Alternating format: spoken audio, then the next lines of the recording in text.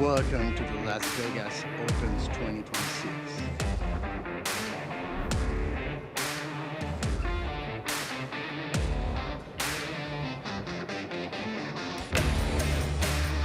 What a shot, man.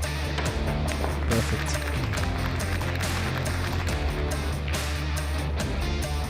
What just happened? Look at that cue ball. I don't think I've seen that before, too.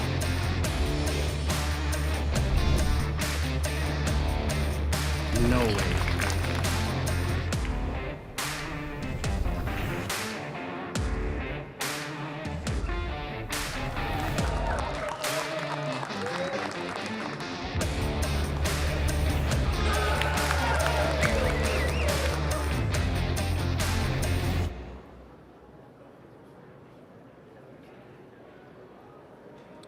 Well, a very warm welcome to all of you joining us here at this iconic Westgate Las Vegas Resort and Casino. It's 9 a.m. opening matches on day 3 of this Pro Billiard Series Women's 10-Ball Las Vegas Open. And what a corker we have in store for you straight off the bat. We have Yan Yu from China taking on Kelly Fisher from the UK, both players multiple world champions. And this is a 10-ball best of 3 sets, race to 4 each set. My name is Gethin Davis, and I will be bringing you proceedings. As we just take a look, the lag is close. And I've got a feeling that's going to be quite indicative to how this match is going to play out. Both players not only in good form, seasoned veterans. Han, 33 years of age.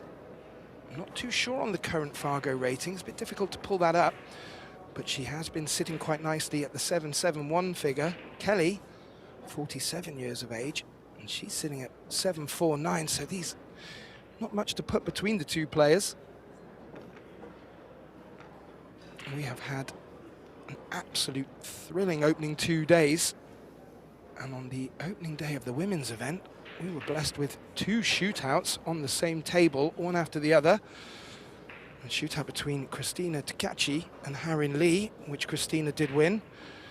And another absolute thriller with So Soa, who took on Yin Hei-yu.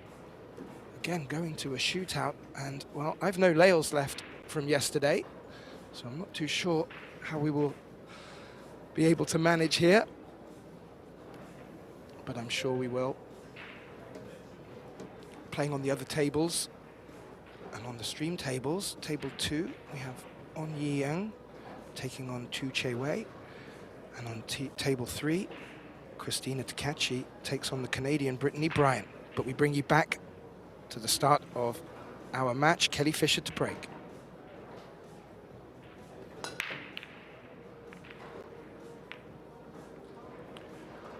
Well, she didn't seem to get through it with as much venom as I've seen her break before. Maybe a bit choosing more control.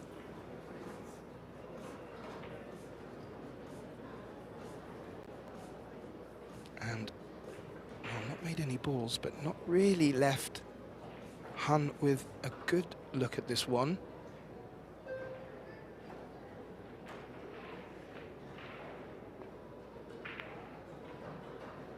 There's a lot of traffic in between these 2 balls for her to find, which she has done very well. One ball is hanging around the corner pocket. There appears to be far too much traffic to attempt to jump. And where that 8 ball is, it's sort of narrowing her options on a 1-rail escape. So looks like she's going very close to the center pocket here. And this is a tough escape for her. And indeed, just rolls around the back. The center pocket just probably narrowing her options. And this will bring Han to the table with ball in hand. Good result from her opening shot.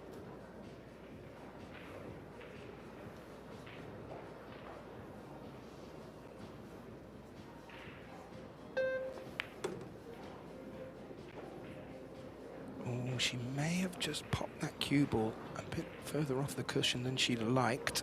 Maybe wanted to finish a bit straighter on this difficult 2 ball into the top left pocket.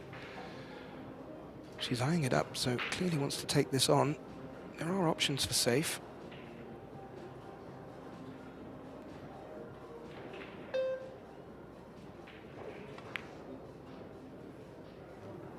Well, what a great camera angle. That was all pocket the moment contact was made, and has left herself nice and straight on the 3 here. Doesn't need to do too much with the cue ball either. Maybe just float through a little to leave a slight angle on the 4. Yeah, done that nicely. That ensures she can just bring the cue ball over towards the 6-7.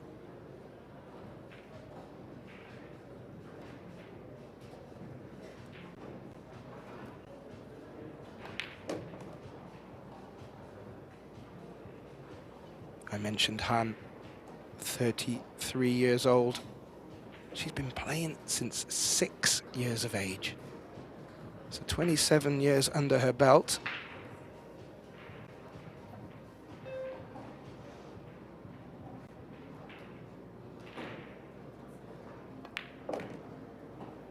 And still playing as aggressive as ever.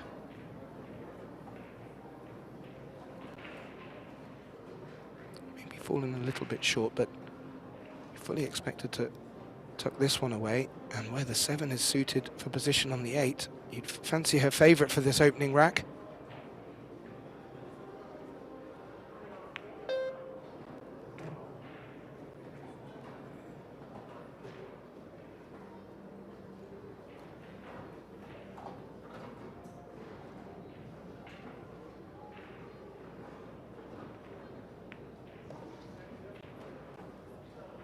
Well, not been keeping the cue ball in perfect position, but making the pots and recovering very well, and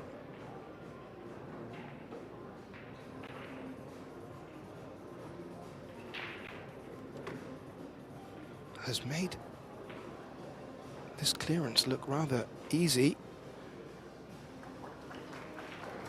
And for the opening rack on the TV table, that's no mean feat.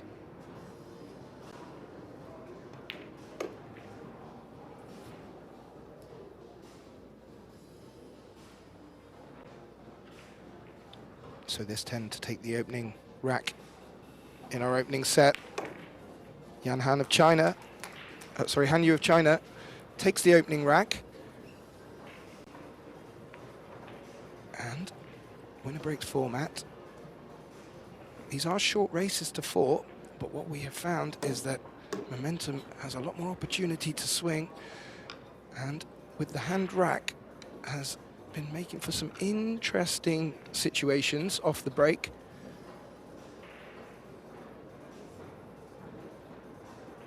Kelly so far didn't make one off the break. We will get to see Han now.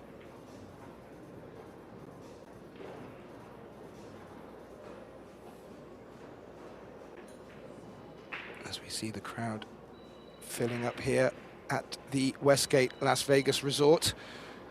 If anyone's watching that are local, please do feel free to come down and watch. It's free for spectators. We have the Q Sports International Expo happening at the same time. If you want to come and see your favorite players, there are some big names at the arena over the next, or over this 10-day event. We're witnessing 2 of them right now. Han Yu to break. She leads 1 rack to 0 in the first set.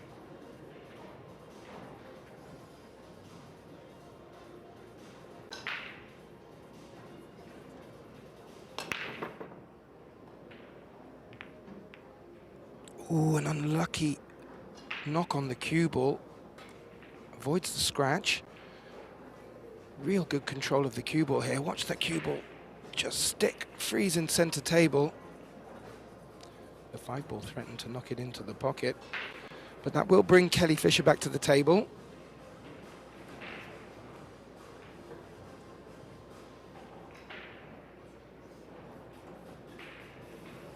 Would be surprised if she went aggressive on this 1 ball.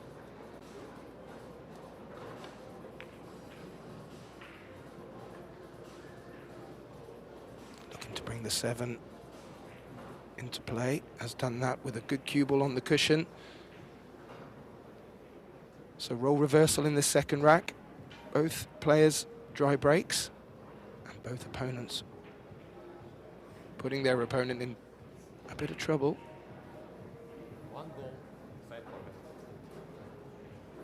As you may have heard, she's called a 1 in the middle, but that's more of a backup. Looks like a bit of side on a 1 rail escape off the short rail.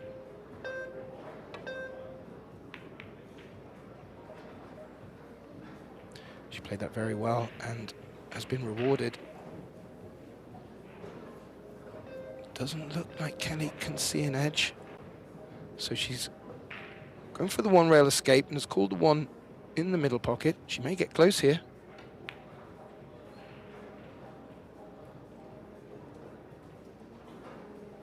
It wasn't far away, but she did play it in such a fashion that she kept good cue ball and still had a shot on the 2. As it happens now, the 9 has come to spoil the party. May we see Han Yu go airborne? Not by the looks of it.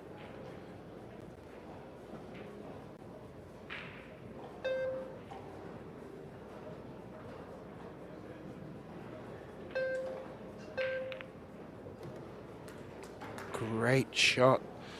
It was very difficult to guarantee safety off that because the cue ball was always going to run into the 3. Makes the pot.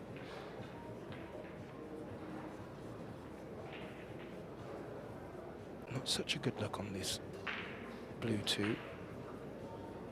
But if she were to play it into the top right as we're looking at the table from the overhead, there's a natural angle to bring the cue ball round. Might be worth going for.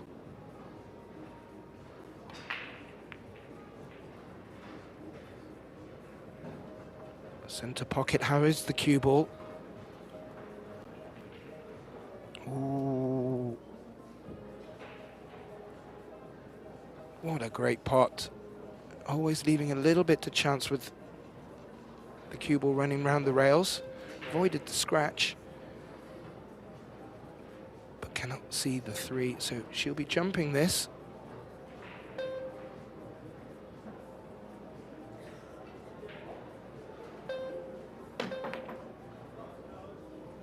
It's not far away either. A successful jump, not making the pot. Will bring Kelly back to the table.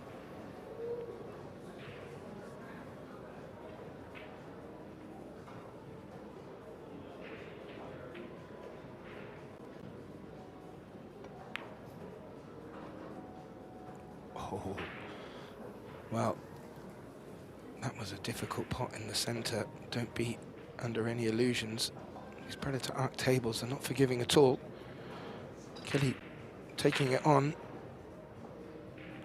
making the 3, and giving herself a good opportunity in this second rack to return the favor.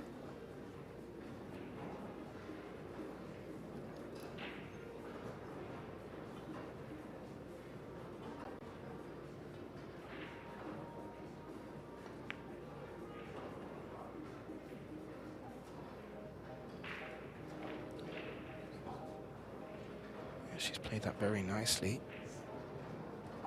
Getting back from the 7 to the 8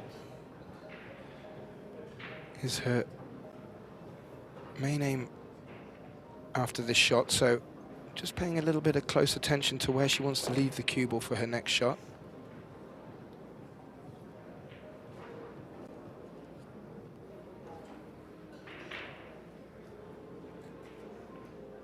Good position on the 8. Should secure her in good position for taking this second rack. She swings it round the 9. Doesn't want it to be straight.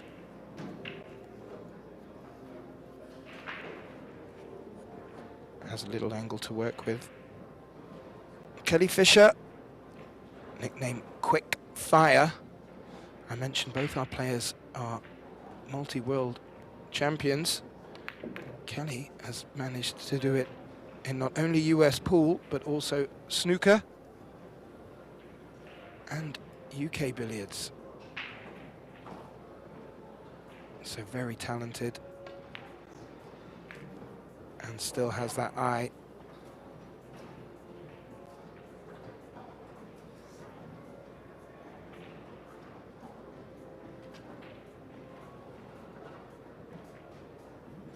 Just adding the extension onto the cue.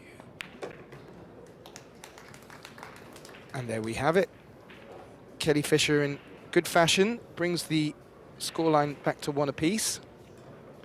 And as I alluded to yesterday, in our opening rounds of this women's 10-ball Las Vegas Open, we had 2 shootouts. Now, I don't want to tempt fate, although for us viewers at home, it's absolutely scintillating. For the players, I'm sure it's very daunting prospect, neither wanting to get to the shootout scenario, but that is something that has caused great excitement at this tournament and tournaments previous.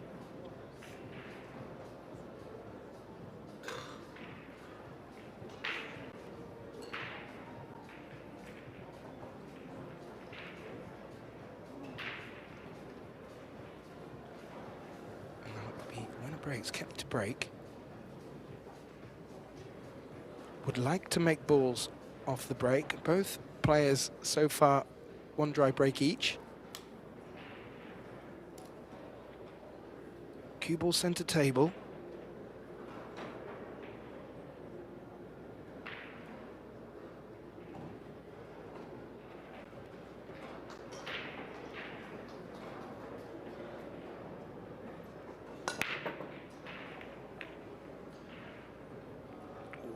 balls were rattling in pockets.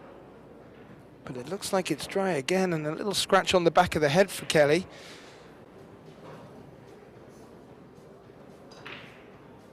The cue ball didn't behave as well as in our previous break.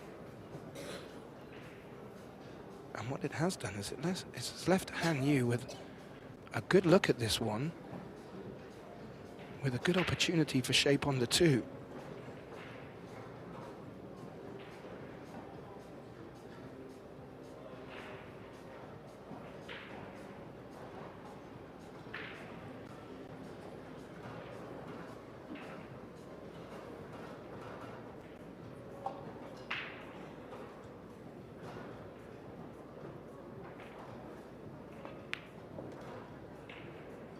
Yeah, solid pot.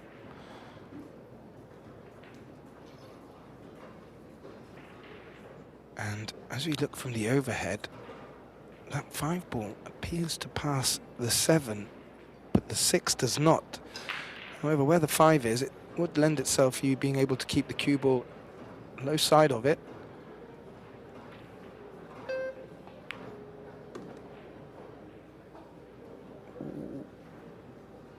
I'm saying ooh because that 8 ball may just hamper a cueing a little, and where that 9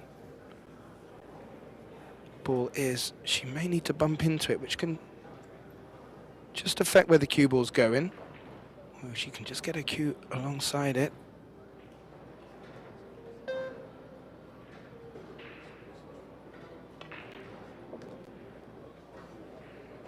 She does rub the 9 a little. That may have played a part in where the cue balls ended up. Sort of on the 50-yard line for her here.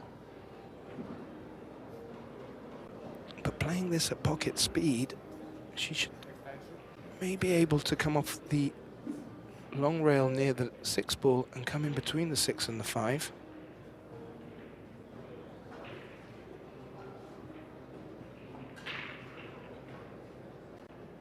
This could be the key shot for her rack here.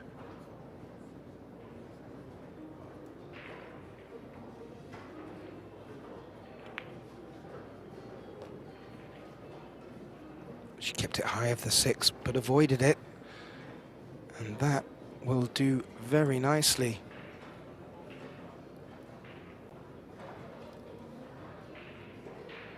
So not much to do with the cue ball here. She looked like she wanted to put the green 6 in the center pocket that's just underneath where she's leaning now.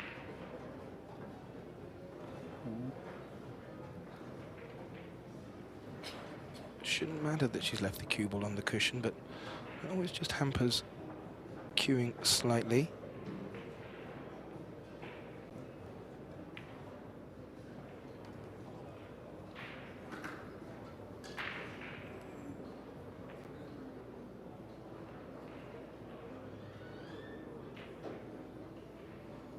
Hanyu's looking very composed out there. First match of day 3.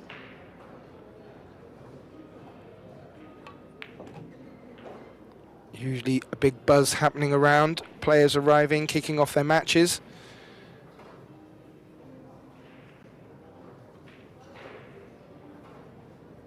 She doesn't seem to be daunted at all by the challenge ahead of her. And when she's been in the balls already, she's looking formidable.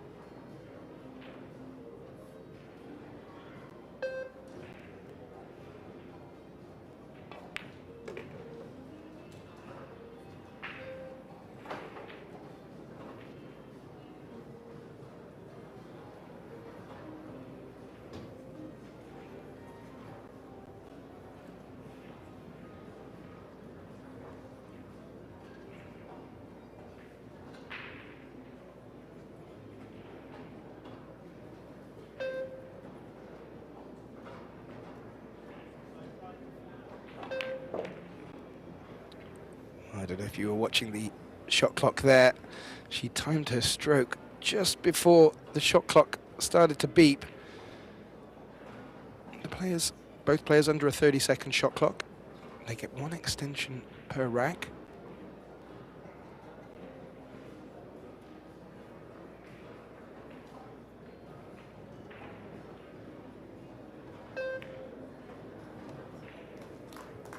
And no extension needed. Han Yu from China takes the third rack in our opening set to lead by 2 racks to 1. And by all accounts, no real big mistakes. A missed safety escape from Kelly in the first rack. Aside from that, we've had extremely good clearances from both players. And, well, this has the feeling of being a tight match. I can't imagine both players are going to give either an inch. And, well, looking very composed in their chair. Just have a little look at the matches going on over on the other tables. There's some big names out here in this Women's Las Vegas Open. I'm seeing Yasmin Ushan, Sophia Mast, Sosoa, Pia Filler, Christina Takachi. Oh, well, they just keep coming and coming. One interesting matchup that's being played at the moment. Savannah Easton is taking on the South Korean Yeonmi Lin. And I've got a feeling that's going to be a close one as well. Currently locked at 1 apiece in the opening set. Great support here from the players and also crowd.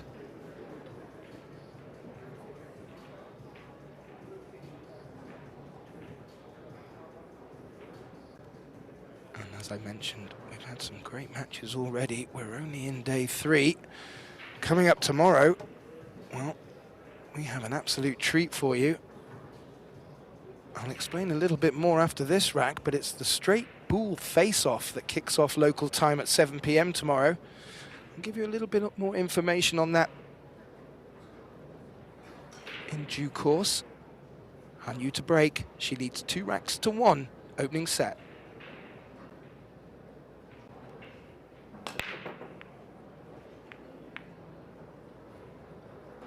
Again, freezing that cue ball really well. Again being knocked. And yet again, a dry break. So, both players, well, breaking the balls well, but just not making balls off the break. And I think on this occasion, Han Yu has got Kelly in a little spot of bother. She does have the option to push here.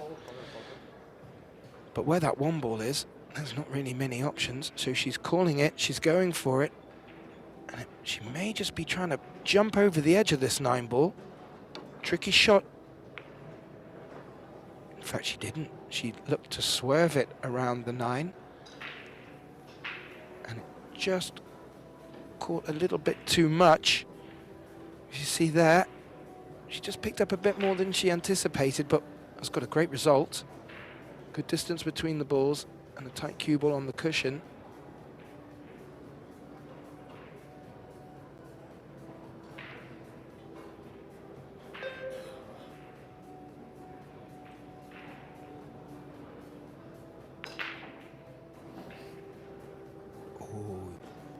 Hannah's played that very gently, looking to bring the 5 into play.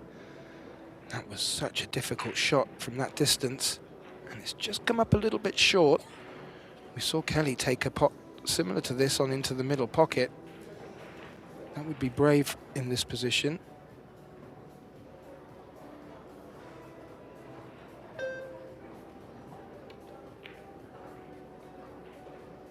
Yeah, electing to play safe and maybe to bring that 5 ball into play again. Good position on the 1. There is an edge for Han Yu.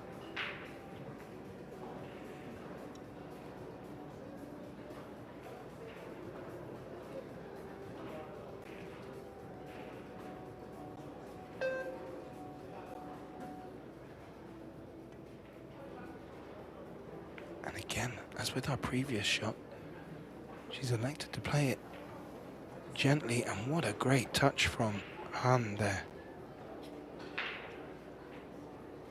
Only had 1 ball to put in the way, has done that successfully. And that's what you need to do to keep Kelly from getting her teeth into this match.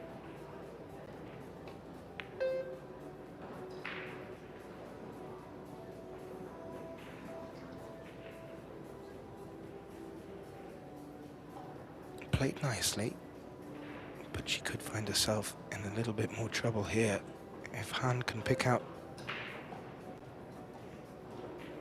the right shot.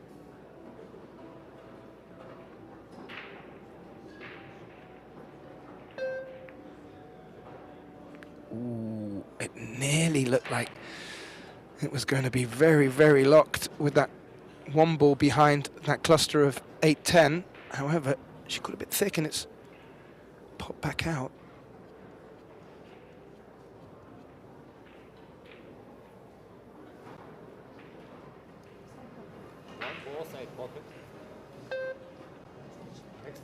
Kelly's called a one ball in that side pocket.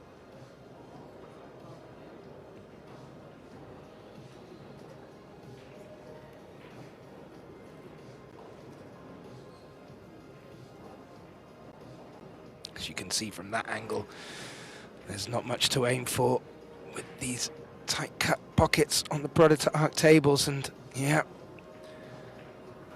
was always a difficult shot for Kelly. She's played it again in a very good way to us not sell out. But you feel important that she was in a very good position. What can Han do here?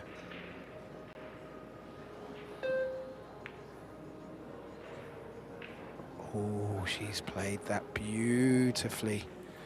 Just floating the cue ball off the cushion up against the 4. The 1 has tracked down towards the corner pocket.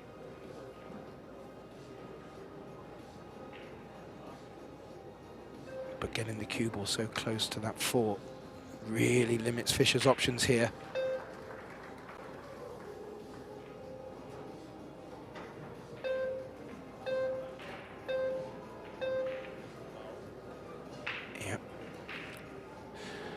So few options that there was none that she could take apart from just nubbling the 10 ball the other side of the 8. If you look here, now that should have locked the 8 up to that corner pocket and provide an obstacle for her opponent. What it does do is it gives Han ball in hand with a real good look in this 4th rack. And more importantly, if she were to take this rack, it would put her on the hill in the opening set.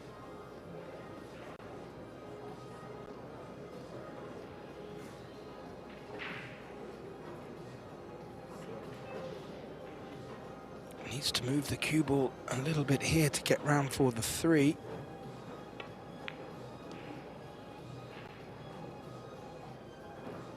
And she has round the rails. Might have come up a bit shorter than she'd hoped, but does have a shot on this 3.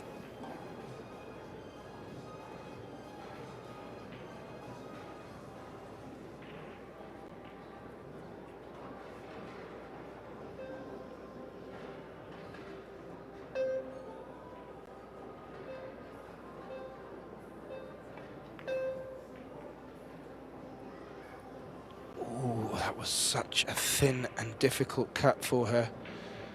She took it on. Was always a good chance of leaving nice shape on the 4. Wasn't far away at all. I'll bring Kelly Fischer back to the table. And she's now having a closer inspection of the 8-10 cluster that she maneuvered. That will have to come into play for her now.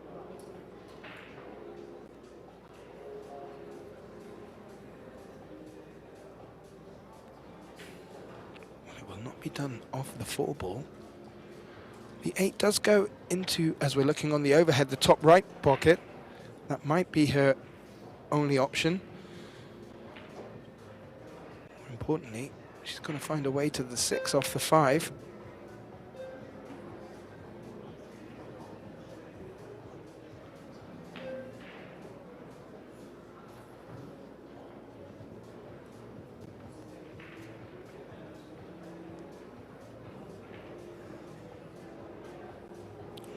Inspecting the potting angle. If the potting angle doesn't come to her, where the 7 is, it makes for a great opportunity to play safe. Oh, and a little twist of the head. I'm just wondering if that cue ball has rolled on half a roll too far.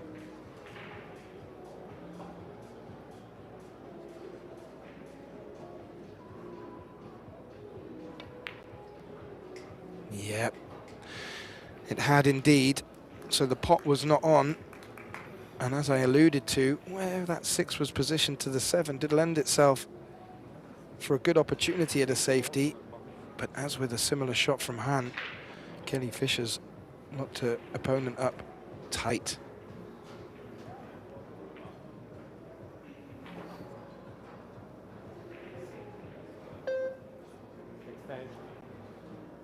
Called her extension. She's looking at the 2 rails.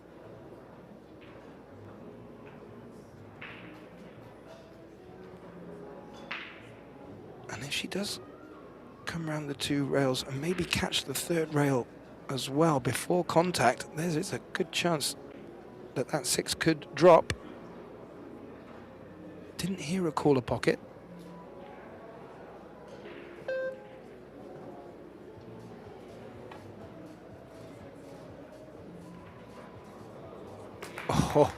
Oh.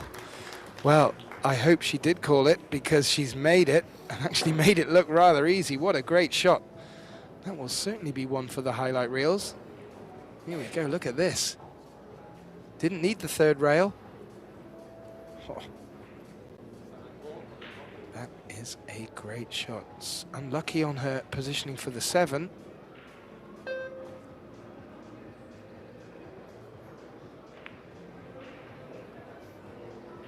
And another cut down the long rail, missed. I have to say, I am loving Han's aggression.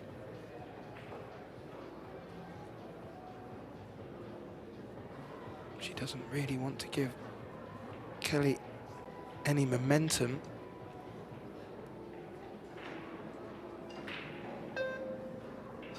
But Han is really looking like she's come here to play and to finish racks.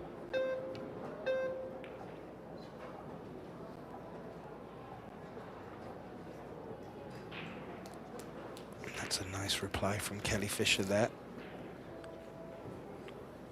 7 wasn't on, or at least wasn't on with certainty for Kelly. She's delivered a very good reply with the safety.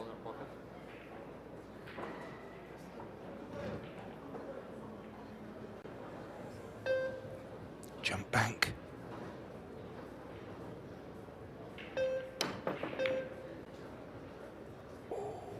Great jump. Sadly, didn't make the pot, but the 7's going towards the center pocket and has dropped. Now, if it hadn't have dropped, that may have suited Kelly more. As you see there, great jump shot over the 9. Just sadly didn't make the 7, but the 7's come all the way around the table and just dropped into the center pocket. In this situation, as a ball has dropped in a pocket uncalled, Kelly could give this position back to Han. She's not. She's called the bank. Wow. Both players in this rack making great shots, great improvisation. And that one, with the position that she's left herself on the 9, you have to tip your hat.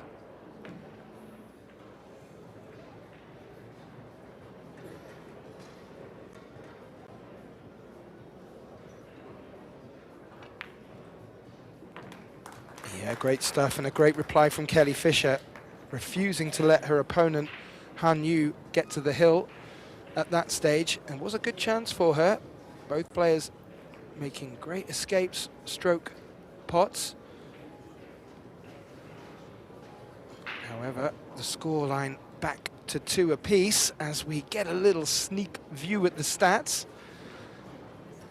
We're early on, only rack 5 to begin in the first set, but the stats coming through thick and fast. Han Yu is playing at a 781. Kelly at a 700. And yeah, as we were alluding to, neither getting success off the break. And you feel that the first player that really does start to get that break working could steal a match. Big thank you to our stat man, Michael Salmon. He has been providing tremendous service to these tournaments. The stats really give you a good window and insight into the match and how it's progressed. Sometimes doesn't match the score, but that's what keeps it interesting for us at home. So Kelly, with the scoreline brought back to 2 apiece in this opening set, race to 4. Gets a chance to break. Much elevation on the cue. Looking to jump the cue ball off contact and freeze it. Nearly did that. The cue ball's tracing towards the center pocket. Had a knock out the way by the 5.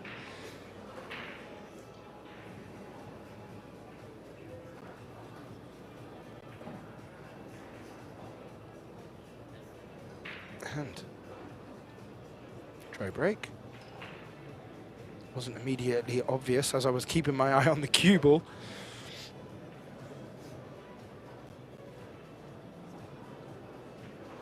And well, Han has a very good look at this one.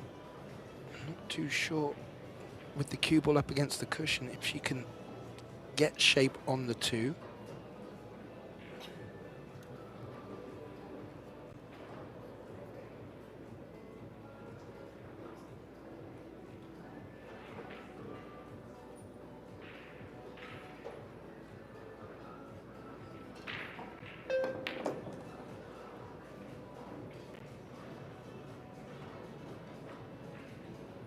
Oh, unfortunate. Was going to be difficult to get anything on the 2. Tried forcing it somewhat, but it's landed in a terrible position for her.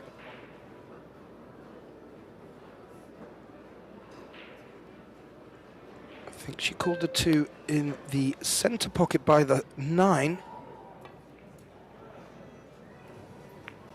As a bit of insurance, looking for the 3-rail escape with a bit of a kick and stick aspect of it.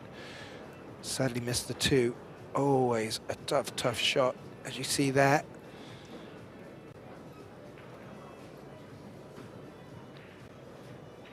And well, ball in hand, you would fancy this as a good opportunity for Kelly. However, she's having a look at, well, she had a look at the 5 before. And now she's just looking at where she can get shape on the 3, but from the overhead, that 5 looks a little bit tricky.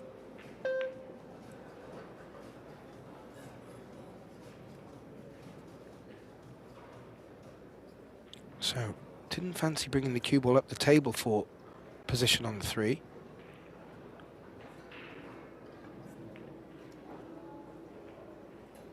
As Kelly had something else in mind, and maybe the 5 just promoting her towards the safety aspect.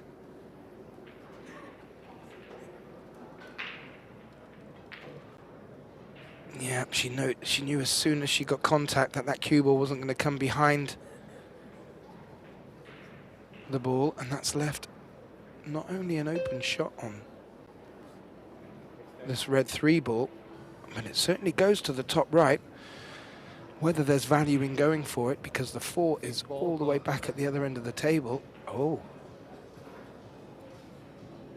I think Han Yu has spotted a plant.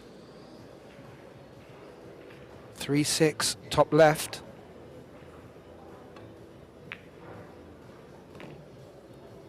Clean as a whistle. The cue ball could slow down a little bit though.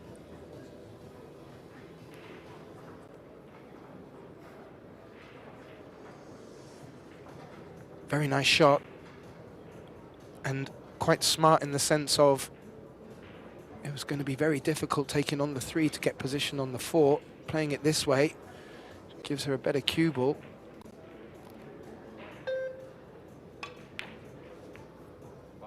Ooh, just looking to do a bit too much with that. Perhaps a little extra body movement as well didn't help. But needed to put a shot in there to draw back for the 4. Yeah, and then not contacting the 3 correctly. The 1's careered off to the 9 and scratched in the centre. Ball in hand for Kelly. Important part in this first set, in fairness. 2-2. Next player, or next win, will put the player on the hill. And Kelly showing a lot of respect to her opponent, but maybe also with the back of the 5 in the back of the mind.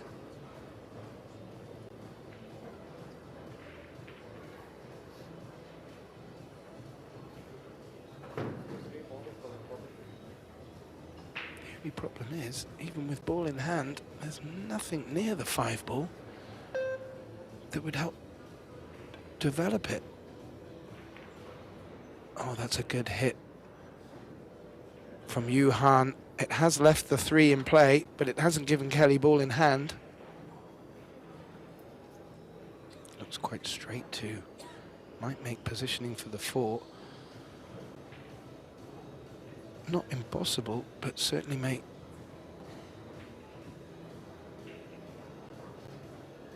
a decision making. Oh, what a shot.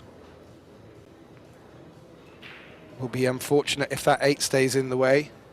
Both players playing some incredible shots in this match so far. That was another one. Just too much on the cue ball. Oh. I think she can see it, you know.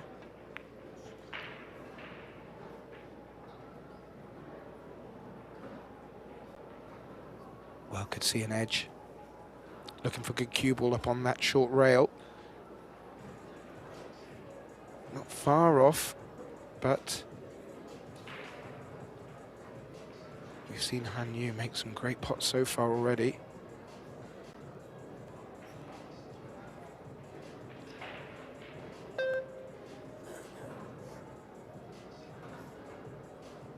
Oh, as you see from the angle there, that 5 is really locked up on that knuckle. That's why all this safety play is developing. Neither player wanting to do too much with that.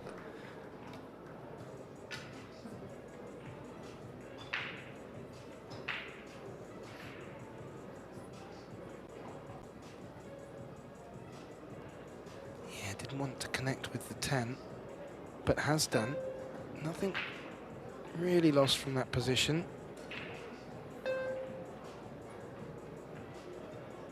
Kelly, again, just a couple of shots not going completely her way.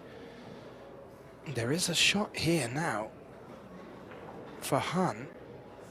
There's a big pocket in this bottom left corner, and if she can find a way of trying to wrap that cue ball towards the 5, there could be something on here. Even with a bit of spin, may swing around the 10 ball. Could be a big shot for our Chinese player here. She's played it very, very well. A little round of applause from some of our spectators. She made that look a lot easier than it actually was. And after all of the safety play between these players, that 5 ball is now in the open. It's game on. And can Han Yu convert this opportunity and be first on the hill in this opening set?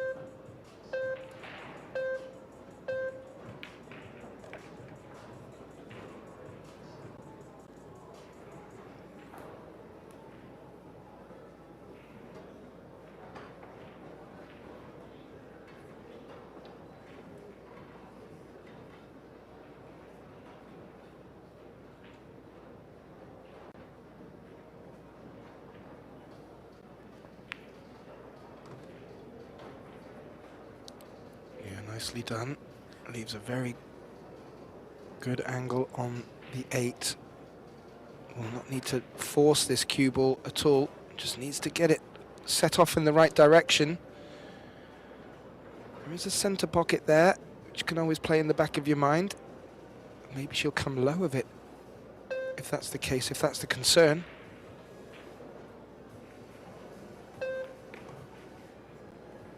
She's going towards it. It's a bit flatter than I liked, and that, you would have to say, is a mistake.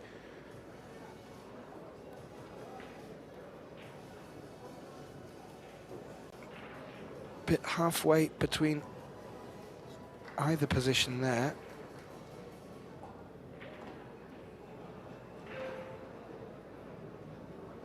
Safety needed here, and a very good safety needed here.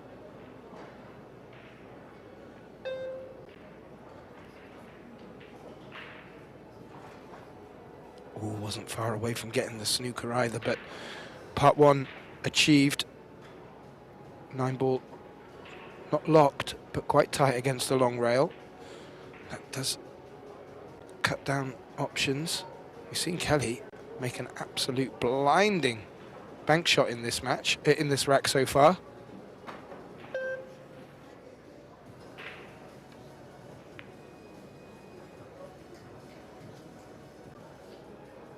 Oh, and that is done very nicely. Nice sportsmanship tap on the table from Han Yu, showing her appreciation for that shot. It's really what she needed to have done in the shot previous, but just came up a bit short.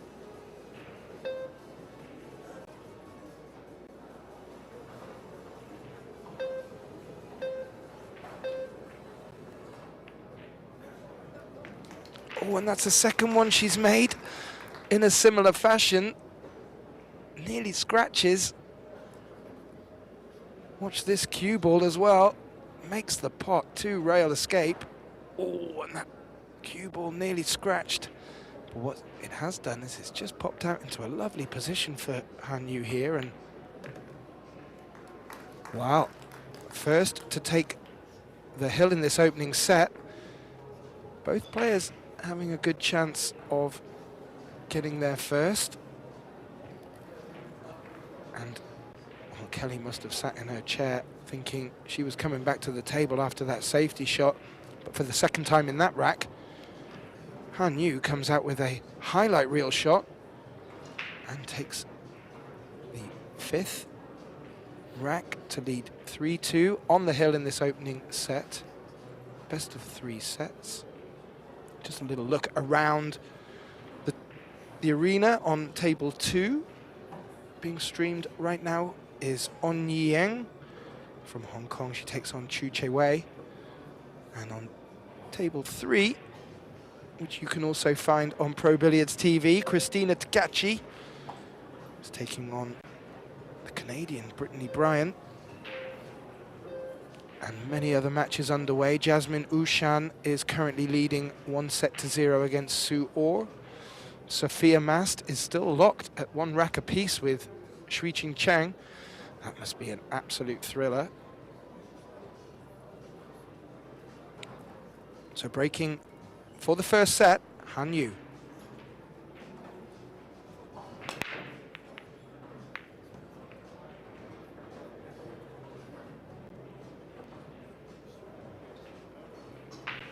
And for the, I dare say, first time in this match so far, balls made off the break, or ball. The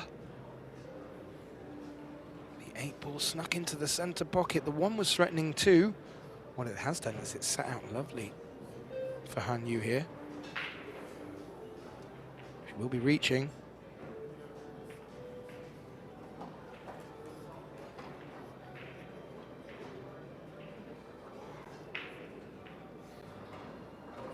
Yeah, it looks quite messy down there, but every ball has a pocket. The 4-5 could be the one cluster that perhaps spoils the party, but a very good look for our Chinese player here.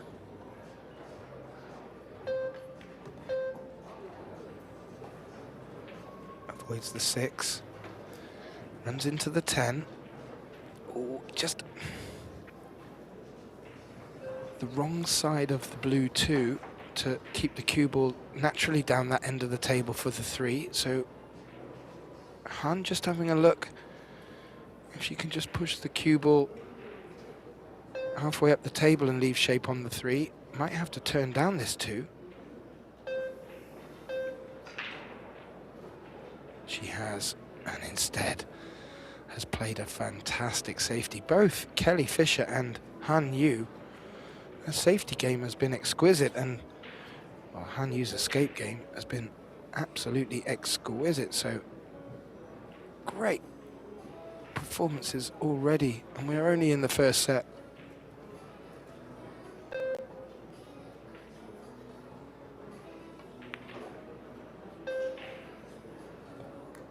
Wasn't far away from the center pocket.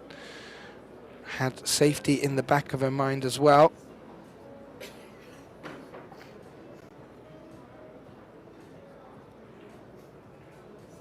Played very well.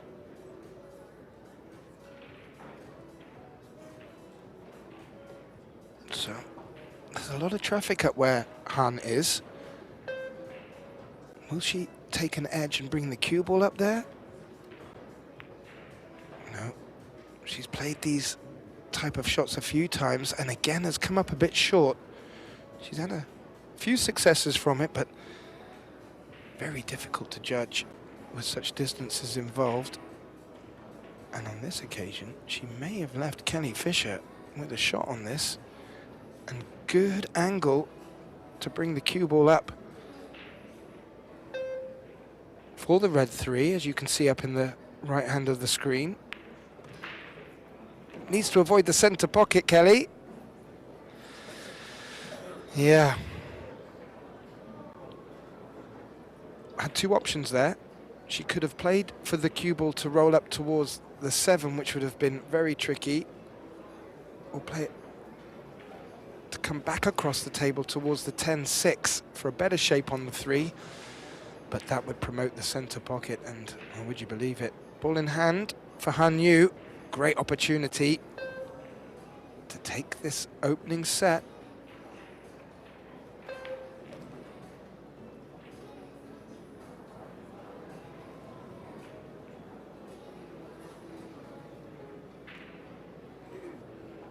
Very calm and composed.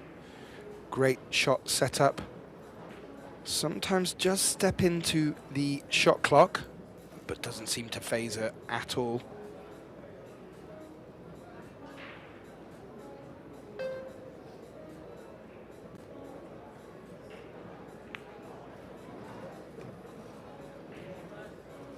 Needs the cue ball to run a little bit. I think it has, as we take a look at Kelly there.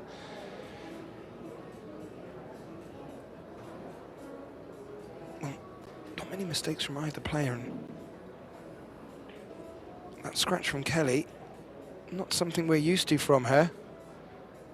It's really taken great play by Han Yu to take this first set to the position we find it in. Making some great highlight reel escapes, pots.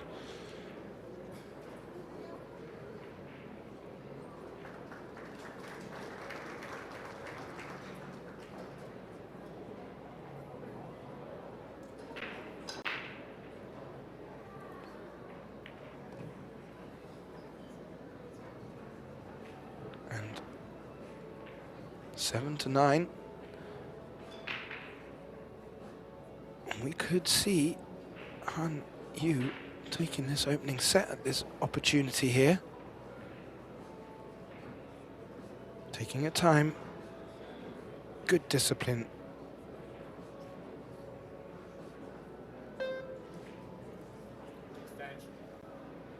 Oh, shot clock for the first time so far. Just catching her out a little bit. Extension called. And I do like the discipline, as I just mentioned. Steps straight back into her routine. Not phased at all. Great for amateur players to watch and learn.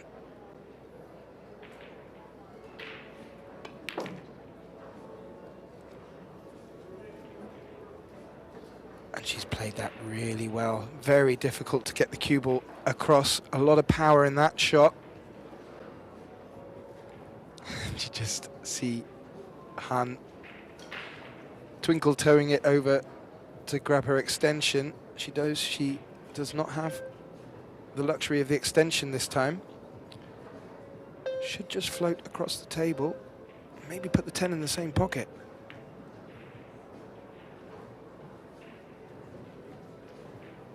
Nicely done. And, well, two great escapes which resulted in pots, you'd have to say, are the main contributors to this opening set performance from Han Yu, who takes it 4-2. And that will bring Kelly Fisher out of her chair for a break. And I would suggest that we'll take a break from the comms just for a moment. Timeout call from the referee. And what we will do is we will leave you the stats up. Again, thank you, Statman Michael Salmon. And while you all take a look at that, we'll just refresh our glasses and we'll be right back for the start of the second set. Please don't go anywhere.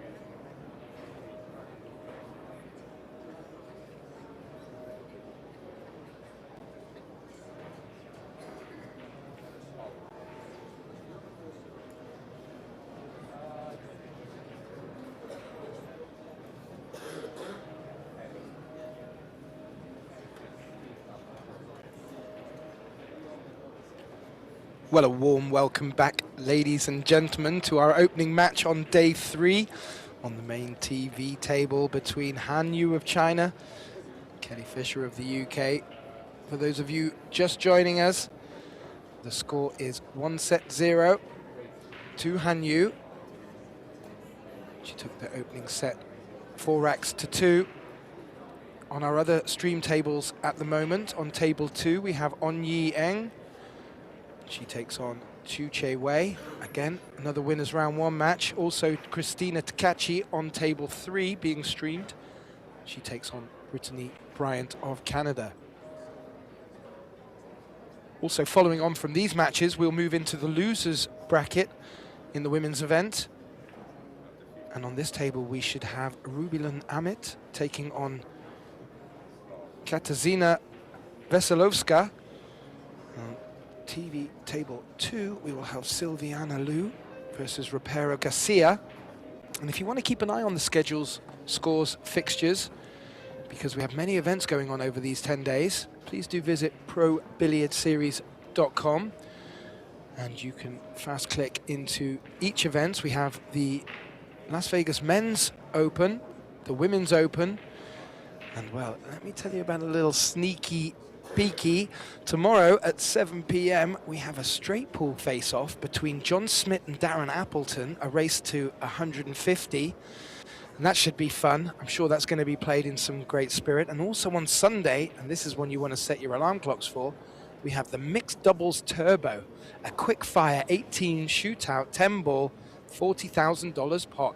Will conclude in the same evening. Anyway, let me bring you back to the start of set 2. Han Yu to break.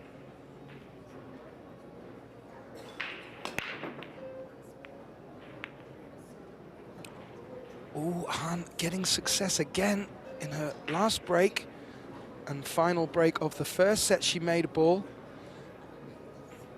And this time she's made a ball again, and that 1 ball's tracked up, if I'm not mistaken. Lovely to dress up over the corner pocket, but what has that 6 ball done?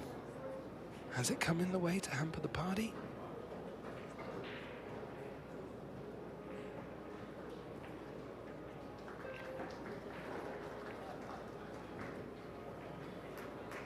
Well, the 6 was in the way. You would like to think a relatively simple 1-rail shot to pot it, but made to look easy. And now Han Yu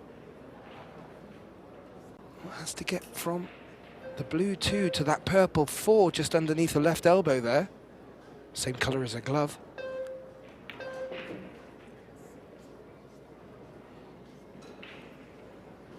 Yeah, with a good chunk of follow through. Has come across for this 4. And we've seen Han miss a similar one to this in the opening set. This is a little bit tougher to get position on the 5 as well, so we'll need to come across the table a couple of times.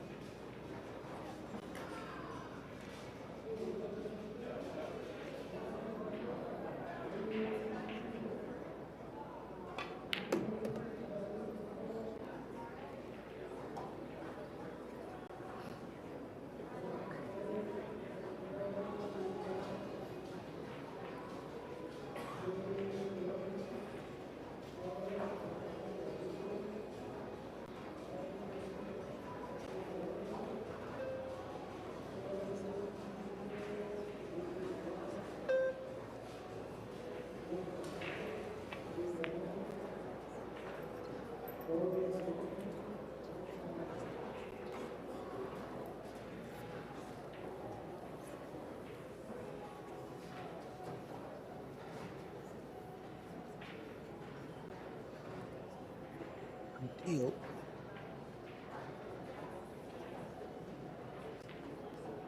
position in the sevens can take a shot. Both players have got the caliber to do this, but not easy at all.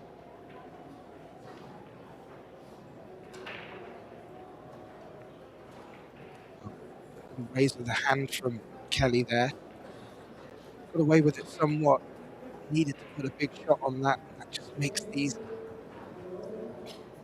a little bit harder. And the Predator Arc tables, they are playing beautifully, but let me tell you, they are not forgiving.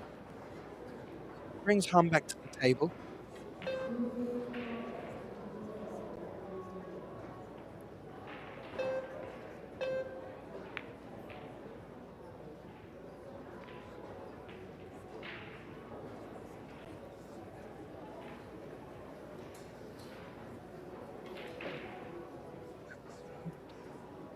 Going to be good enough, I'm afraid. From the overhead, I have to say, you probably, for our regular viewers will know this, I do love the overhead view. Shows that it should go.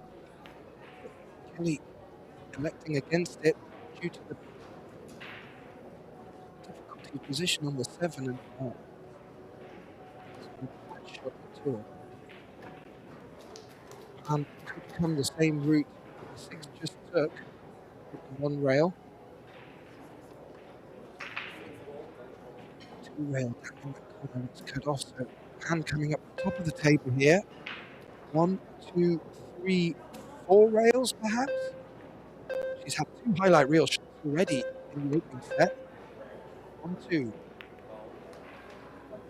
It's a foul. To come through the gap at 7 and 10. Caught danger. This occasion has not rewarded her. So Kelly back to the table. A couple of things just not going her way towards the end of the second set. Just brushing that aside now. Start fresh in the second set.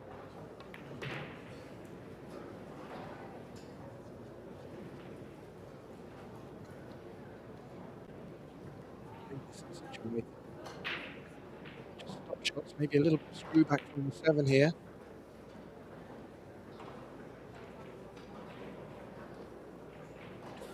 Kelly to take the opening rack in this second set.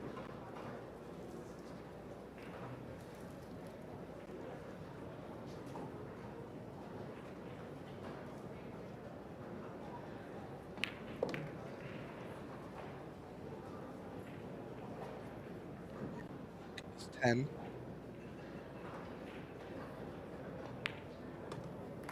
What Kelly needs to do. There's 1 set down now. She needs to win this set to stay in it for a third and final set. It's the best possible start for her here. She takes the opening rack, leading 1 rack to 0. Trail 1 set to 0. Now, as I was alluding to,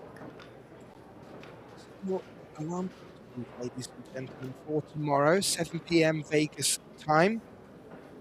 We have, it's going to be a lot of fun. I'm sure it's an element of seriousness within it, of course, naturally, but it will be fun for the viewers. We have a straight through face-off matchup between John Schmidt, who I haven't seen play for quite a while. In fact, the last time he was looking to break the straight ball record. He takes on Darren Appleton from the UK, someone who we're all very happy to see back on the circuit. The race to 150. Taking place on table 2. Again, set your diaries, and if you just check on all the matches, billiardseries.com. All the schedules coming up. I'll go through a little bit more of that in due course. We're back to Kelly Fisher to break. She needs 1 rack to 0 in the second set.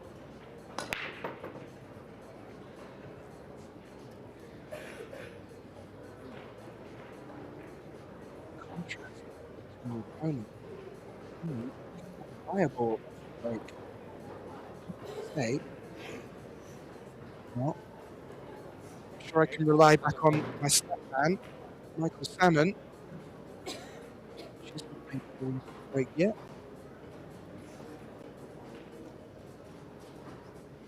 Very interesting. Will that be telling in how this match plays out?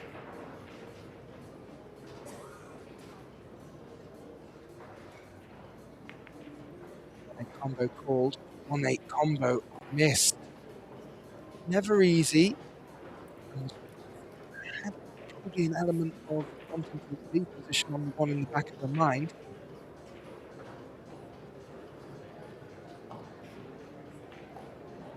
Unexpectedly, so most of our viewers. Kelly back to the table.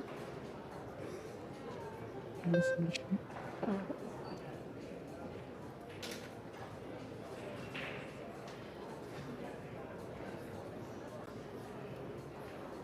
You see that?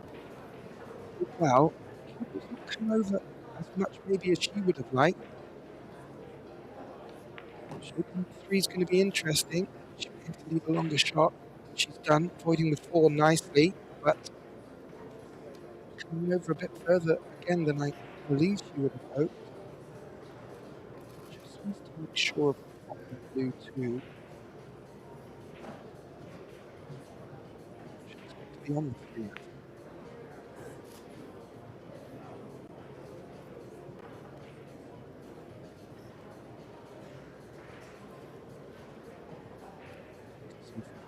This view, real problems sticking out for Kelly. This is the sort of position she relishes laps up. Saying that, so does her opponent.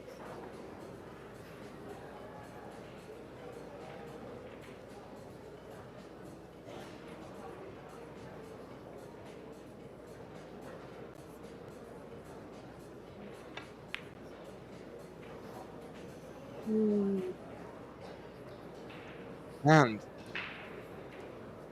you will say an unexpected miss.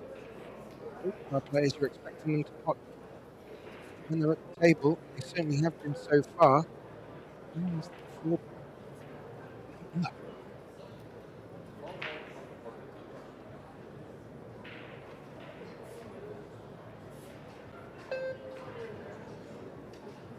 Just towards the end of the last set, a couple of things just going against her and a couple of rolls and balls. Kelly's seen all of this before. Both these players, say veterans, 33 and 47.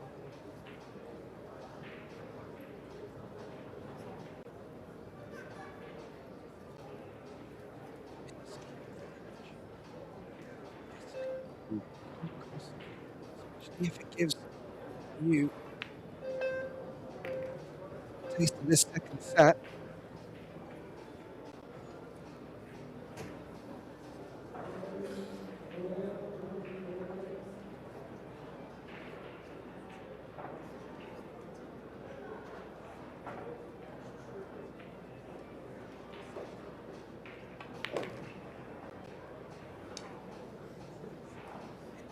Wow. So, position.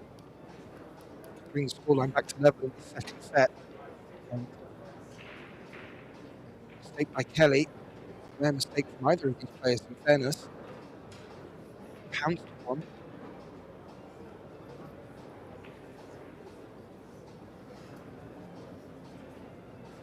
Just roll through the wrong side of the line here. Really want to be picky. There's the option to force it down the table, even around two rails. You just want to drop it in. Fancy move. Just removing the cue ball around the table. Move back down for the 10.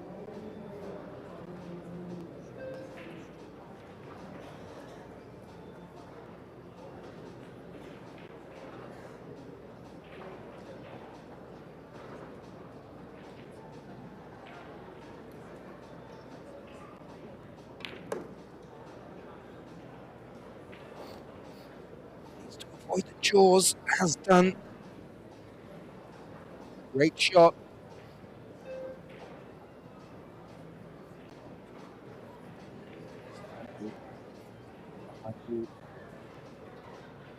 One apiece in the second set. She needs 1-0. This is exactly what we need. Stop Kelly from getting momentum in the second set and will get the break. So one piece leading 1-0. I was just alluding to the mixed doubles turbo event that takes place on Sunday. That's going to be one to watch. Certainly set your diaries for that. But also on the 24th, we go straight into our WPA Teams World Championships. Always a lot of fun and played in good spirit.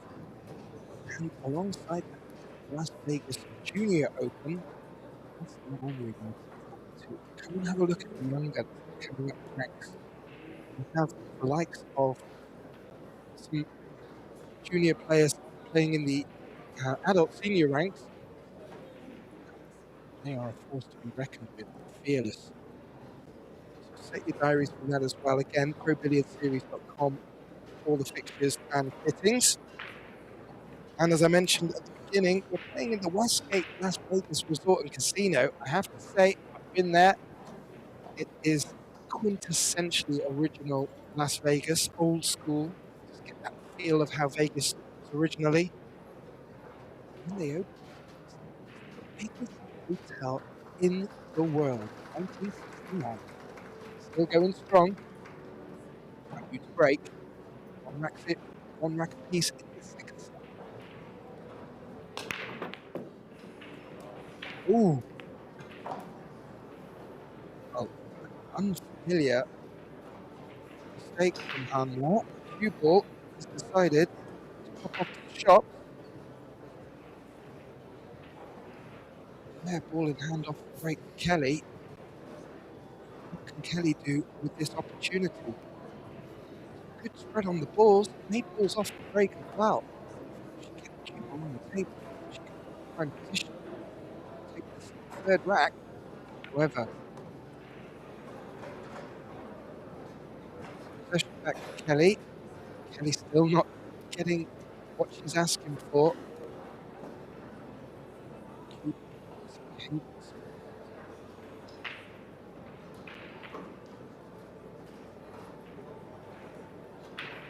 I've seen it all before. We'll brush it off.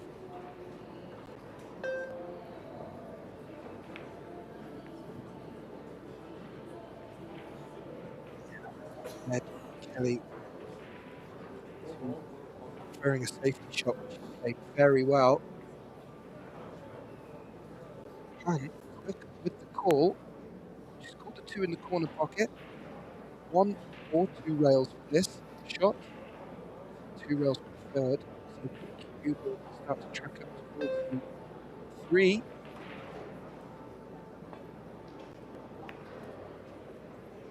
Far away from it. I do like the 2 rail attempt. What that has done is that's kept blue 2 in a safe position, create distance between. Can we get a gap through there? And that suggests she can.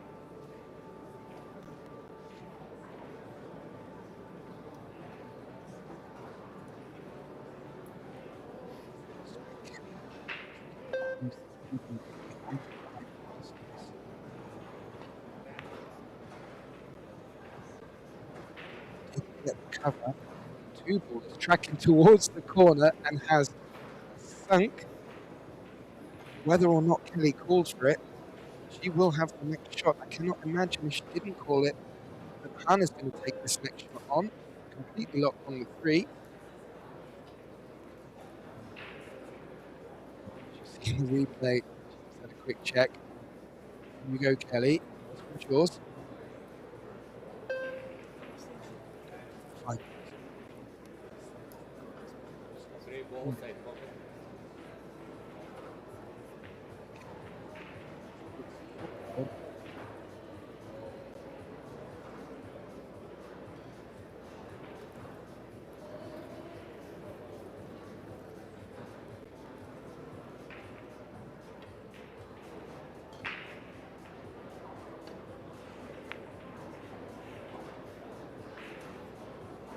It got away with it though. That will bring Hunt to the table. No real problems out there for her.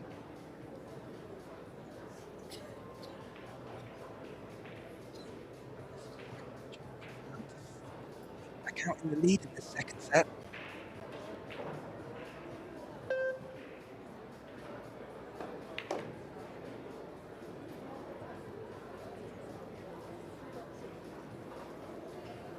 The player will want to lose this match, or want to lose any match. This is double elimination, so the loser from this match will go into the loser's bracket. A longer journey to take. It's all not lost. Following on from this match, we will move into the losers round in the Women's Las Vegas Open. Bringing the details of that in between racks. We have got a full day of pool for you on day 3. It's going to be great stuff.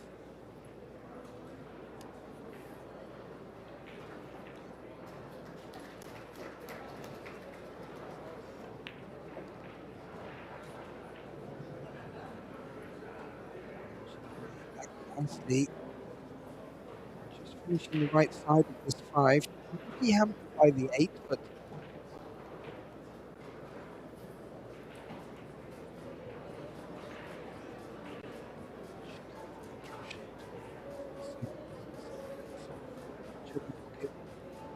available except the top left, bottom right.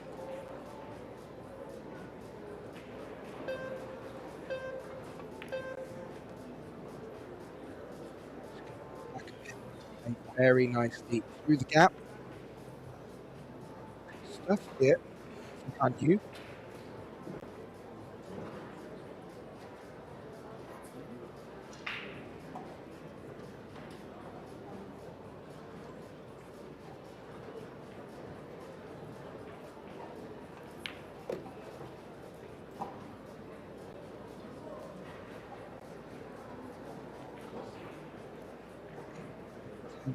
Out. Take lead in the second set. We got off the opener. And won the second. And the third.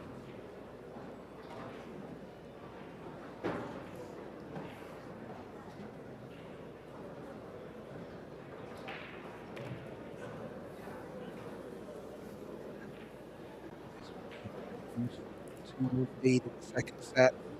She needs the second set to take the match. Kelly must win set for her.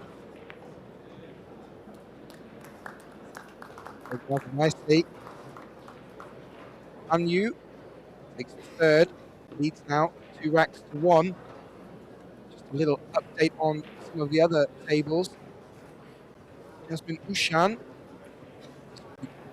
or of the US, 2-0. Sophia Mast, who's taking on Chuching Chang. They're still in the first set. That's 3-2 to Sophia. Sophia on the hill in that opening set. A couple of other results of note. Germany's Pia Feller beating Amy Super 2-0. A comfortable win. Many matches underway in this winners round 1. Losers round 1 to follow on from these. TV table. Right now on Yang. Chuche Wei. We have an update on the score for you as well. Look.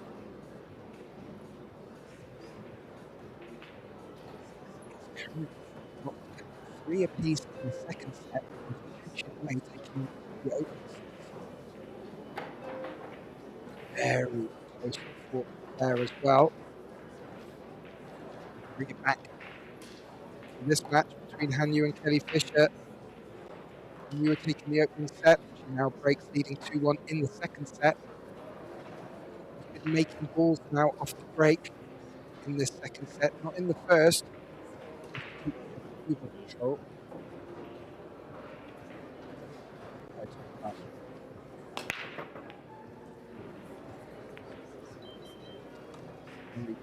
Control seems to be finding the break now as well. That was at least 2 balls I saw careering in. Have a look at that. 1, 3. Dropped as well. Well, you have to say it's a tricky one, ball. are tight. How much you fancy a making it? Be in good position to take this back from this visit.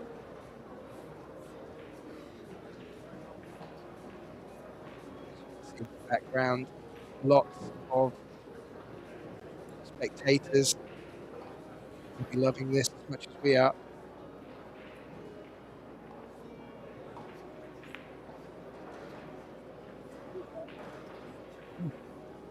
Well, played in such a way, Cuban rolling up in the 4, was it?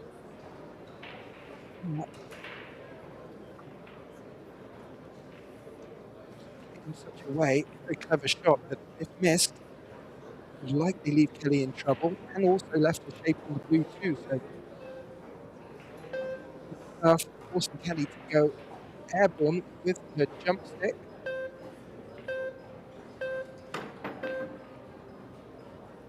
And has played that really well, getting distance between the two balls. Perhaps not cover, but good distance nevertheless.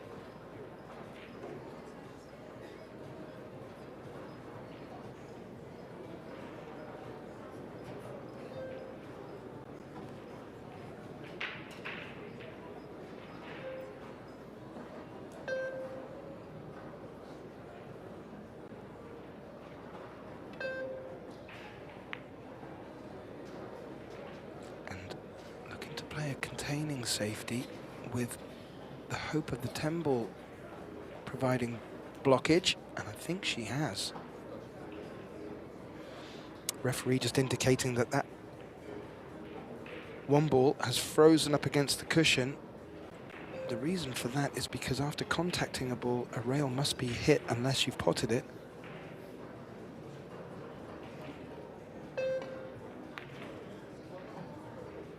Oh, that's played marvellously. Both of these players coming up with great safeties, and that's been entertaining us with some delightful escapes as well. Will this be another highlighter from the Chinese Han Yu?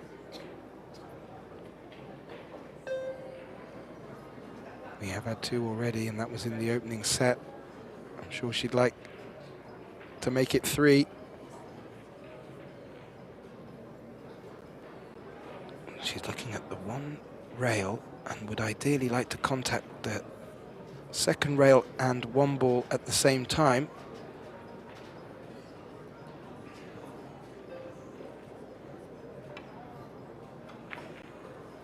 Oh, just like that. And, well, usually things come in 3s. I'm sure Han Yu will want more of this. We certainly do at home. Great shot and a well-deserved round of applause.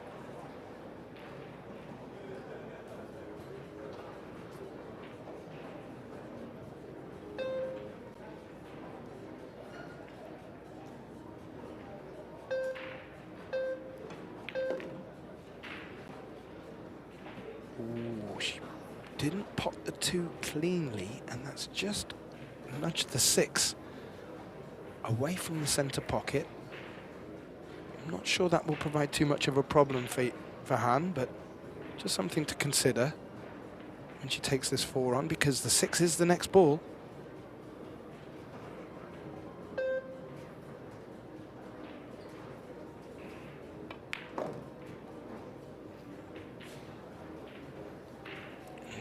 Rub of the 10 as well, which took a bit of pace out the cue ball. The cue ball would have been a bit further across towards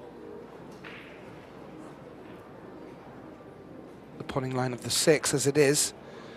Makes this a little bit trickier. Has a middle pocket and 10 ball to worry about.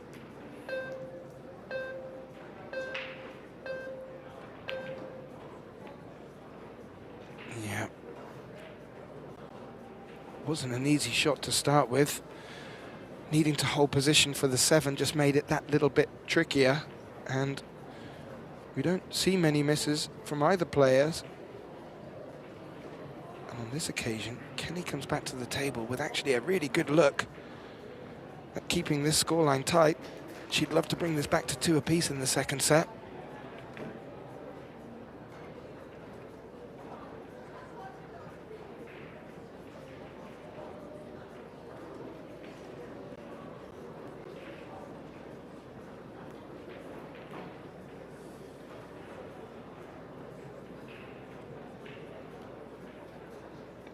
Probably bring this across the table and then back out in good fashion. Maybe needed to roll a little bit further for the natural angle to pop out for the 9.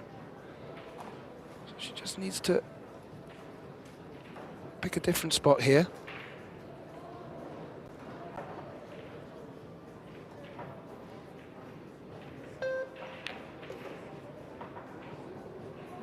Yep.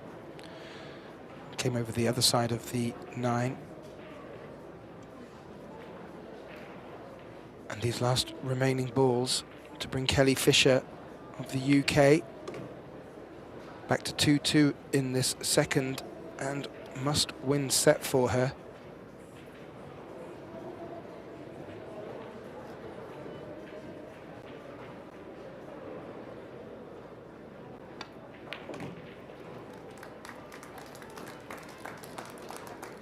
Which she has made and avoided the centre pocket.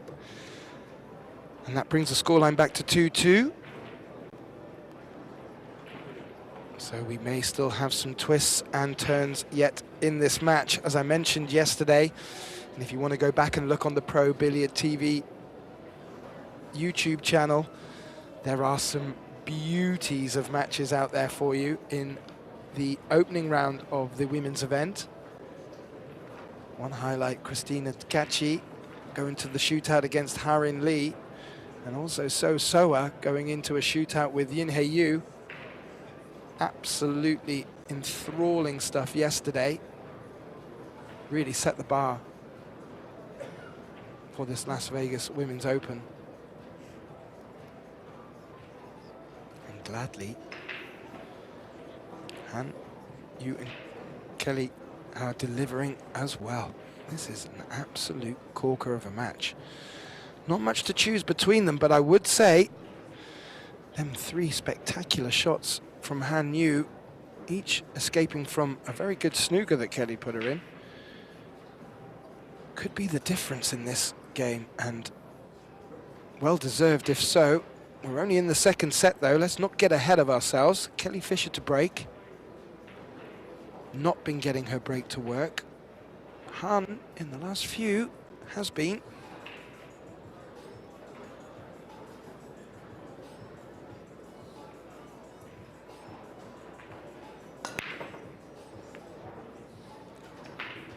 Good view of Kelly's Predator break stick there, and whether that was the commentator's curse working backwards or not, she has made a ball off the break.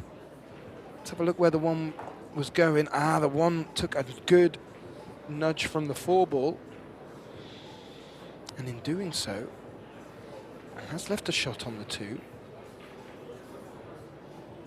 And from the overhead, it looks like with this one difficult 2 ball, she could open up this rack lovely for herself.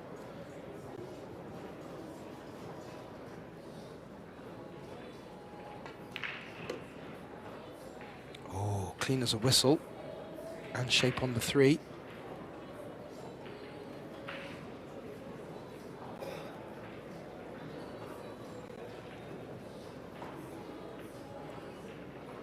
Very nicely done, and as we saw from the overhead, no immediate problems for her. Just good position on the 4 now. Ooh, would have been ideal, however, whether it caught a little bit of spin off that rail or not, as soon as it came off the rail, as you saw from that great camera angle, it was going always and all day towards the 5. So an unforced error. We've seen very few.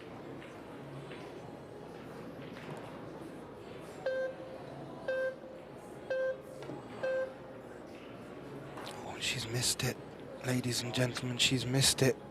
Not by much, but it's a miss nevertheless. And that will put the cue ball in her opponent's hand.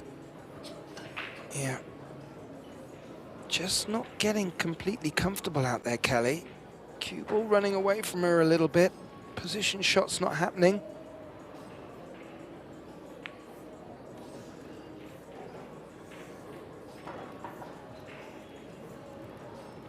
More importantly, her opponent, Hanyu, pouncing on every rare mistake from Kelly.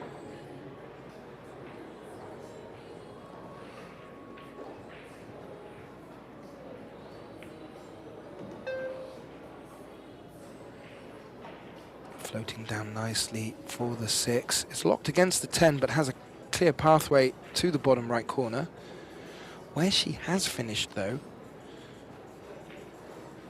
she's going to need to be a little bit particular on position for the 7. Interesting to see how she navigates this one. Does she elect to do a lot with the cue ball or not? You feel she has to.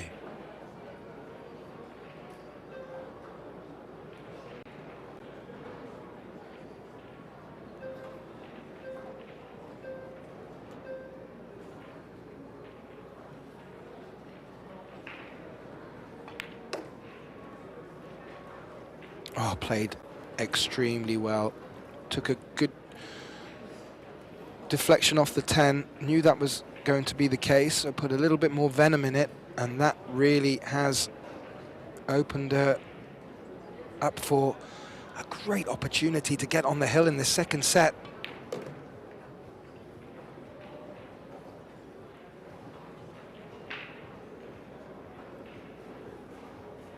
Well, I'm sure our viewers will not be able to pick many mistakes between the pair. But so far, Hanyu been the more consistent finisher.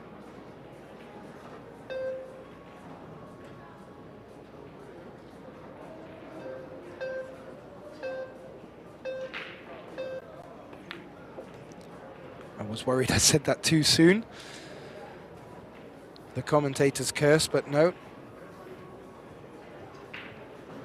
Delivering a good shot. And a nice angle on the 9.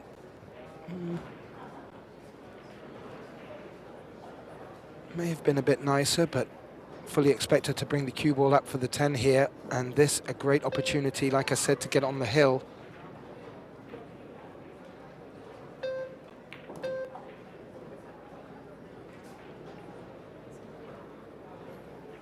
And not only the hill, she'll be breaking for the match.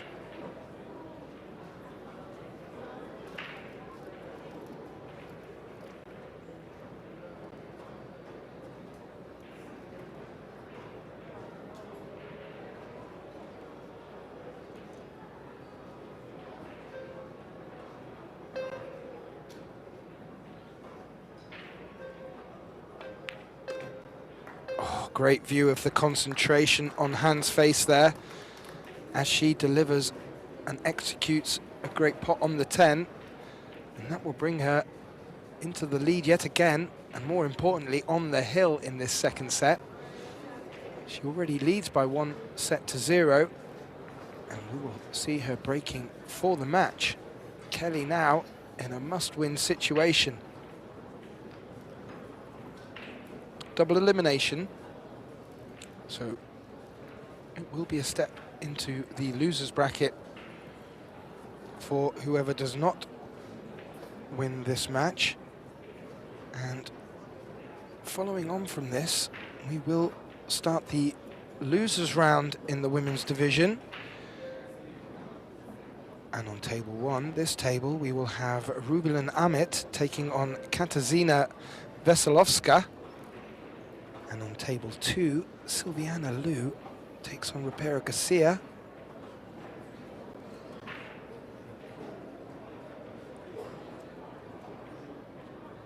And these matches will be following straight on from this one. So, big break for Han Yu. She's had a couple already in this second set. Get a great view of the Predator arc table there. Looks lovely.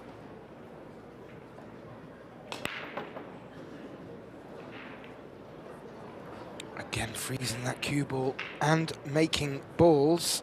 What has she been left with? A tricky one, but a good look at it.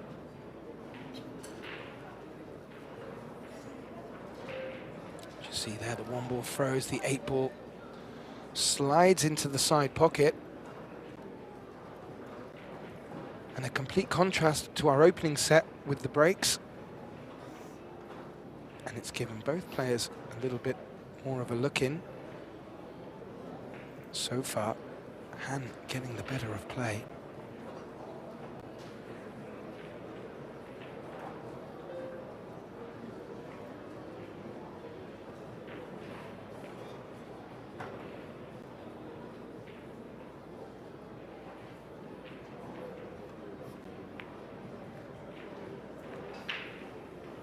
Oh, she went for it, made it, put herself in prime position for this rack.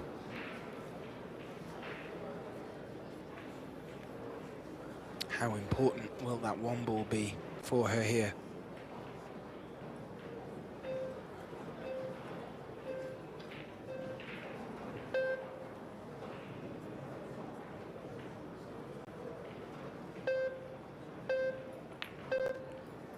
Great view of her bridge hand there, extending over the 9 ball. Made the pot, made the position. And in fairness, this is laying up very nicely for her. Kelly can't do anything, sat from her chair.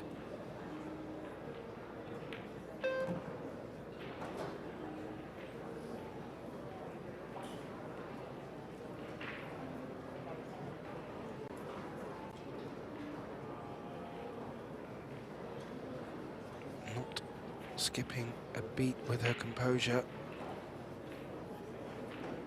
Really good to watch. Never rushed. Never seems to be under too much pressure.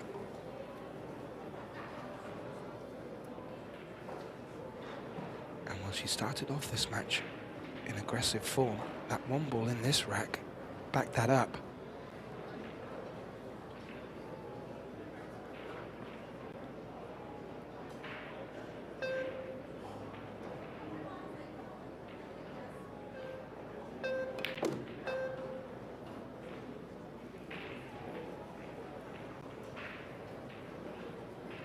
Good action.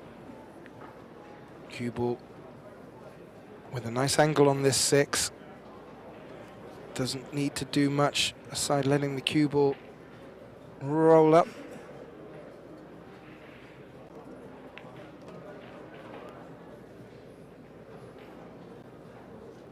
And Han Yu from China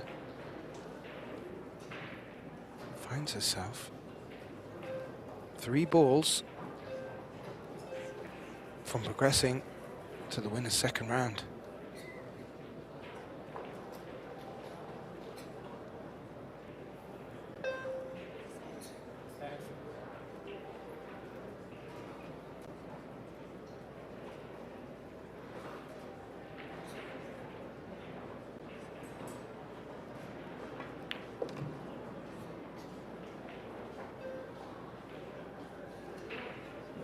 And as you can see from that angle, the 9 ball passes very comfortably.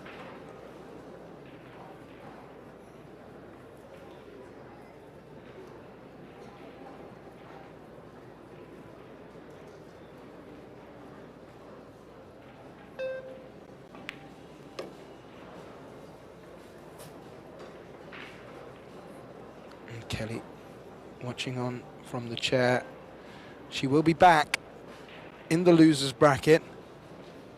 Will be disappointed, if anything.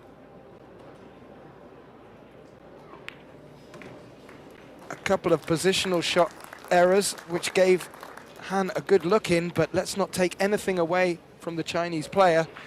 She's played absolutely sterlingly there and taken every opportunity that she was given, and has resulted in a very good 2-0 win over Kelly Fisher. She will progress through to the next round. Kelly moving into the losers bracket.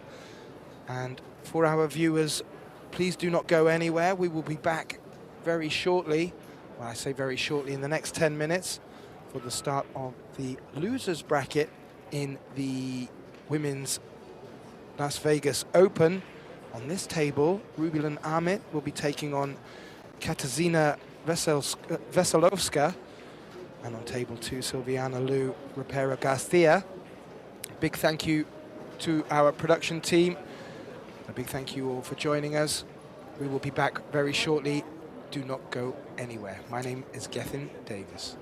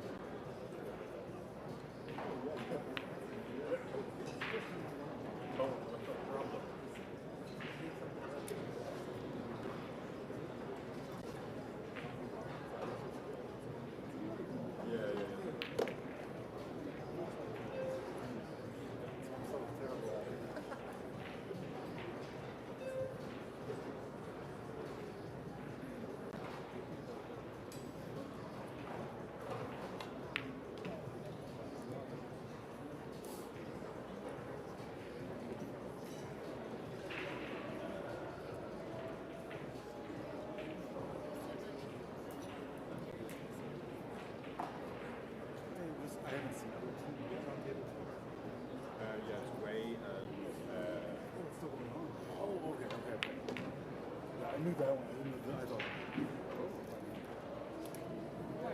Good morning. How are you?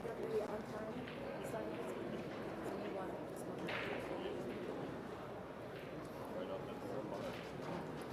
Are you doing your ride?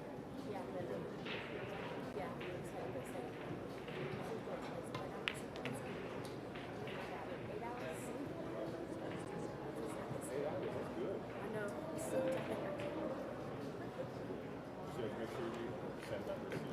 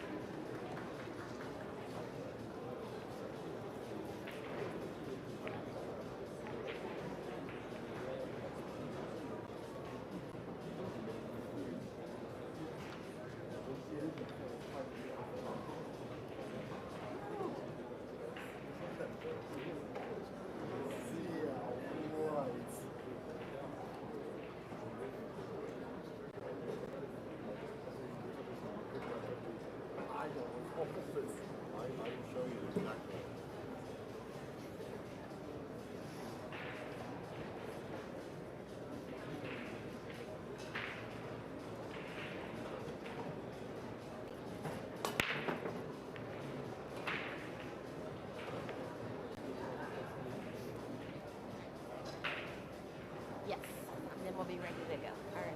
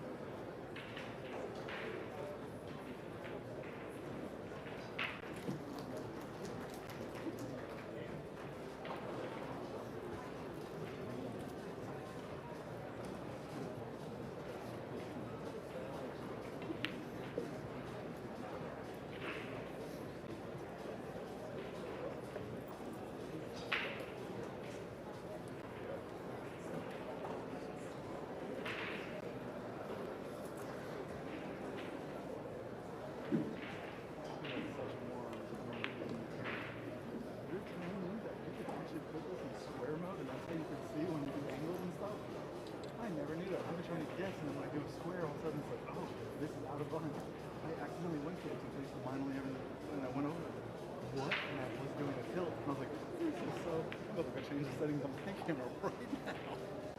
I did it by complete accident. I was tilting.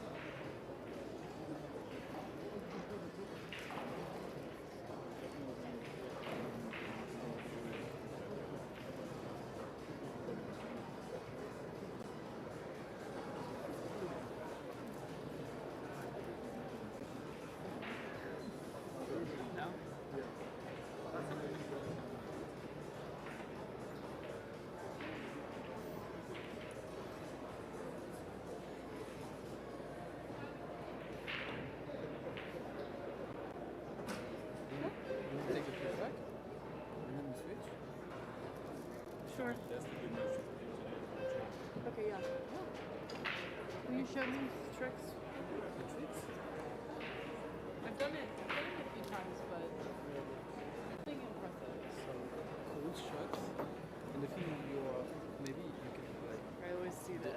the really cool stuff is when she goes to you, you go like it's kind of hard, but you have to find something to be smooth and just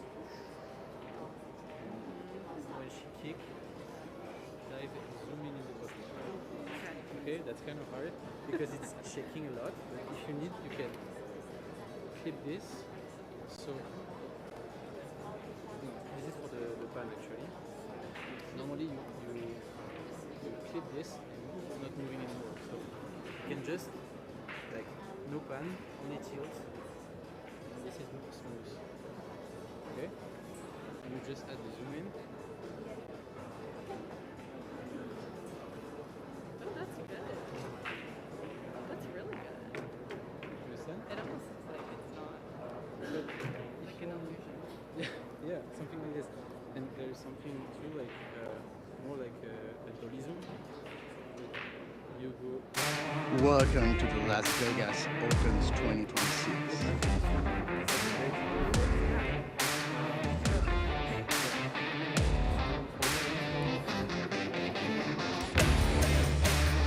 What a shot, man. Perfect.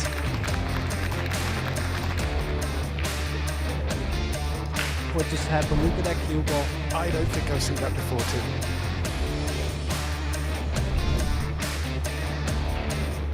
No way.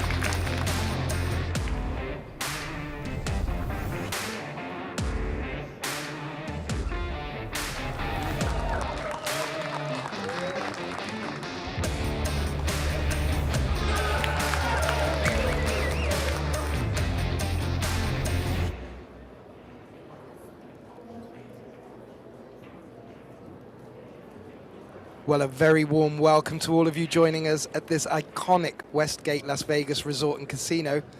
It's day 3 of the Pro Billiards Series 10-ball Ladies Las Vegas Open 2026. And we find ourselves in the loser's first round, a matchup between the current reigning champion, Ruben Aramith from the Philippines, and she takes on a very tricky Katarzyna Wesolowska from Poland. This is a race to 4 per set, best of 3 sets. Winner breaks. My name is Gethin Davis, and I will be bringing you all the action. We have 3 tables streamed at the moment. On table 2, kicking off will be Silviana Liu from Poland. She takes on Maria Teresa Ropero Garcia from Spain. I hope I did that well. And following on from this, we will begin the winners qualification in the men's Las Vegas Open. And well, I'll bring you more details of that soon enough. But let me tell you, there are not just big names in this women's event, there are big names all over, including the men's event. And for our viewers continuing with us from the last match, the winner of that match, Iwan, was actually the runner-up in the final against Ruben Aramith in last year's final. So, Katarzyna to get us off.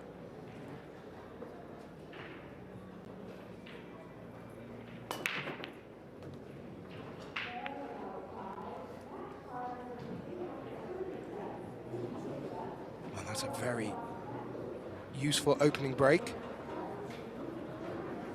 Making the 1 ball and getting shape on the 3, you have to say that's what she will have wanted from her opening break in this first set.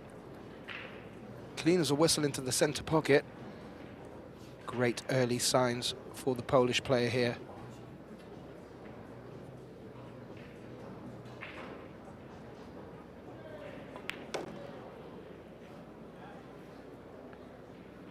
Katarzyna is a European champion. Her opponent, a very well accoladed world champion. She will be up against it in this match.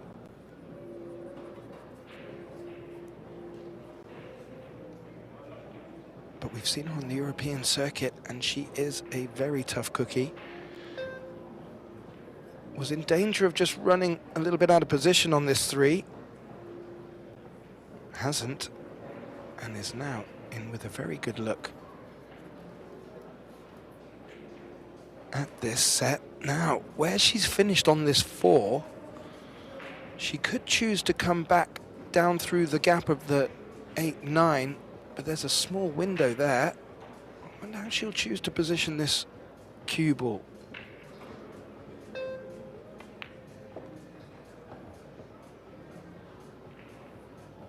Oh, she was looking for the gap. I don't think she was going to find it until she got a little nibble of the 9 ball, and that could have worked out perfect in her favour.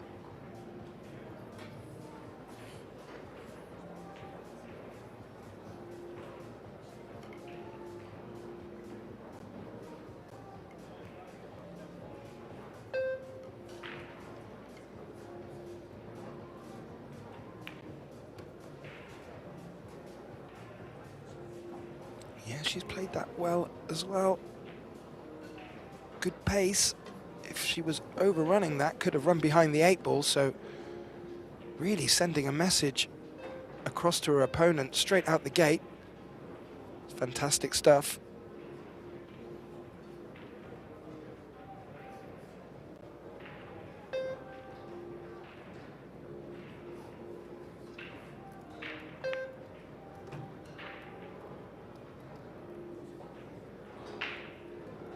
Just needed the cue ball to slow a little. It has done. And you feel good shape on this 8 ball now, and this opening set, opening rack will be hers. And what a way to start off your account in this match. Break and run would be just what the doctor had ordered.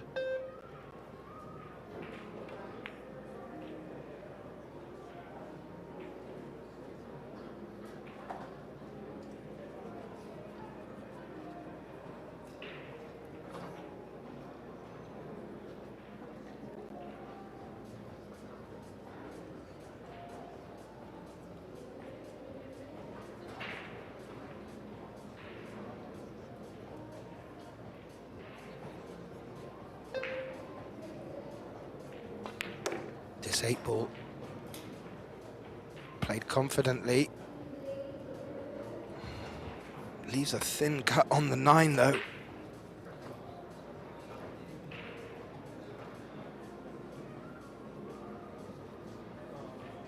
Needs to judge the cue ball off this 9. The 10 ball is in a lovely position, admittedly, but still a little extra care needed here now.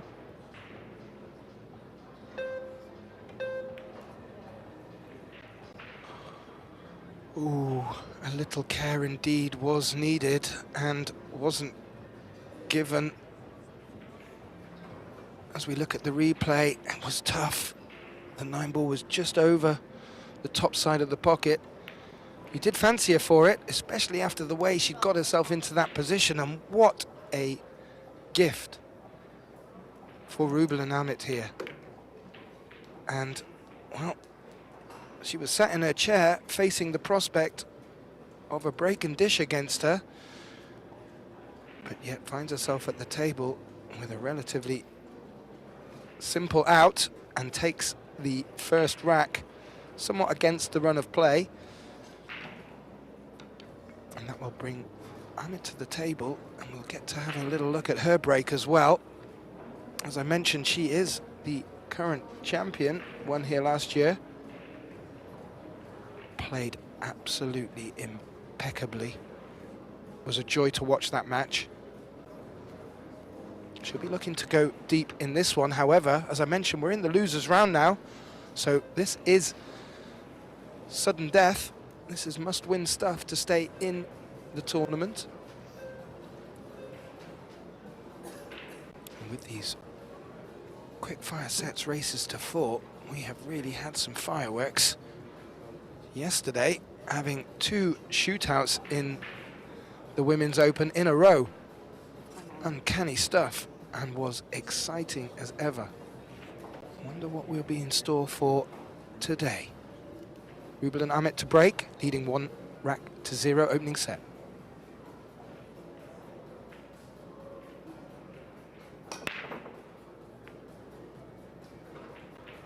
Ooh. Not a bad effort, but nothing deciding to drop. The cue ball looked like it might have headed towards the center pocket after it picked up its spin, but it didn't. It stayed out, but dry, and we will see Katarzyna back at the table.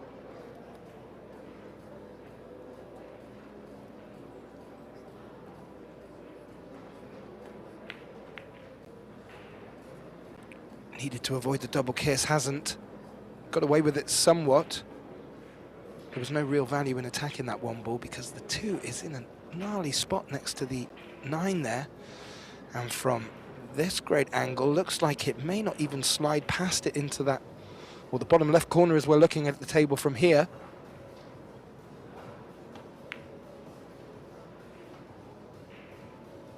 And Amit just looking to put the cue ball and the 1 ball in between some traffic, but that 1 ball has bounced quite high back up the table. Cue ball's relatively tight to that top cushion, which will make this that bit trickier.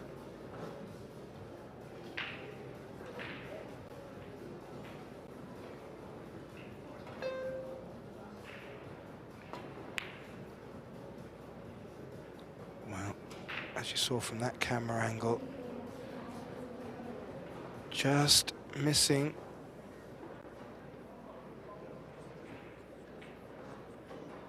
Again, getting away with it somewhat. So both players having a little run of the balls.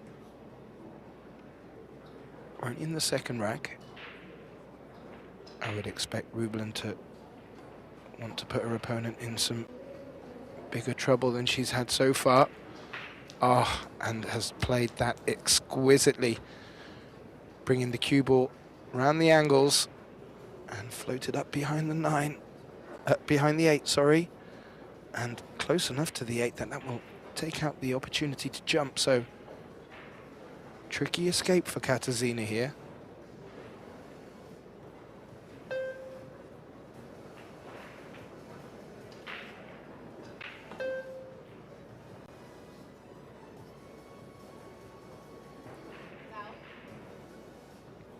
Oh, didn't make contact on the 1. And 1 ball came round the table, caught the middle jaw, and rolled back down towards that 2 ball and just pushed it flush against the 9. So even if there was a little bit of room to maneuver on that 2 ball, it's now no longer there, and that's going to force Amit to consider running straight into it off this 1 ball here. Tough shot, not guaranteed any position.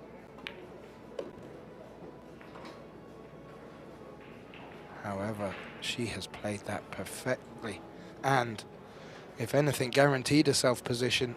Very nicely done.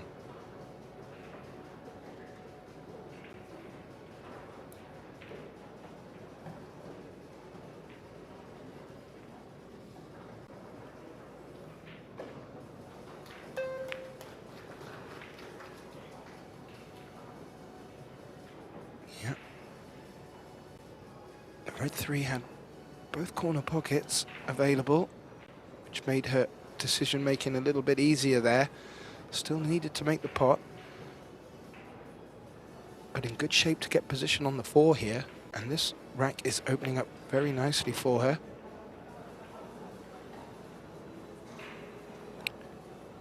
Key shot position on the 5.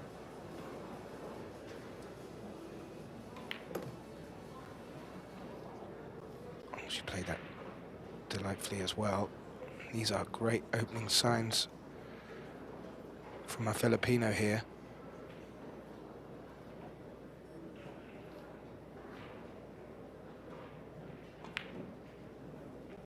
Oh, maybe a touch of commentator's curse, maybe just a lapse of concentration.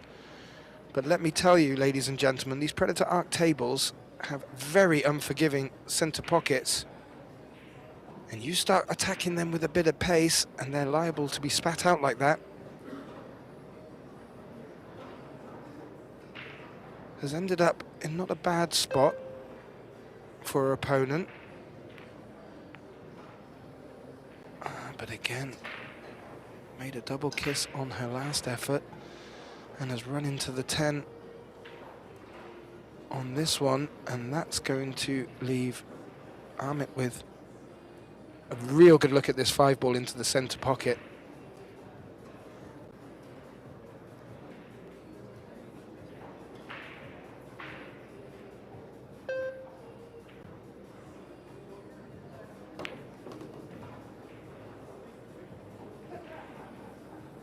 Gave it as much venom as she was prepared to give. Needed that cue ball to come travelling up the table. I'm sure she was looking for the 6, the green 6 into the centre pocket. The side pocket closest to the 10, but as it happens now, this needs to be able to slide past the 7. Oh, it uses the pocket. Very, very nice shot. Didn't look to be a full pocket for her available there, so delicately played. Ooh, needs to avoid the 8, hasn't.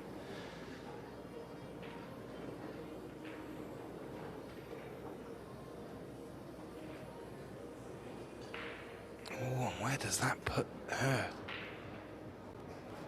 Again, maybe not a full pocket, maybe no pocket at all down past the 9.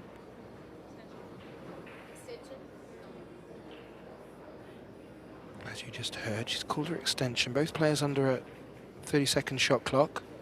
They get 1 extension available per rack.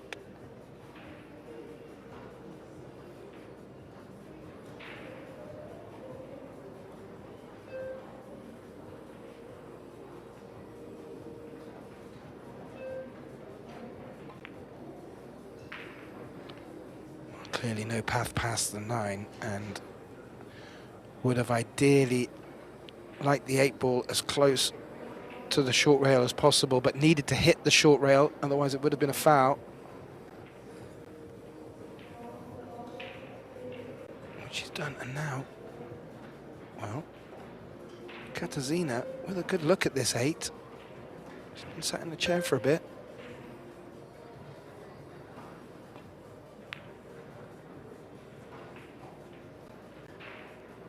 Yeah, not the ideal shot to walk into, and what a contrast. Katarzyna came out of the blocks with nearly a break and run in the opening rack.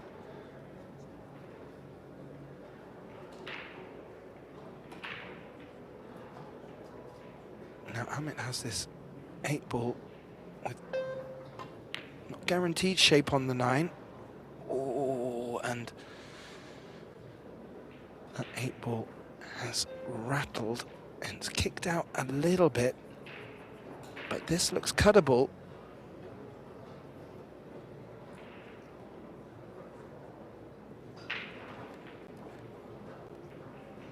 Yeah, just caught that too thick and with the pace.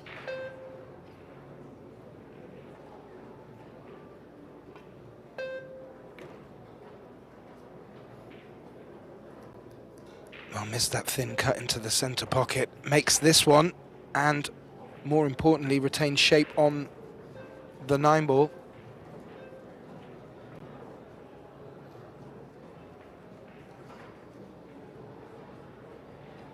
Rather straight. Would ideally not like to have to force this to get shape on the 10. She may have to, and that makes this pot a little bit more difficult. She's played it well. How far is that cue ball going to track? Ooh, nearly. It's a thin cut to get the score back to 1 apiece in this opening set.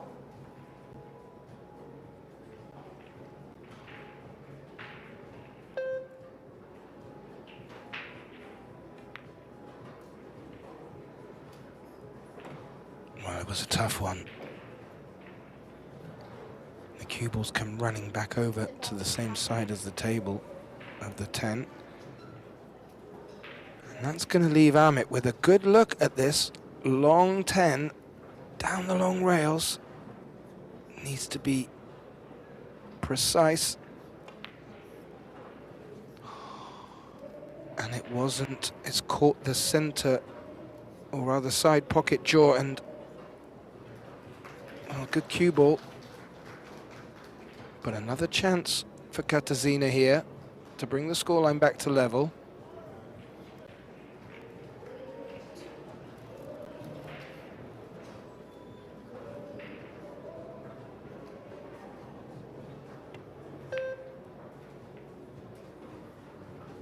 That, I'm afraid, is not going to work. And although Katarzyna has seen her opponent make a few misses, she needs to be taking advantage of them opportunities and not giving them back.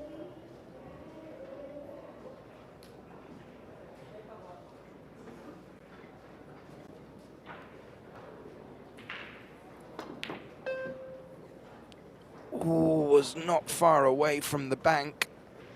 A raise of the hand as, well, she's fallen quite safe, but this has left a bank shot on as well. And Veselovska has called it.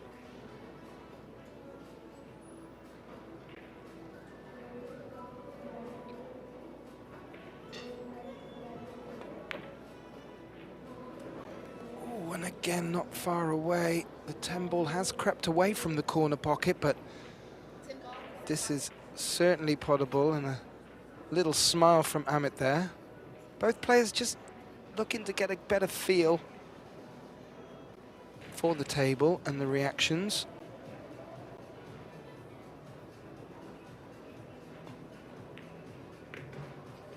Great cut. Not an easy shot at all. Made it. Takes the scoreline, or increases her lead. She now sits at 2-0 in this opening set, and, well, both players making a couple of mistakes. First set, TV table, understandable. And I'm sure the stands are going to start filling up soon as well. We had a great turnout yesterday, and if anyone is sneaking on watching this in the Las Vegas area, please do come on down. It's the CSI Q Sports International Expo, and it's free entry. Come and meet your players, autographs, photos. It's great to see them in the flesh. More importantly, come and watch some cracking matches of pool. We'll be streaming 3 tables, 2 with live commentating. On our other table, table 2, we have Sylwiana Liu from Poland taking on Maria Teresa Ropera Garcia. That one was not started yet because they're still waiting for the last match to finish. I will bring you an update on that in due course as we watch Arcos step up to break, leading 2-0 in the opening set.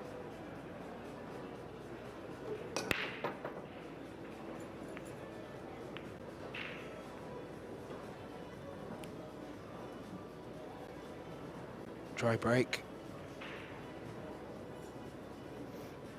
Got the cue ball to die off the break. Good control. Just nothing making their way into a pocket, and well, that's left Katarzyna hooked on this one. Could play a push if she wanted to. Looks like she's going for it. Jumping over the 4.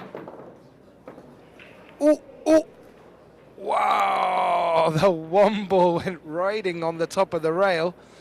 Looked like it was finding its own rodeo and has joined the table again.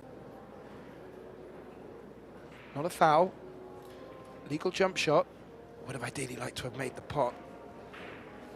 Look at this. Well, we had a similar situation at the end of last year where the 1 ball just sat on the rail, didn't go anywhere. This one looked like it could have rolled all the way down into the corner pocket. Something which we may have seen in snooker once or twice. And that won't be good enough. Needed that 1 to avoid the 9. Good cue ball, makes the cueing difficult. And if it's straight, I'm not sure the value in Katarzyna attacking this. Let's have a look how she approaches it.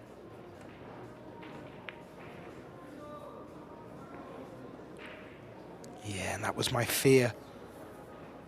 That having to play that softly, if missed, would leave Rubelin in. Yeah, really tricky queuing position for her there. So, bit of improvisation. Elevation on the cue, screwed into the blue two. What has that left her here? Well, it's a long two into the corner pocket.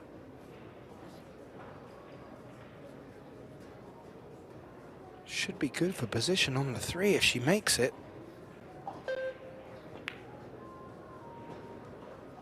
Which she has. And the only little tricky situation I see out there, I say only, I think I've just picked up a second one, is the 6 isn't available for a natural pocket. And neither's the 8 by the looks of it, so a little bit more work to do for the Filipino here.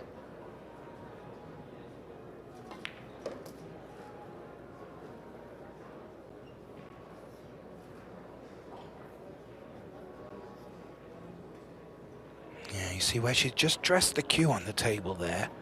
That will leave her an angle to either run in off the 5 onto the 9, leaving the long 6, or she could choose to develop them depending on what angle she's left.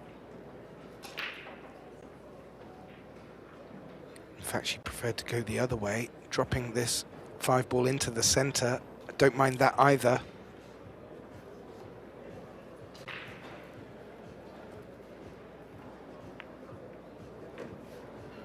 Played very well. Now this is the shot, getting the right position on the 7 to find the 8.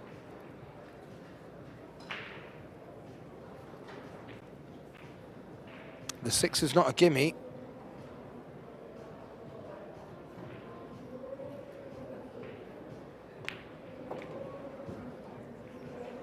Oh, punched in with authority. Needed a little bit more out of the cue ball, you fear. And now she's ended quite straight on this 7 ball. Is she going to look to draw it back?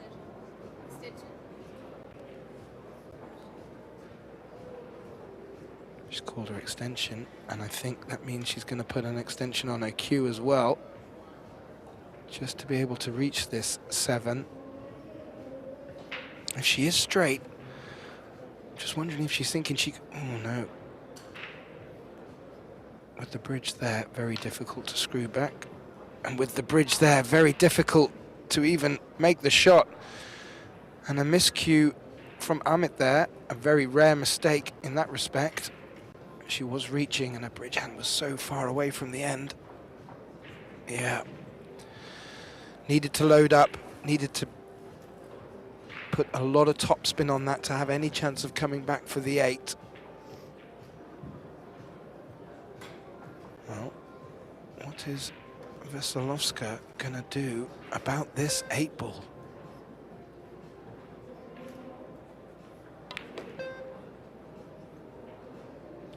She's coming around the angles. She's coming up behind the 8. Oh, doesn't want to land on it. Well, that's unfortunate. So now, change of tactic for Katarzyna. She could just float off the 8 and bring the 10 into play. Or this screw into the short rail off of it.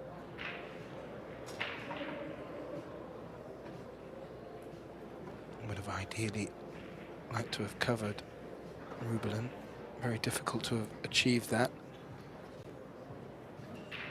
And well, after the performance that Rubelin put on last year, these were the sort of shots, the big shots she was making. Let's see if she's brought it today.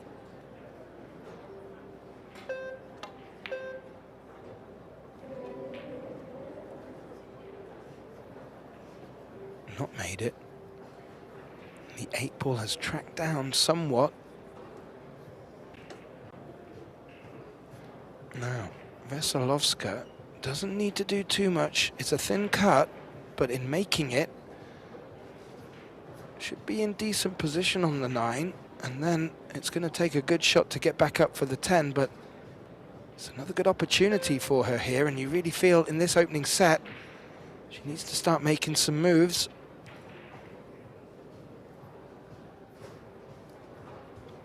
She will not be wanting Rubelin to get to the hill at this opportunity. Big shot on the 9.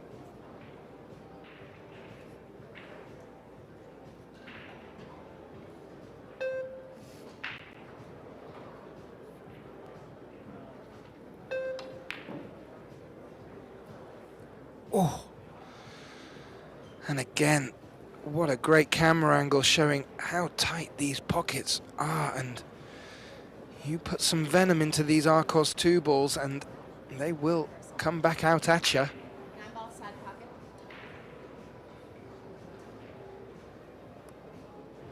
Aramith just not wanting to do too much here. Drop this into the center pocket and leave anything on the 10. She's made it. Cue ball, bounce, bounce off the cushion, and well, this to take the hill in the opening set. Rubelin Aramith of the Philippines does exactly that, and well, I'm a little bit shell-shocked to all intensive purposes, ladies and gentlemen. I mean, Katarzyna came out the blocks, great break, followed it up, looked like she was going to run it, and then lo and behold, she finds herself 3-0 down. Okay, not a couple of mistakes, a couple of missed shots, maybe a bit of riding the luck, but you'd arguably have to say that for both players. But Aramith finds herself 3-0 up in this opening set, and everything to do now for Katarzyna if she hopes to get anything from this opening set.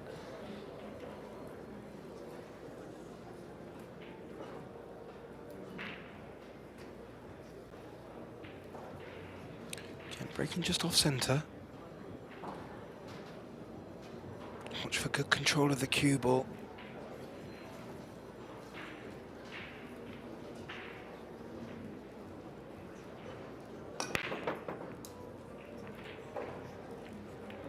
Now, oh, balls are rolling. It looked like the 7 and the 4 were going to 4-rail it round somewhere pretty, but both of them took a nudge. So another dry break. Katarzyna with a tough look at this one.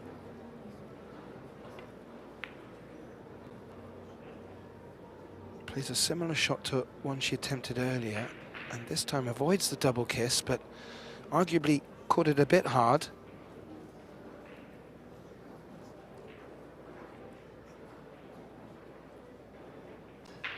Some good opportunities for safeties here. Aramith could go either way off of this 1 ball. Let's see what she chooses to do. Needs to get the cover, because that 1 ball's going to track towards the corner pocket. Has played that beautifully. Close enough to the 9 to avoid any possibility of Katarzyna wanting to jump it.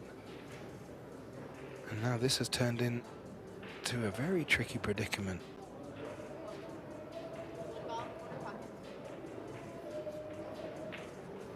Called the one in the corner. Just wants to get contact on it first and foremost. Good chance that it would sink if she does, but comes behind it, gets the contact that she so desired. And a rail hit.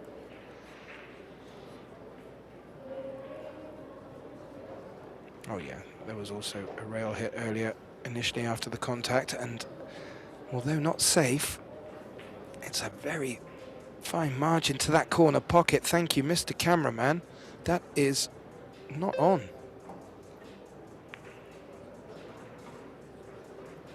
maybe it was. Certainly, Rublin felt it was. And she played it in such a fashion that she felt like she could continue on.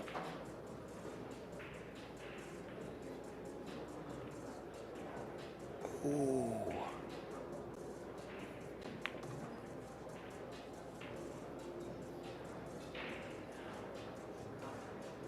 Good opportunity for our Polish player here. The 10 ball is just in the way of being able just to screw back for a simple position on the 3. So she's got to find this gap. Oh my. I don't think she has, and that was ambitious to say the least. I'm pretty sure she was hoping to bring the cue ball up the other side of the 4 to take this situation out of the equation. Now she's got to jump over the edge of this 4.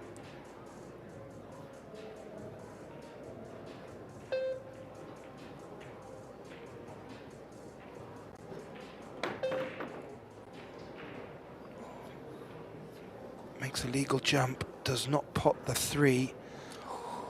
And did that camera angle just reveal a pathway through to the middle pocket? Maybe not even needed, or indeed, Aramith maybe just electing to push safe. She's made a call.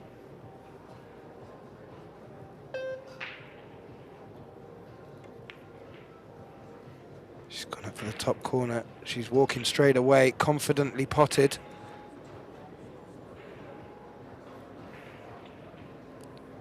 Just a little funny on the 4. Would ideally like to have been high on the 4.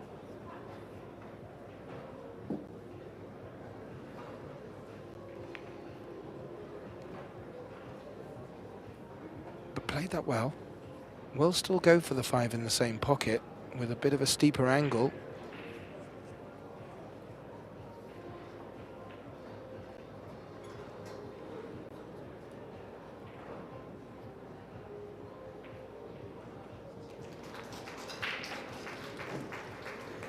Oh, she looked like she'd overcut it.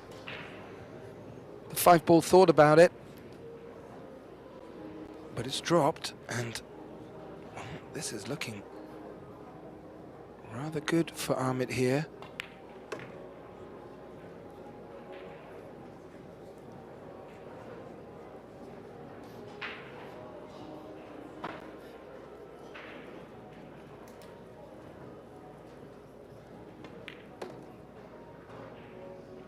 It's not been plain sailing for her, but when she is in and around the balls, you fancy her clearing for fun. This is one of them occasions. Doesn't need to do too much here. Focus on the 8.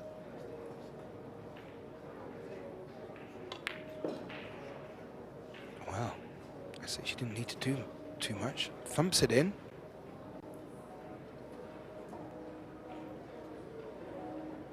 And 9 to 10 to take this opening set in 4-0.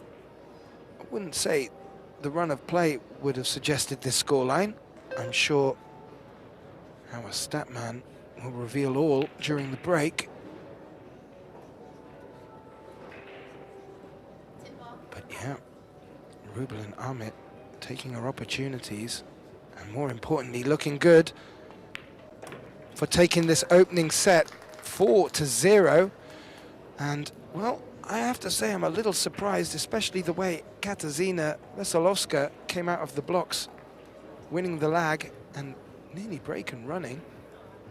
But as it turns out now, 4 racks later, she's 1 set down. The players just having a little chat with each other because referee gives them an option for a break at this point. Looks like Rublin is going to take that opportunity and have a break. I will also take a break now and just fill up my coffee mug.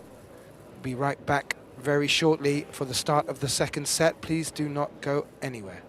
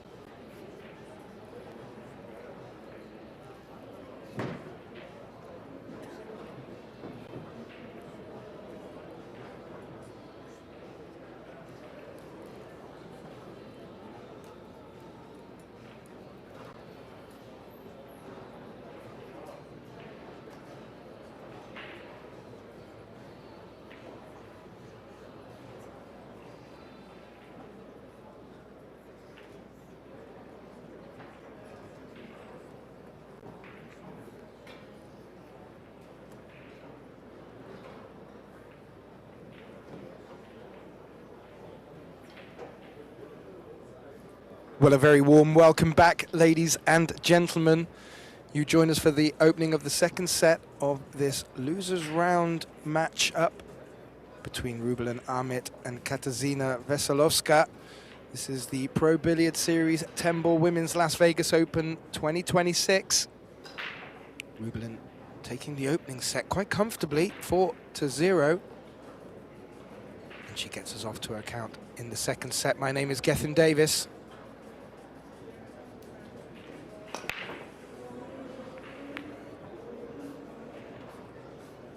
And again, not getting rewarded from her breaks. And that will...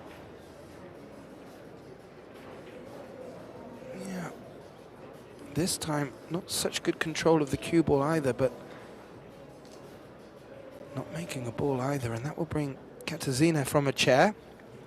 Our referee for proceedings, doing a great job. It'll be 10 days of action for them and our viewers.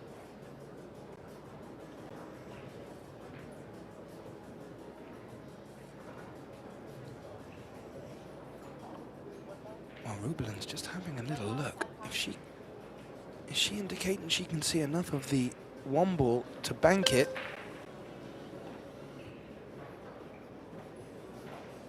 Keep a close eye on that 9 ball.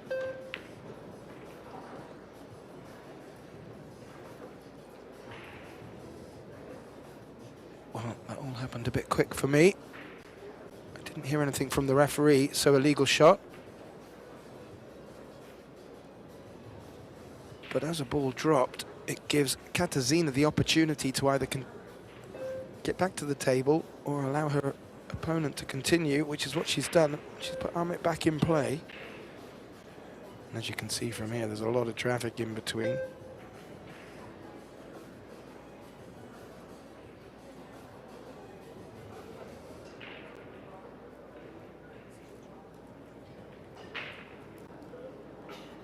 Little update from our other streamed table. Table 2, streamed with commentating rather. Oh, as you just see Aramith play a beautiful shot to hit the one. And it's got nice position, nice result from it. Over on table 2, Silviana Liu of Poland is kicked off against the Spaniard Maria Teresa Ropera Garcia. That was a bit late kicking off due to the match before.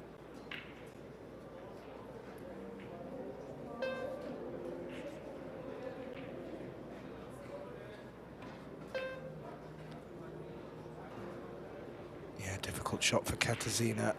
You can see all the concentration on her face there. The cue ball has rested quite close to the one.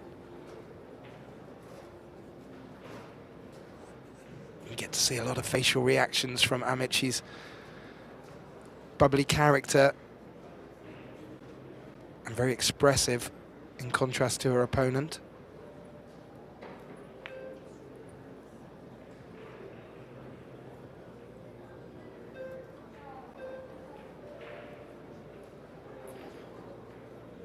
Yeah, another look at that great one.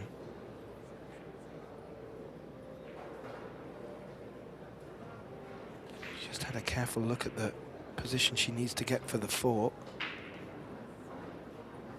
Needs that cue ball to slow up. Looks like it has done.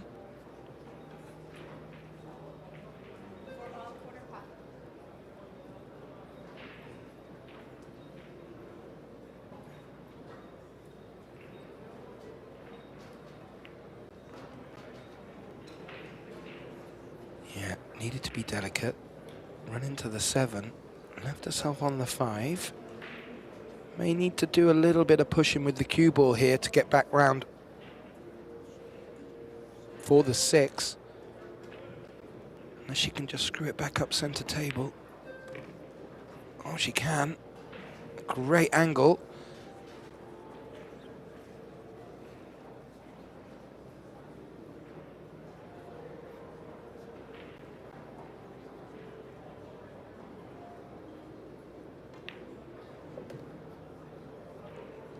Another solid pot, and well, The only potential hiccup here, you feel, is the 9 to 10.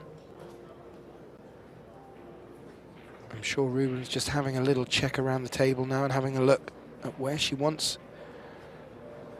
to end up on that. 3 shots ahead.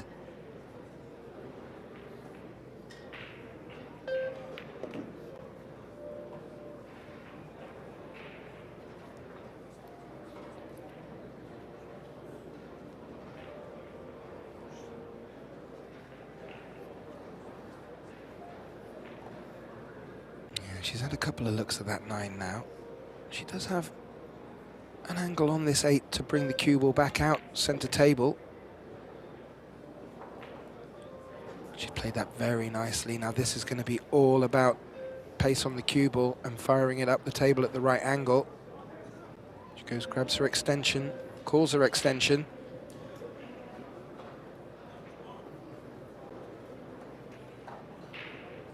And well, we've seen a cue with such a long bridge like this before. This time, to no fault, and finished position 1 on the 10 ball. And this, to continue her run, 4-0 in the opening set, and now 1-0 in the second set. And, well, alarm bells should be ringing for her opponent, Katarzyna. Again, not done too much wrong, but you have to say not done too much right either. However, not been given as many chances as she'd like. Just a little update as to the run of play today. We've had the opening 2 matches. This is the second match of the day on this table. We're in the PBS Las Vegas Women's Open 10-ball event. And after following this, we will get back into the men's discipline, and it will be the winner's qualification. And let me tell you about the names coming up for you. Table 1, Carlo Biado versus Chris Robinson-Reinhold. Table 2, Vitaly Patsura takes on Darren Appleton. And Table 3, whoa, Fedor Gorst takes on Victor Zelensky. You are going to be spoiled today. You're going to need 3 screens. Rubel and Aramith to break. She needs 1 rack to 0 and 1 set to 0. 4 ball flies in. Shape on the 1. 7's finished a little bit naughty, but in position to cannon onto the 8. And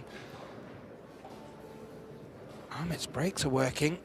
That could be real warning signs for Veselowska.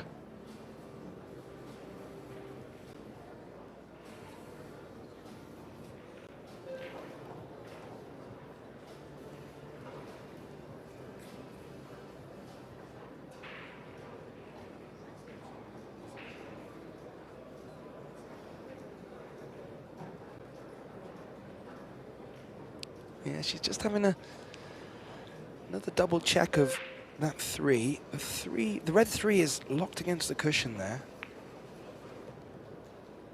So she probably want to be as straight as she can to get back for the 5. Playing it this way means she's got to stretch now.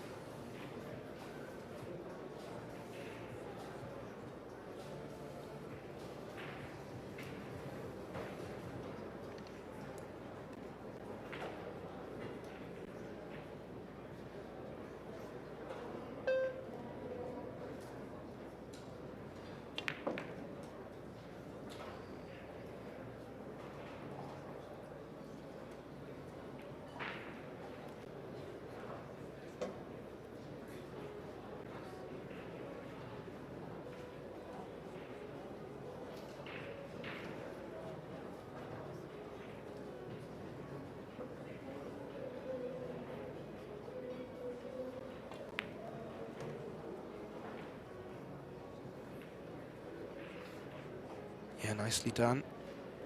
Brings it back out center table. Is now going to be forced to look at the 7-8 combination after this.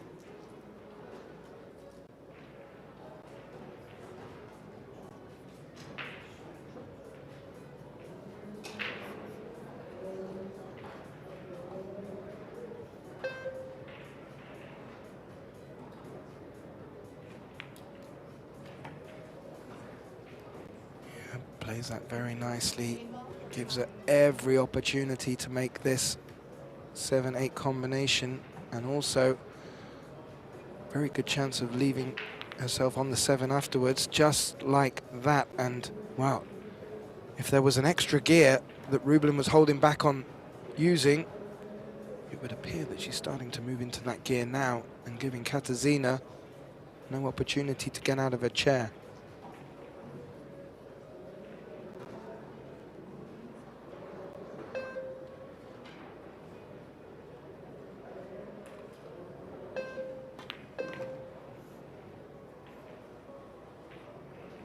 That's played very nicely. Not too sure what the hand gesture was for, but she certainly doesn't have...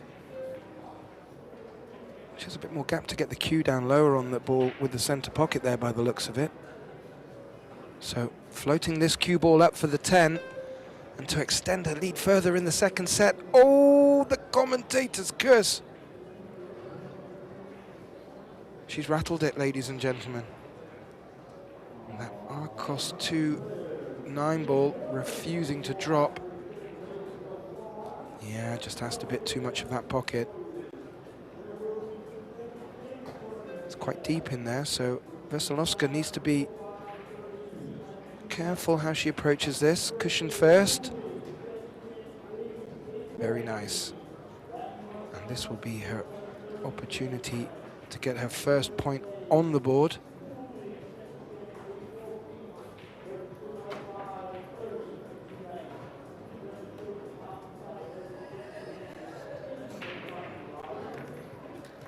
Katarzyna Veselowska takes her first point in this match. It's taken till the second set to achieve it. The score is now 1 apiece in the second set. She does trail 1-0. For anyone wondering about the equipment that we're playing on out there, we have the Predator Arc 9-foot table. We have the Predator Arcos 2 pool balls. We also have the Predator AeroRack triangle, which you will see being employed to good effect there. And they're playing on the new Predator Arcadia Reserve cloth, which I'm still yet to have the privilege of playing on.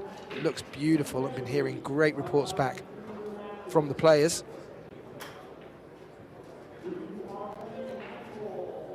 See in the background of this wonderful Westgate Las Vegas resort and casino, it's starting to fill up. It's free to come down and watch, ladies and gentlemen. We also have the Q Sports International EXPO going on at the same time. So please feel free to come down, see all your favorite players, maybe pick up a couple of autographs and get some great action. So Veselowska hasn't broken for a while, but had great success in her opening break.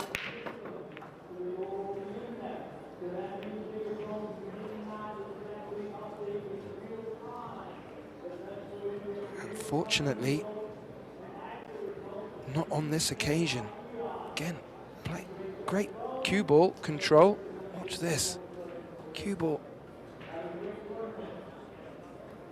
stops in its tracks, but sadly, no ball sinking, and that will bring Amit to the table with not much trouble out there to contend with.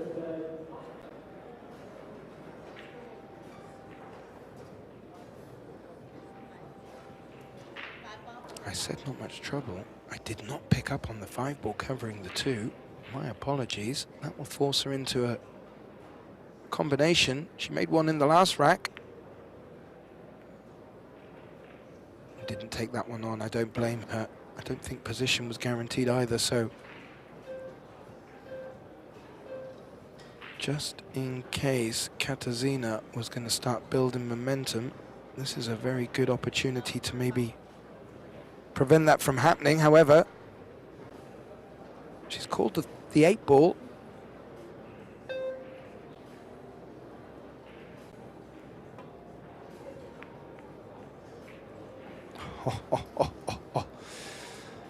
Fantastic shot. Deserved an applause, that one.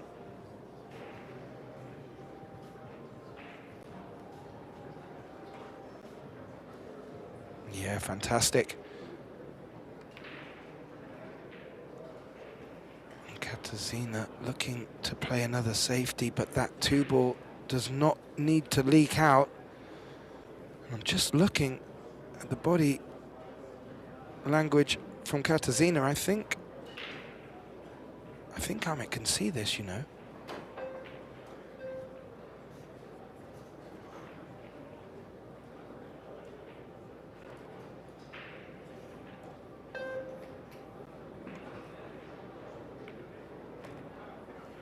She could, and she's played that delicately as well to hold for the 3.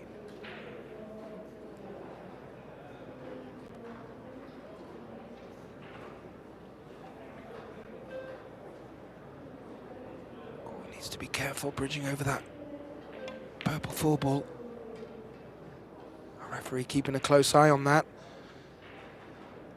Where's the cue ball running onto? Ooh, a bit of no man's land there.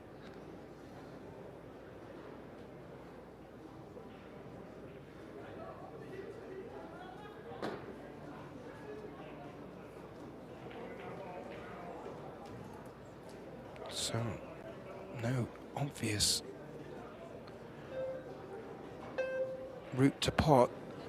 I'm wondering if she can slide off of it and bring the 10 into play, but that is dancing a fine line as well.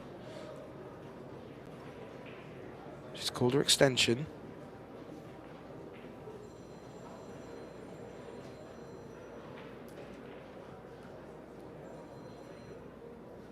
Yeah, I was thinking she could slide off of it to get the 10 into play. Oh, and she's played that to perfection. That needed a very delicate touch.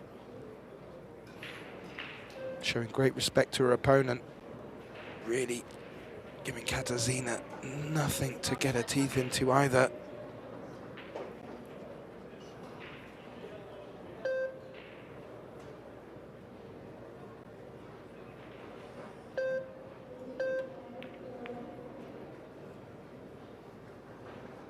Well, that was a very useful hit, and that's a great result. If there is no direct path on this 4,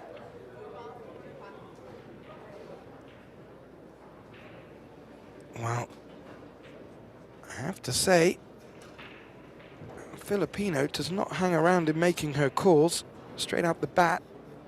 Quite familiar to her style from last year. She's called the 4 in the bottom left corner of the table, top left as you look from the overhead. She got behind it, which isn't a bad thing. Avoided scratching the cue ball and has returned the favour to Katarzyna.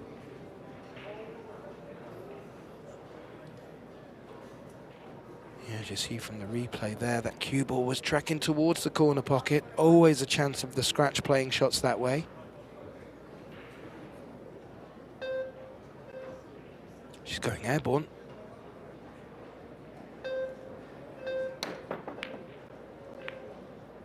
Oh, played really well to make the hit. Got the contact she wanted, but not too sure if she was hoping to bank that.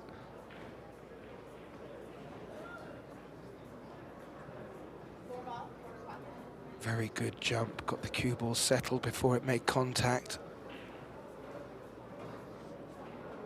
Amit calls the 4, and from this angle it looks like it's on. Not guaranteed where the cue ball's going to run after though.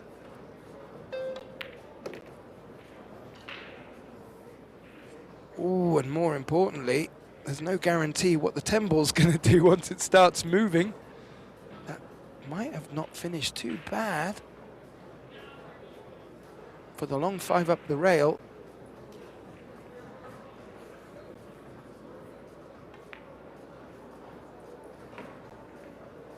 Yeah, she's made that.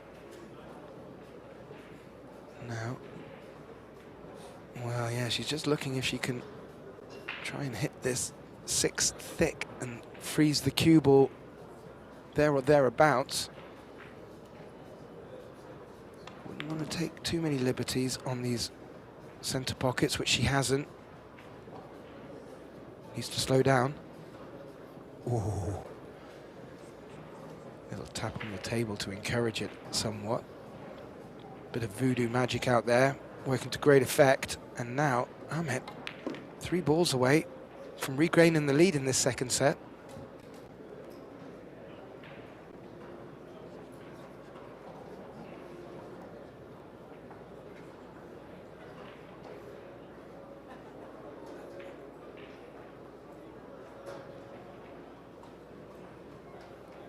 Just taking a little bit of extra time, surveying the situation. Ooh. She does like to pump them balls in, and on these tight tables, Predator arc tables, they can rattle and they can come back out. That time the 9 ball sinks, and this 10 ball to regain the lead, which she has done, and a very well-deserved applause. Scoreline now 2-1 in her favour in the second set, after taking the first set quite comfortably 4-0. While I have your attention, please get your alarm clocks out, ladies and gentlemen. Not only do we have the Las Vegas Women's Open and the Las Vegas Men's Open, we also have coming up tomorrow, 7 p.m. local time, the straight pool face-off between John Schmidt and Darren Appleton in a race to 150. That should be a lot of fun. I'm really looking forward to that. And the following day, Sunday this weekend, we have the mixed doubles turbo, and well, that's going to be some excitement out there. 8 teams, $40,000 pot, 10 ball. That will start at 3 p.m. local time Sunday, and that will conclude with the finals at 8 p.m. same day. So I hope you've got a comfy armchair.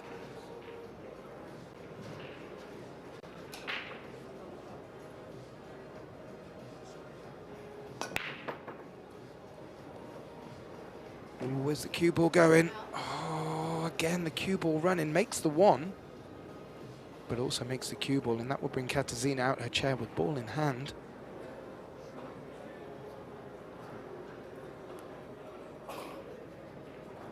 Yeah, you see the cue ball just catching the cloth with the spin and running over to where the 1 ball sank.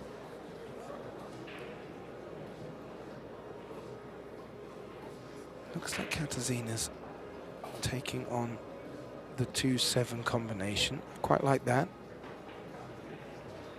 Doesn't need to do too much if she wants to keep shape on the 2.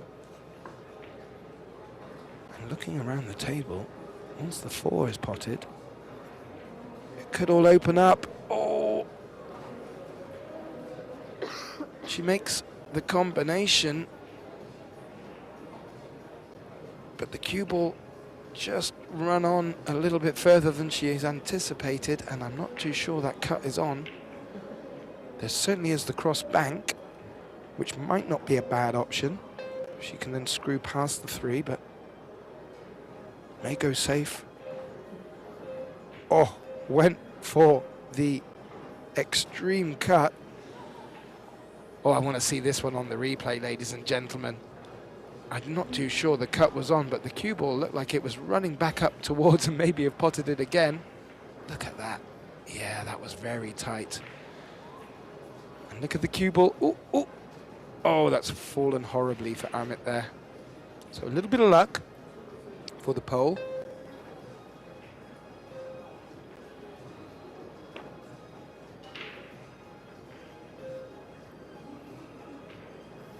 The cue ball to keep travelling. It's just stopped a little short, however. The 5 is hampering the blue 2 in the corner pocket.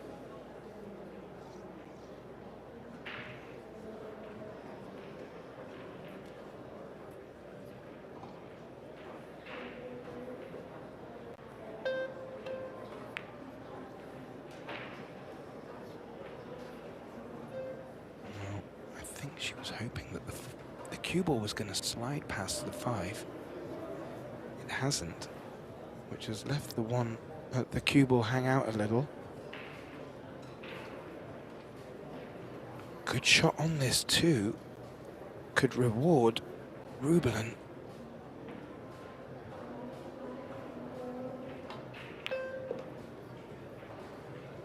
Cue ball, cue ball. Oh. And that will work rather nicely.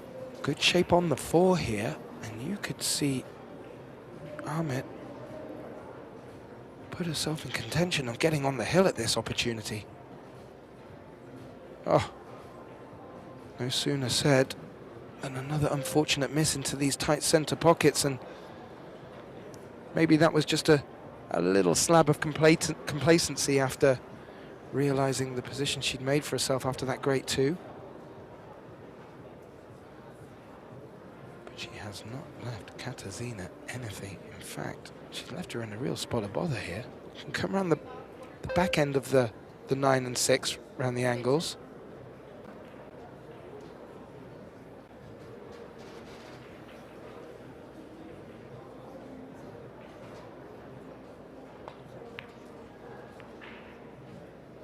That will be a foul on the 6, I believe.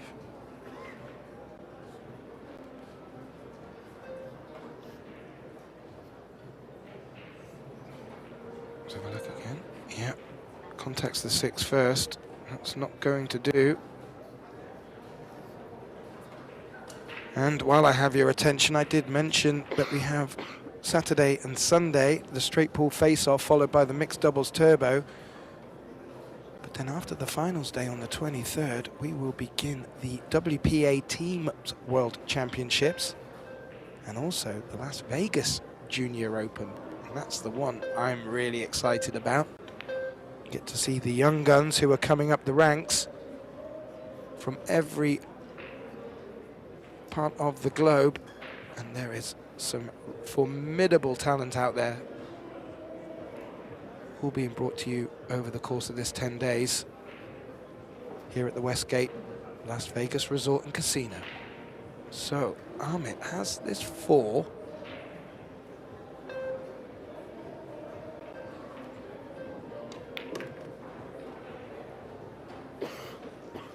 Just needs to be particular on the 6 to get to the 8. So this is where the magic needs to happen.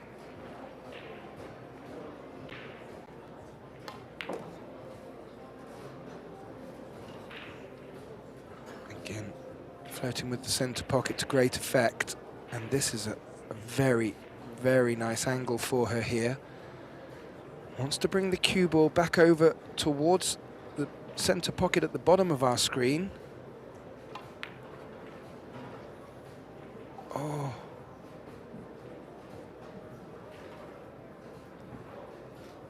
Well, she's missed the 6, ladies and gentlemen, as you would have seen. And more importantly, that 6 has tracked over to the corner pocket.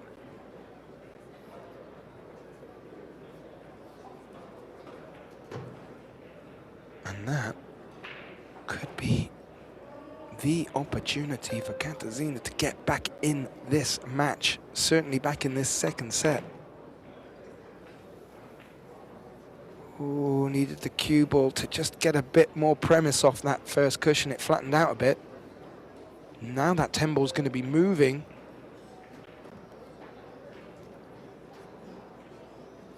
However, she makes the shot and freezes the cue ball against the 10, and the 9 sits where it is. She could be sitting pretty. Needs to make sure of this pot though.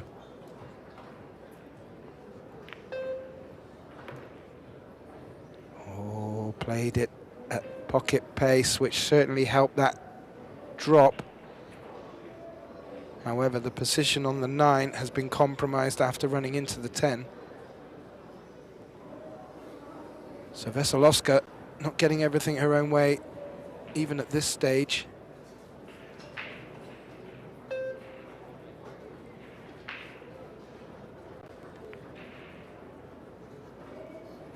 Ooh, and that's a misjudgment. I think she really wanted that 9 ball up behind the 10.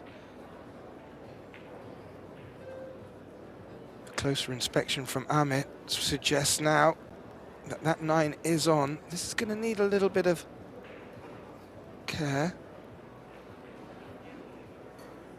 Let's watch this carefully. Clean as a whistle. The cue ball is travelling now, though, and has come into a real awkward spot for her. And again, the expressive Rubelin showing us exactly what she's thinking.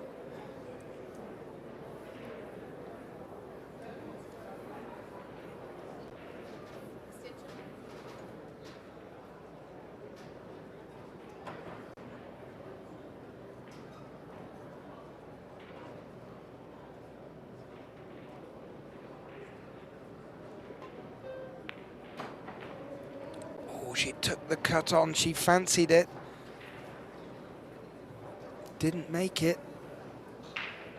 And has left a similar cut for Veselovska. Oh, that looks rather thin from this angle.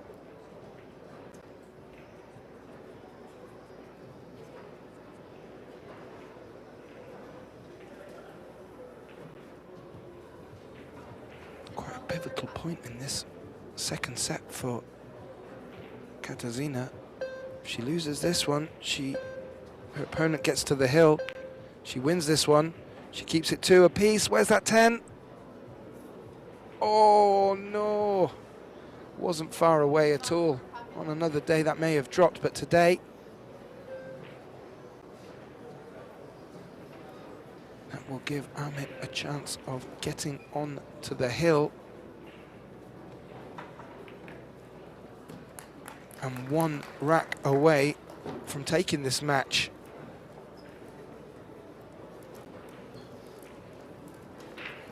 And what a game she is playing. As I mentioned, Aramith is the reigning champion of this event. Had a sterling performance against Yuhan last year. Should be looking to repeat that this year. Just to let you know, coming up after this match, we will be moving into the winners' qualification of the men's Las Vegas Open. On this table, we will have Carlo Biado taking on Chris Robinson-Reinhold. And on our other stream table with commentating, we will have Vitaly Patsura taking on Darren Appleton. Vitaly coming through or rather, was in a shootout yesterday, so hopefully he's had his rest and is ready for action. Over on table 3, our third streaming table, sadly with no commentating. Well, you're in for a treat there. Fedor Gorst takes on Viktor Zelensky. We return to the second set of this women's losers first round matchup. Aramith to break. She's on the hill.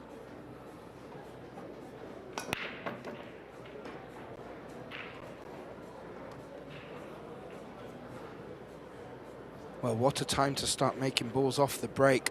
Unfortunately, she's just not got shape on that blue too, which could be a saving grace for Katarzyna because, well, the spread on that break, absolutely delightful. Still not over yet. There is an option to jump over the edge. It is off the break. There are options, push.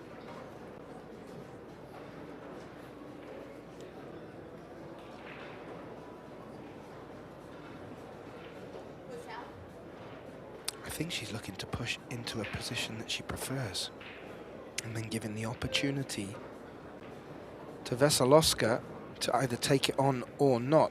And I've got a feeling she won't want to even have a think about this, but this is exactly what Aramith was hoping for. So let's see what she has up her sleeve here.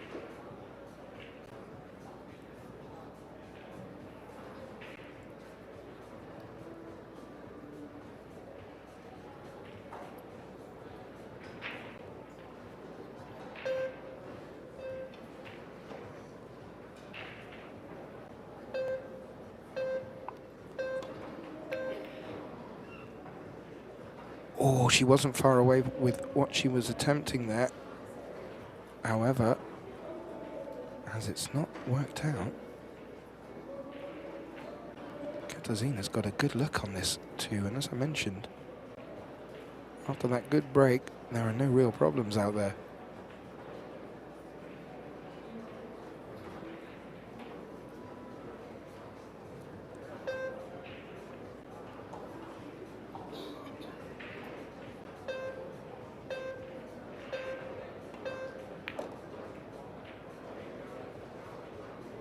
Yeah, looking to just follow through there. Sometimes the pace can be taken out of the cue ball off the first rail.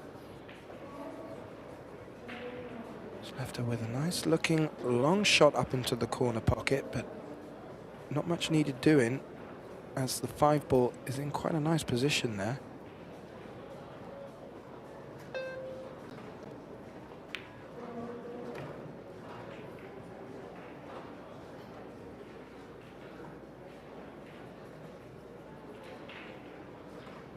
Well, in getting position on this 6, she then needs to maneuver the cue ball up for the 8. That will be the trickiest shot, I think, in this run out for her.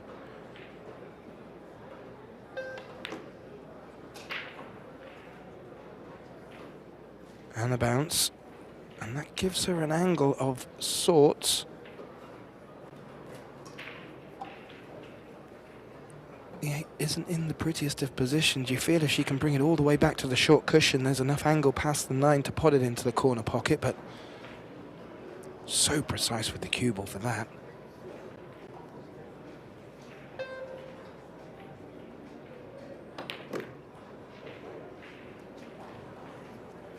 Wow, she's punched that with some authority.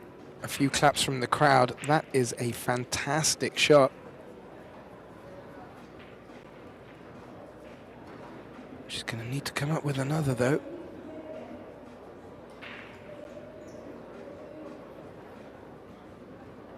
Or is she going to be conservative? I think the conservativeness is the play of the day.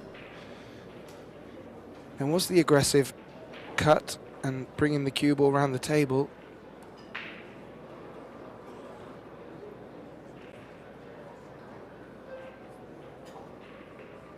Now, Aramith's just having a little look at the 1 rail escape. I don't think the 9 ball's that in the way to prevent her from going that route.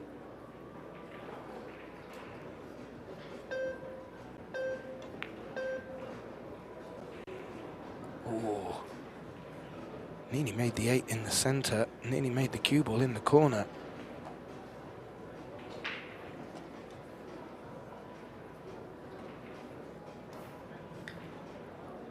And that has left not the easiest of opportunities for Katarzyna here.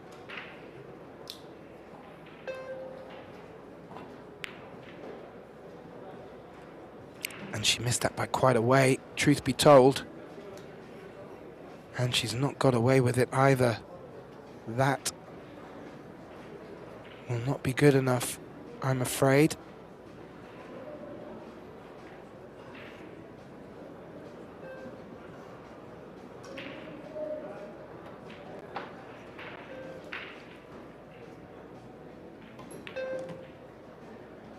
Well, our current reigning champion at the table, needing this rack to take the match in what you would say a comfortable fashion, although there has been a few chances for her opponent, sadly not taken.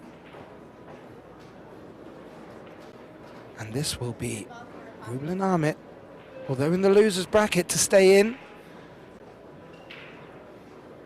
and to continue to the next round, which she's done. And a shake of the hand, sadly. Katarzyna Veselowska will exit the tournament at this point. Ruben Aramith continues through to the next round with a very good performance. If you want to keep up with the action over on table 2 right now, we have Silviana Liu of Poland taking on Maria Teresa Ropera Garcia of Spain. And following on from this, well, it's all coming up. Very exciting stuff. Winners qualification men's. On table 1, this table, Carlo Biardo takes on Chris Robinson-Reinhold. That one's going to be a corker, and it just keeps getting better. Table 2, Vitaly Patsura takes on Darren Appleton, who will also be appearing in our straight challenge tomorrow. And on table 3, Fedor Gorst takes on Viktor Zelensky. So please, set your alarm clocks. Do not go anywhere. Get yourself a nice warm beverage. We will be back with you in 35 minutes for the start of winners qualification men's. Thanks ever so much. Please don't go away. My name is Gethin Davis.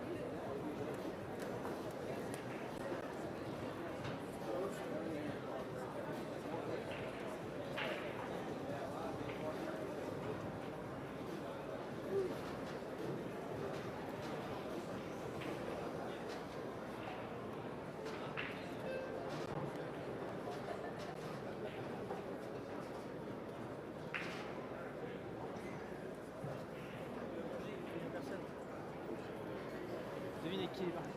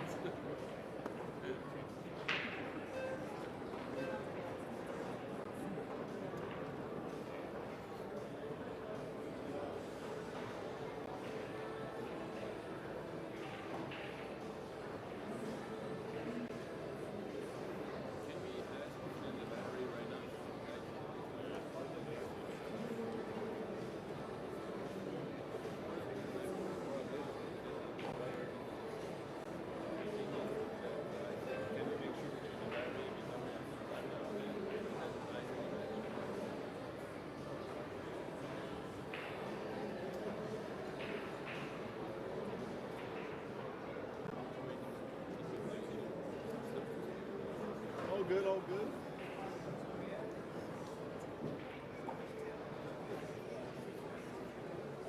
Yeah, it is a battery still.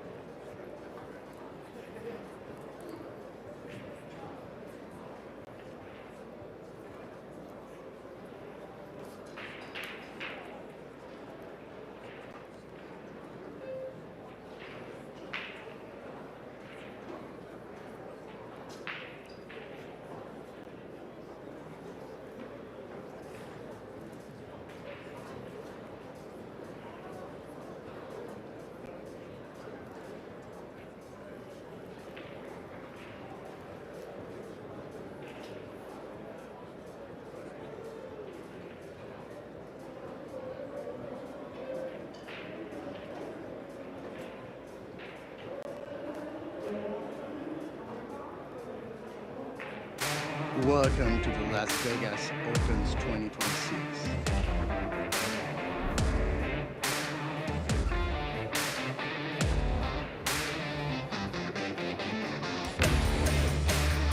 What a shot, man. Perfect.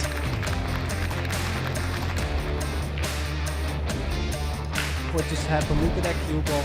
I don't think I've seen that before, too.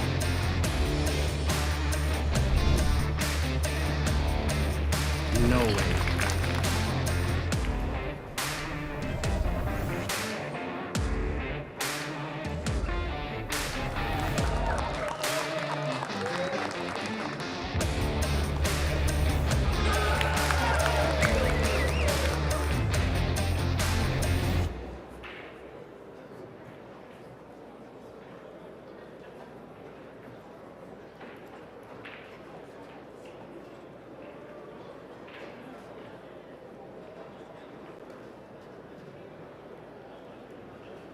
Las Vegas Open 2026, and what a lineup we have for you. We're just entering into the winners qualification men's event, and we have from the Philippines Carlo Biado, and he takes on the USA's Chris Robinson Reinhold, an absolute monster of a match. My name is Gethin Davis, and it's my pleasure to be joined in the commentating box for this one, my good friend Mark White. Welcome, Mark. This is going to be a great match, I feel. Thank you very much, Gethin. Yep, I'm ready for it. One little thing that has just puzzled me, Chris Reinhold, he was Chris Robinson in the beginning, and then he changed his name about 2 or 3 years ago to Chris Reinhold, but now seems to have added Robinson back into the name again. So I don't know if there's any story behind that, but we shall call him such. Chris Robinson Reinhold, there he is. Great looking young man. Look at him, he's all ready for action, isn't he? Looking very suave and sophisticated, looking very debonair in all black. He will be breaking. Best of 3 sets, races to 4. Let's get it on. Let's play some pool.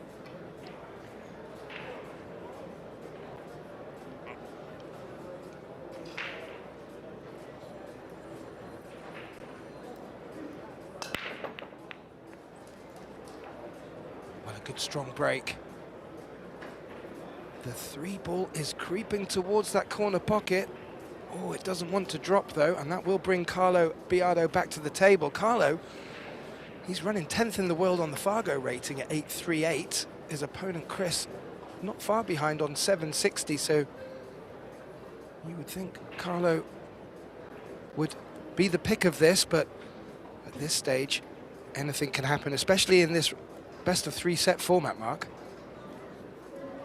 Yeah, we've seen a few people go by the wayside. Particularly, I'm thinking about Vitali Patsura yesterday, who was undoubtedly strong favourite against Darren Appleton, but Darren rolled back the years yesterday, put in a great performance and overall deserved to win the match. It was a bizarre ending to the match, but it was exciting for the spectators, and I thought I was going to have a heart attack, but I didn't.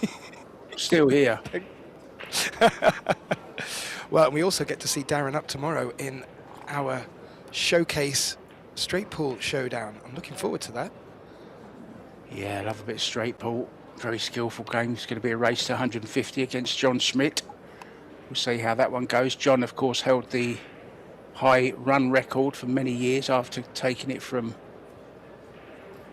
Willie Mosconi. And That's right. it was a 6.26 until Jason Shaw came along, ran 7.14, and then the following year ran an 8.32. So They are serious not- numbers. they are serious numbers, and well, all John needs tomorrow is 150, a run of 150 to beat Darren Appleton. But let's see, and that's for tomorrow. This is for today. Biado has the jump stick out. The Black Tiger is pouncing, jumping over the 10. Yeah, it's part of his own making there, Mark. He needed to screw back a little bit further and just didn't get any action on the cue ball. Left himself a jump, but doesn't seem to have phased him one bit. Makes the jump and good shape on this 4 to be able to float up for the 5. Yeah, perfect angle just to drop this 4 in.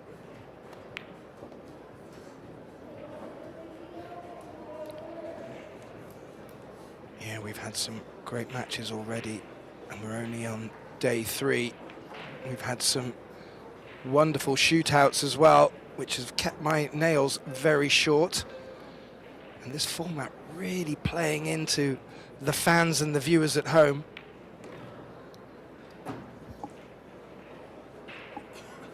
And Carlo Biado is looking very nice here.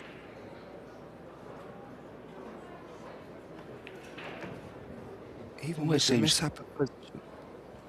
Always seems to start so quickly, doesn't he? Straight into his stride. Yeah, it's as if he's come straight from the the opposite table and just walked straight in. Completely agree.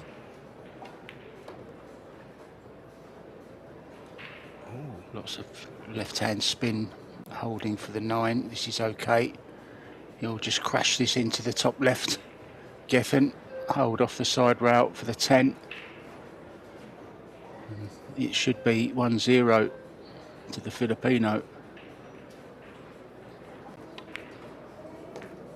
I have a feeling, Mark, both of these players in and around the balls make it look easy.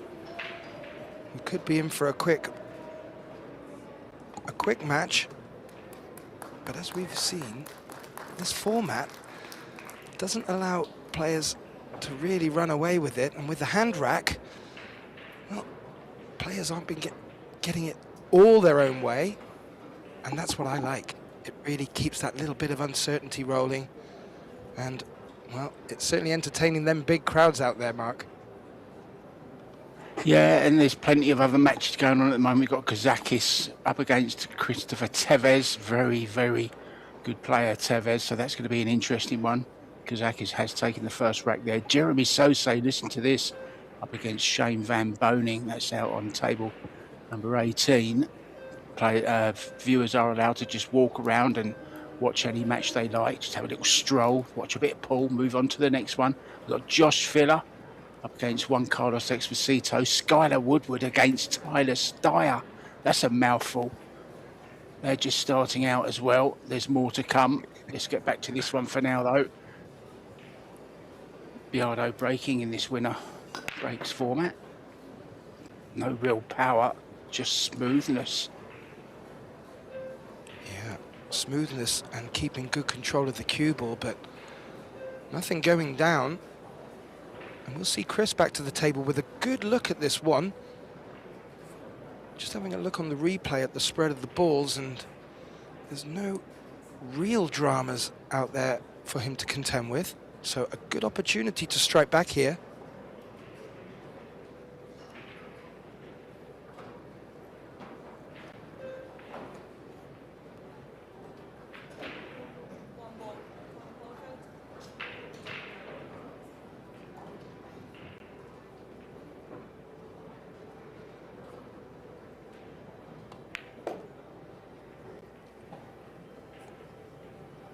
Yeah, he's played that nicely, but he could have done with the opposite angle on this blue 2.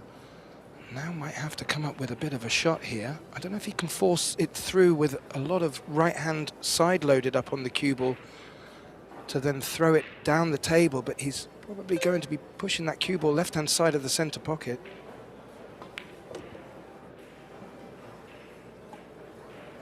He has done that very well, Mark, and that needed to be played very well. Yeah, this is a tester, though. Not only got to make the ball, needs to get the cue ball back up the left-hand side for that 4. You think that should be the hard work over then.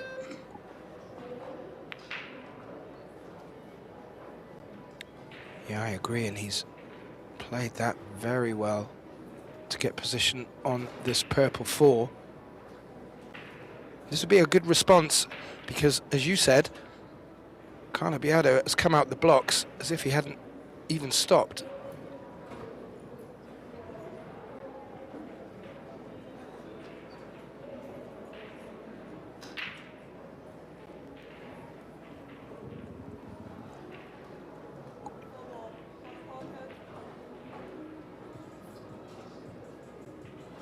Needs to be a bit careful that he doesn't bring the 8 into play here. Needs to be careful, Mark. And oh my lord, he had to come either one side or the other on that 8 ball. This is now turning a little bit trickier for him. Whenever there's a ball in the vicinity, it always seems to grow that little bit, doesn't it? He's handled it well. He's still in trouble though. He's still got to come with another good shot here on the 6, Gethin. Yeah, he does. Makes the pot though, most importantly, and gets a good look at this. This is the key shot now for this rack.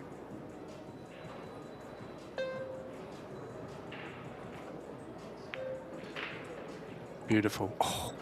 Oh, playing it at that pace as well, Mark. That is phenomenal. Well, it goes to show both these players are coming in with a lot of confidence. Yeah, Chris has been doing a lot of teaching lately, so that will often sharpen your own technique. Yeah. He's looking good. We're in for a bit of a ding-donger.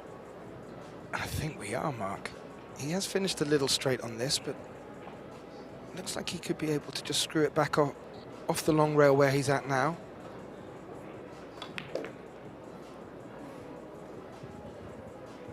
And I'll tell you something, Mark, I wouldn't mind a few lessons off of him. It's looking good.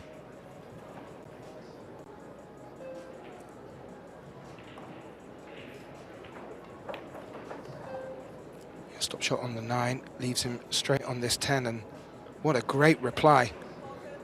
The way Biardo came out the blocks there, some people may have crumbled, and more importantly, Chris has made one hell of a clearance there, although putting himself by his own medicine in trouble.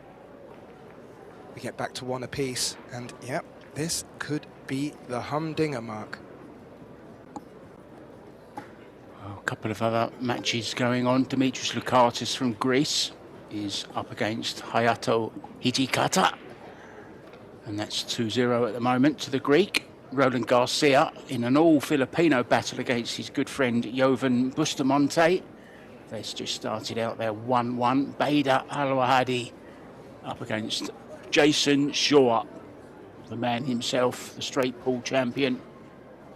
1-0 at the moment to the Scotsman. Albin Ocean is up against another great Filipino, Levan Corteza. They're just about to start. Jeffrey DeLuna also starting out. He's 1-1. And Max Lechner is up against his good Austrian buddy, the Panda, Mario He. And he is 1 up. More scores after the next rack. Reinhold to break.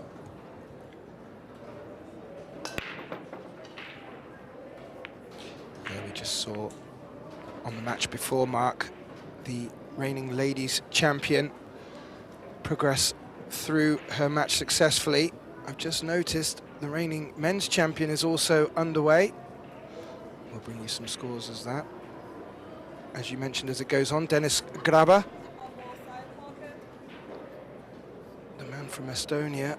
So both reigning champions looking to go deep this year as well.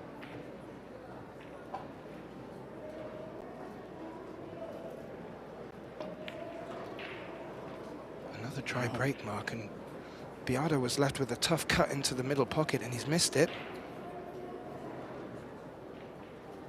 Expected him to get that one though, Tim. It wasn't really that awkward. Got position on the 2 as well. The 2 ball may have just obscured the potting angle for the 1 ball. Let's see. Yeah, and that's quite a reach if he wants to jump over the edge. May just decide to play off the side of this if he can't see full ball. Oh, great angle.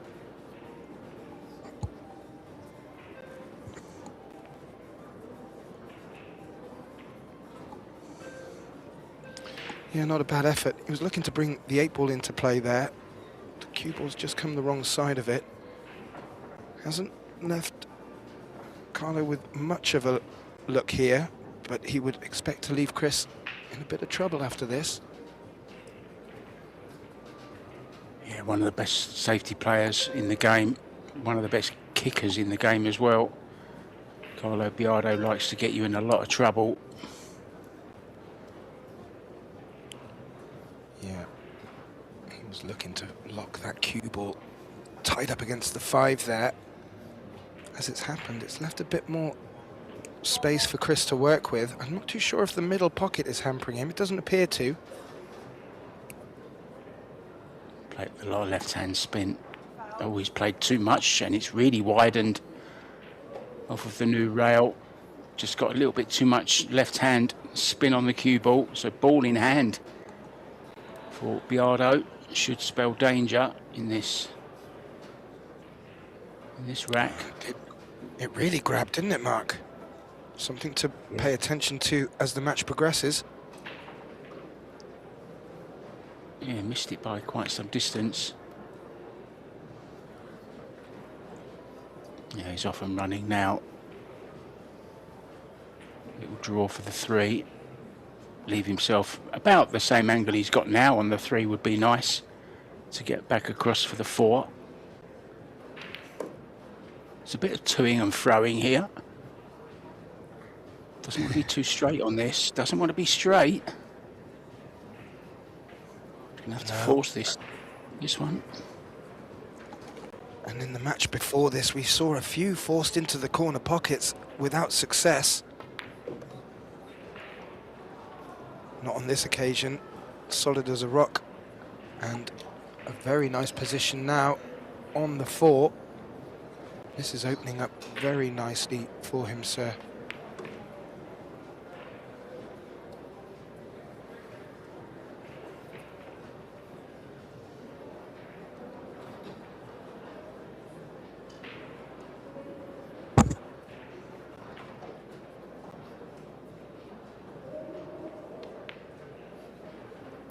Nice view of Biardo's grip there.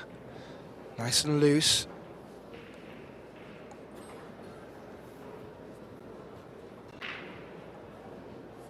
He certainly moves around that table with great finesse and pace. Quite intimidating for your opponent. I know Chris will have seen it all before.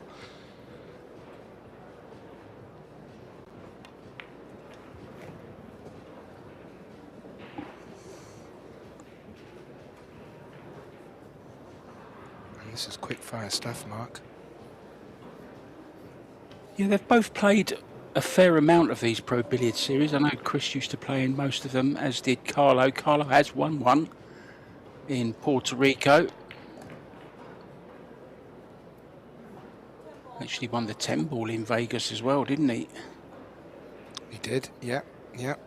Good memories of Vegas. I haven't had the pleasure of getting out to the venue at Puerto Rico. I do know the players absolutely loved it out there. And Biardo takes the 3rd rack and regains the lead. Still a close opening set. Race to 4. And well, Mark, while I have your attention, I just wanted, well, as you're my fact man, I've been trying to find out a few for myself, and I didn't realize where we're playing at the Westgate Resort and Casino. I've been there before. It's so quintessentially like the original Las Vegas. I didn't realize when they opened it in 1969, it was the largest hotel in the world. How about that? What an accolade. I'm still trying to process the thought. I thought you called me a fat man. I thought, well, I have put on a few kilos, but I wouldn't say I'm a fat man. Oh, don't do that to me now, Mark. We're live.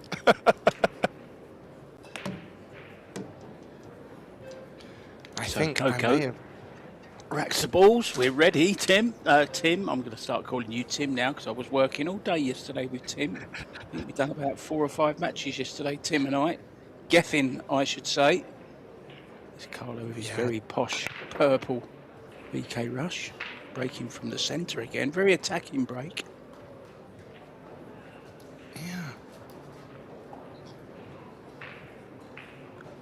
And again, another dry break, Mark. And if that's the shape of the way this match is going to play out, there could be some swings and some fireworks ahead, because neither player will be able to get their own way. We haven't really seen much safety play from either of these guys. I think from the way that they're breaking, both of them breaking from the middle, the balls are spreading nicely. They're not gathering over one side like when players are breaking from the side. So the ball should remain open. It's going to be a safety battle on the one ball to see who gets the first opportunity, and that scratch isn't going to help Chris Robinson Reinhold one little bit, because now he's given ball in hand, and all the balls, as you can see, again, are in the open. 7 is just maybe a little bit awkward, but it still goes in various pockets. So this is a good chance for Biardo to get on the hill in this opening set. And it has to be said in quite short fashion. And you're quite right, Mark.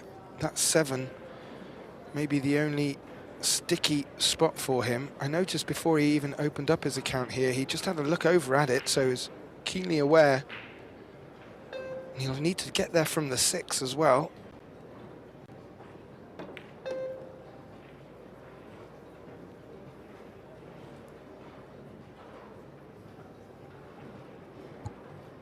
The Black Tiger is looking in great form here in Vegas.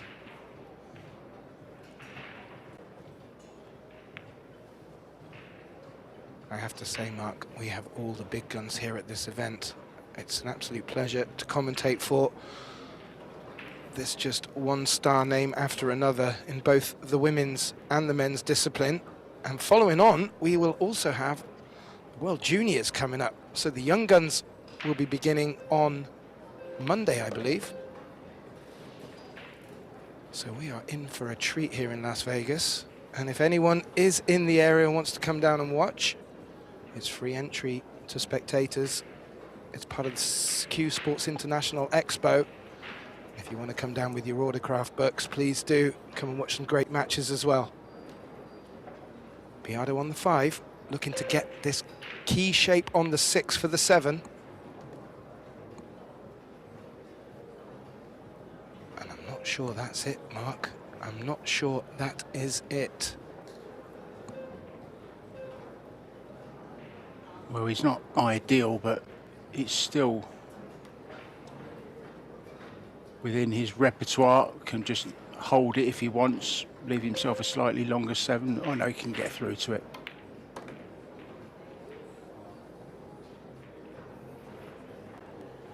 Yeah, he could. The bank is on.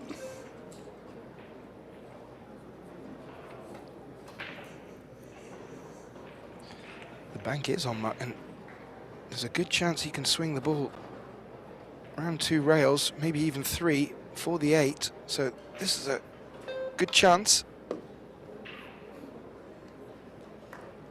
Clean as a whistle. How do you like that? Yeah, people are always talking about Billy Thorpe and Sky Woodward being good bankers, but some of these Filipinos are pretty good on the banks as well. That was a fine example of it. Biardo edging closer to the hill. Reinhold just a spectator at the moment. There's the finger waggle, his trademark finger waggle. It's kind of like a crab lost on the beach, doesn't really know where he's going, doesn't know where to turn. He's just kind of standing there and having a look around for his mates.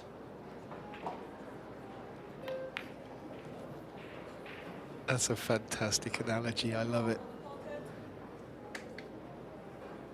And this, Mark, for quick fashion, on the hill, leading 3-1 in this opening set.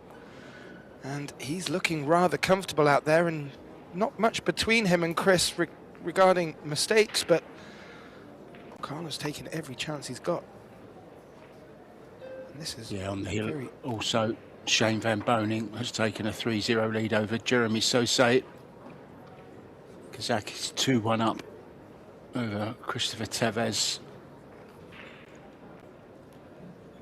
Jason Shaw 2 up on Bader Al-Hadi. On the hill already as well, David Al-Kadi up against Wojtek Szewczak from Poland. And another Pole in action, Daniel Maciel.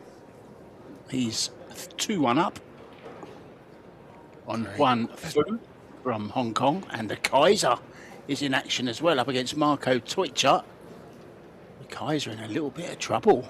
Marco Teutsch is teaching him a lesson at the moment, 3-0. Yeah, Marco's been putting in a lot of effort in recent months. I believe he's on his way to the US, if not already there to live, to relocate.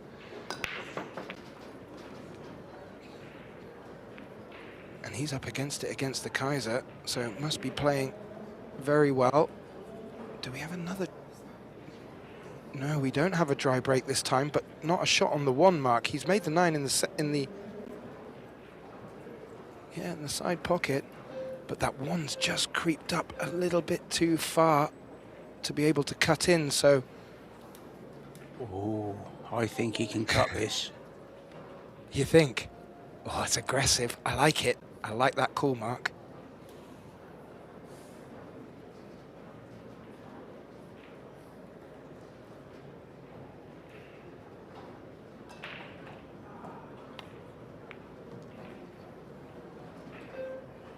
What a shot this is. Slow up or bump it, one of the two. A little bump, that will do nicely. I think he knows his way around that table all right. Absolutely brilliantly judging the angles there and the side spin, playing it with right hand spin. I think he's still just okay, Gethin. Yeah, that bump is exactly what he needed. Whether it was a bump enough or not, well, attacking, aggressive and confident. We'll run out of words for Carlo, but he is certainly delivering. Now has to come up with a good shot to get shape on the 4. Just so creative and, you know, really comes up with some shots. Very talented player. Beautiful to watch. Digging down. This is tough. Oh, come off it. Have a word. Carlo. You can't do things like that, Carlo. It's not possible. Look at this shot. I mean, the natural shot was to come underneath the 4, but the 10 was blocking the pathway for the long 4 up the rail, and, well, he's forced that in with a little bit of magic, dare I say, Mark, and fantastic, and even just brushes past the 5 there, and these are great signs for Biardo. Maybe a few alarm bells for Chris, but sat in his chair, there's nothing he can do, I'm afraid. Yeah, Biardo loves to let the ball run. He loves to let it go where it wants to go. Isn't forcing it against itself very often.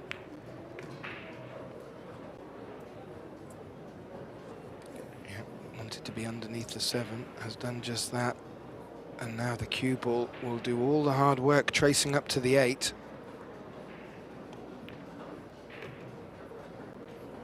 Yes, what he does, he lets the cue ball do the work. And this is absolutely perfect again. Just drop this 8 ball in. Not afraid to send the cue ball around a few angles. So this 10 ball for the first set, and it's happened at lightning speed. Never mind the black tiger, he's a black cheetah. Absolutely off the mark so quick. Will Chris take a time out? I don't know, Chris was sat there. Up and down, up and down. Chris was sat there, and when Carlo played his penultimate shot, he just looked over and gave a good, like, reassuring nod of the head. Chris realizes there was really nothing he could have done there. And it does look like the players are going to take a short break, Mark. I would suggest maybe we just replace our glasses with something full, and we'll be back very shortly for the start of this second set between Carlo Biado and Chris Reinhold. We'll be right back.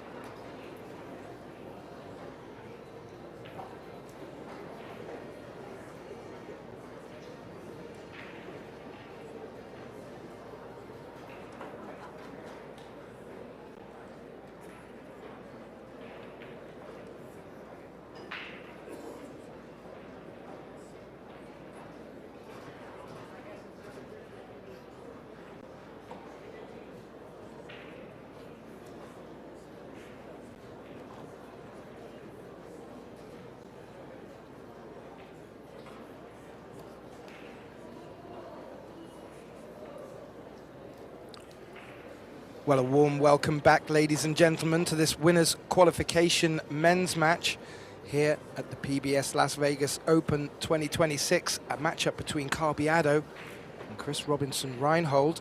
Carlo taking the first set quite comfortably. My name's Gethin Davis. Joining me back in the box for this second set, Mark White.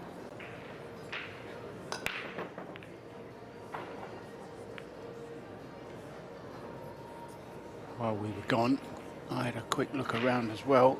Found the Dennis Grabe match, and he's actually won the first set, and he's a rack up in the second set against Ben Francis.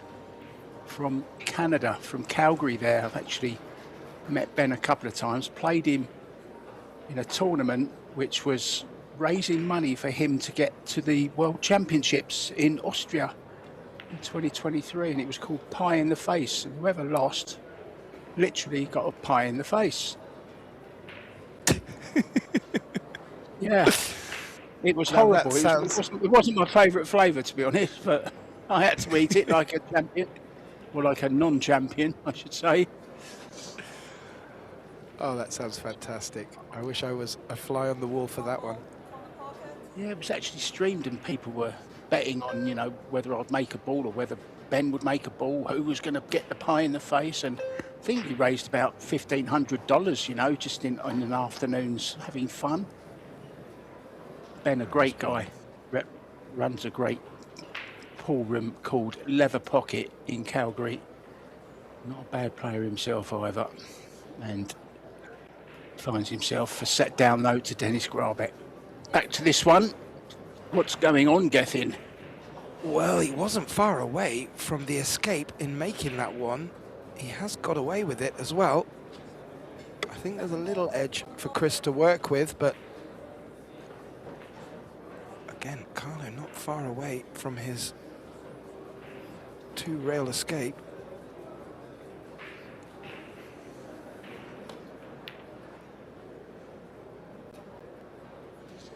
I like the way Chris played that to ensure that the cue ball was travelling away from the 1. I just don't think that's worked out for him. Yeah, I think he can drag this 2 ball in. Sorry, the 1 ball in and hold for the 2. Yeah, Chris turning away rather quickly, but it was very difficult to guarantee safety from that escape. And as you suggested, Mark, Biardo floating that in to hold for the 2. Is that our good friend refereeing Coco there? I've just noticed. Yep, she's reffing. Yu Xing Zhao, but we all know her as Coco. Yep.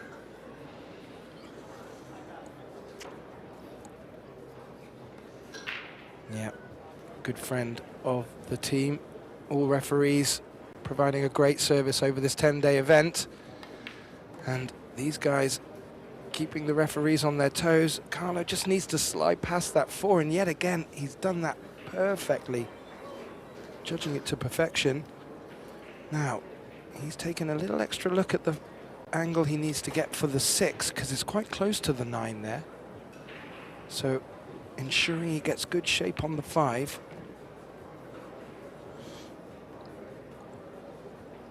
Oh, it looks quite tight, but there seems to be enough room for manoeuvre.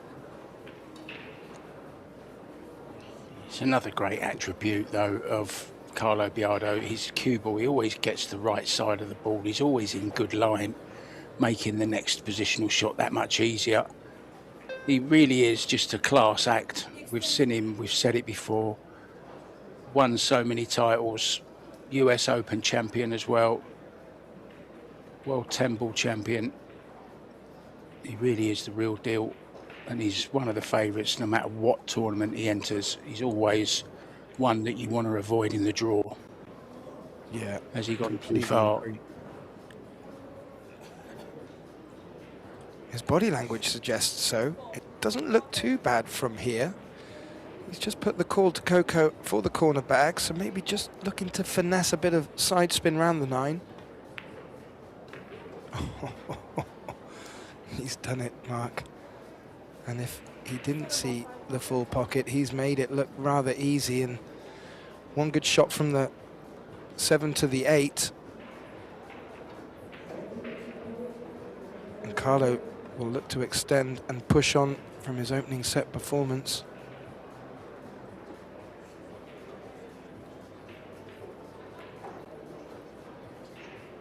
Now I would like to get as straight as possible on this 9 ball. Going high, 2 rails.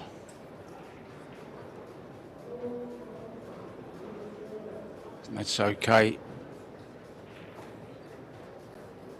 can hold this.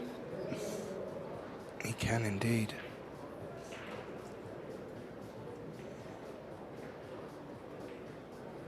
Look at the concentration on Carla's face there.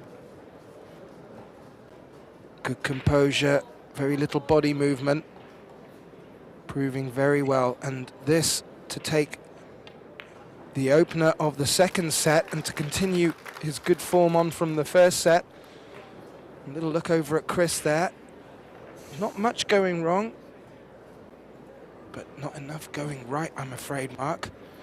And the scoreline reflecting that somewhat. You mentioned about the matches going on the other tables right now. Well, it's an absolute who's who of the pool world. And it looks like Skylar and Tyler have kicked off on table 2. Bit of a mouthful for us there, Mark. Yeah, Gorst about to start as well against Victor Zelensky. That's a mouth-watering prospect for those two. Albin Ocean, Mr. Smooth operator, is 2-2 with leave ankle taser. Jason Shaw 3-2 down now. Oh no, I beg your pardon, 2-2 now with Bader Al-Wahadi. It was 2-0 to Jason Shaw. Back to this one. Carlo with a little pop, making a ball in the side and a shot on the 1. That is very useful, Mark. And what a time to start making balls off the break. I also notice there's an SVB in that list as well. And I just had a good friend of mine over in the US just message me. Could be that Biardo is world number 2 at the moment.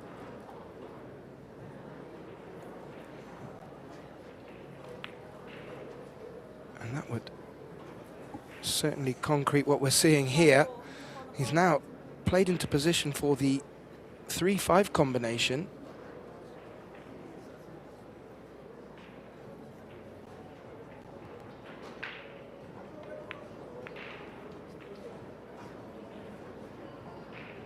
And, well, the 6 does look a little tricky. Has certainly one of the centre pockets to get to. So I'm sure Biardo will be fully aware of that. Yeah, Biardo's actually number 9 in the world at the moment. It's Dennis Grabe, who's number 2 after that fantastic year that he had last year, of course. Won a couple of events. Shot him up to number 2. Alex Kazakis at number 1. This is the WPA rankings. This is the only rankings that matter, don't forget. Thank you. Well, the angle he's left himself here, Mark, he's got a bit to do. He's just laid his cue on that middle diamond where his hand is now. Interesting.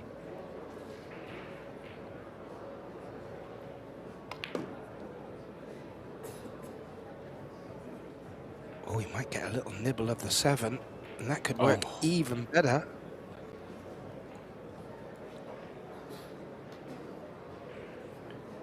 As we look from the replay, could have threatened running safe behind the 7, but come into it with just enough pace that couldn't have done it better with your hand, eh, Mark? Well, every shot seems to be an exhibition shot at the moment for Biardo. He's just talking to that white. He's got a remote control in the tip of his cue, I think. It's just everything going just right. And a lot of it is intended. Okay, got a little bit of a roll there on the 6 to finish so perfect on it. It wouldn't surprise me if that was in his mind, that he was going to be bumping into something.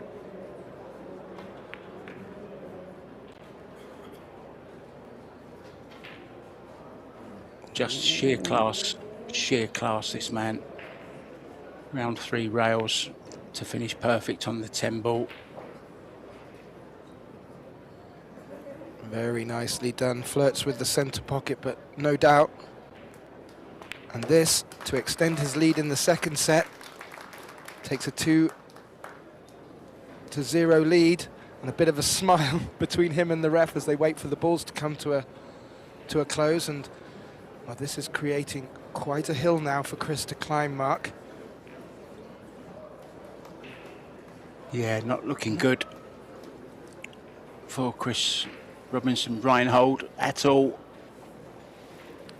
No, not really done anything wrong to all intensive purposes, except he's not won any racks in this. Well, he's won one, but he's certainly not winning enough. And full credit to Biardo, he's kept him in the chair.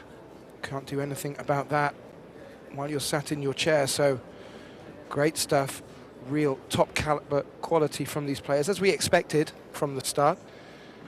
And a good sign of things to come for him in this tournament if he is able to progress through here. This is the winner's qualification round. It is double elimination, so the loser of this match still stays in and moves to the loser's qualification. So it won't be over for the loser. I'm sure both these guys won't want that situation. So Biardo to break. He leads 2-0 and by 1-0.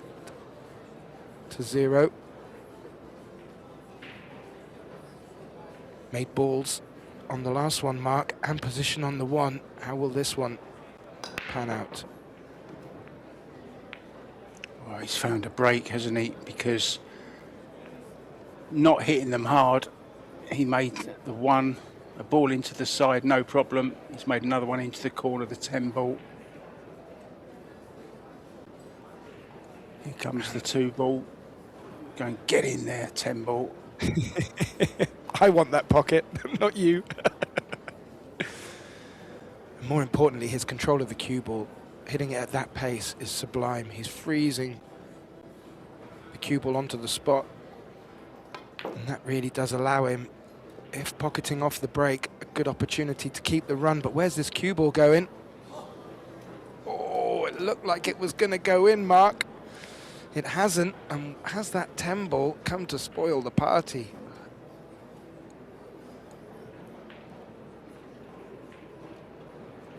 I believe it has. What's to say he won't kick it in? Yesterday we had a fantastic shot on this table. Emily Duddy actually played the Z shot and made the 2 ball. My shot of the championship so far. Oh, he's had a little bit of luck there. It's all going the Tigers' way at the moment.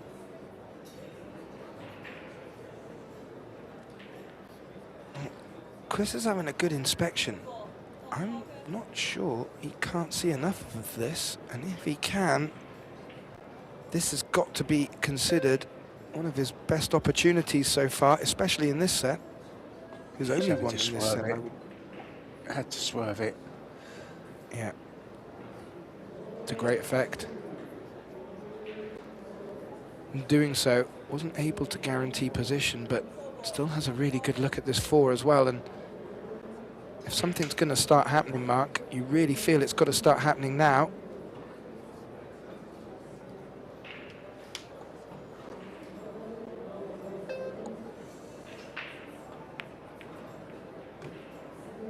Yeah, good pot. Run into the 8. That's not done him any harm at all. He may need to come round the houses here. 1, 2, 3 rails. Pop it between the 7 and the 6.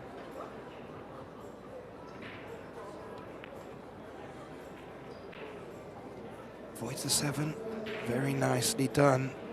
And I have to say, Mark, after being sat in your chair for quite a bit, this is very nice stuff from Chris.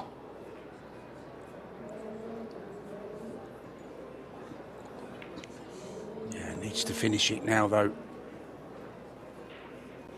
Shouldn't be any problems. All pretty straightforward from here, isn't it? 8 ball begging to be potted over the side pocket, 9 opposite it, 10 in range as well. Just a couple of little movements of the cue ball from the 8, from the 7 to the 8. And now we should have stop, stun, stun. Yeah, indeed. And this really is what Robinson-Reinhold needed. There was a horrible odour in the air that Biardo was going to run away with this, and more importantly, wasn't going to give Chris even a look in this second set.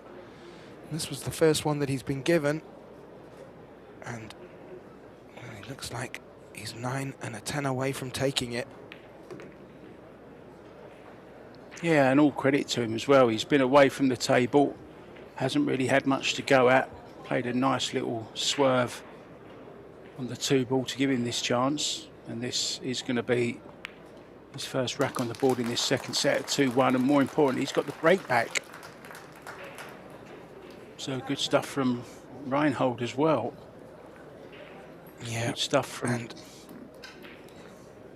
a good chance of just shifting the momentum a bit, like you said, Mark. He will get the break now. And he could be one good break away from turning this second set around. I'm sure that's what Team Robinson-Reinhold will be looking for. But having to sit in your chair and watching Carlo Biardo come out of the blocks in the fashion that he has done, many players would crumble, but not Chris. I've got to say, I've not commentated on table 1 yet. This is my first match. I've been out in the sticks over by table 2, and I must say it's much posher. It's much posher over here in table 1. I do like it. So good to be here. Well, thank you very much. We've been keeping the seat rather warm for you. And ooh, Chris making balls off the break as well. Unfortunately, as you can tell from the expression on his face, he has not got a shot on this 2. And rather unfortunate, but not a bad time to get your break working. I don't see many push options here either, Mark, so he may be forced to have a go at this.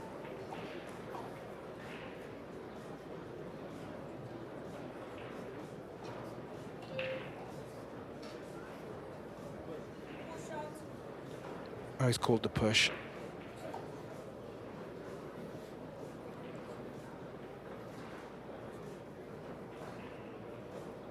Always a bit of a chess move, the push. Yeah.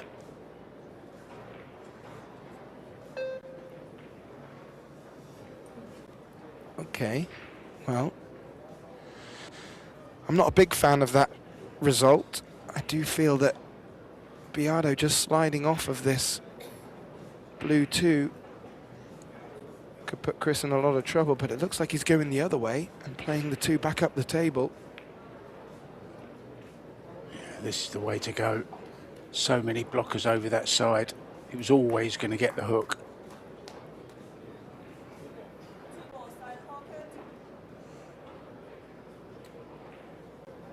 Going 2 rails at this blue 2. Or maybe just the 1 rail. Called the side pocket just as a precaution. Ooh, wasn't far away either, Mark, even if it was for insurance. Yeah, he played it well. The 6 is hampering the blue 2, but he can see an edge. Same shot.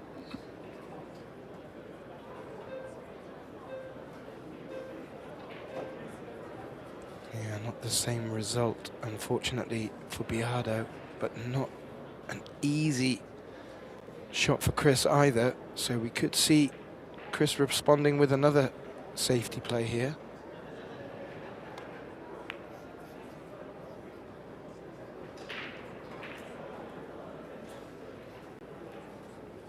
He's got the full ball safety. Looks like he's eliminated the 1 rail escape on both the short and long rail around the 2 ball, so Well, it's Who always a could be last eyeing- resort.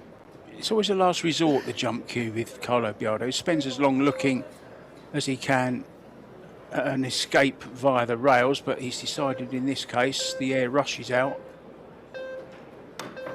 May have called the 3. Needs a little bit of luck here. Well, not really got it. There's a 2-3 on here. There's an easy safety on, so chances for Robinson Reinhold.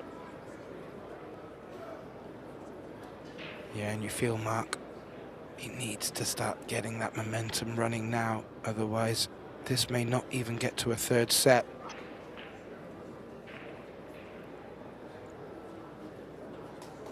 Good containing safety.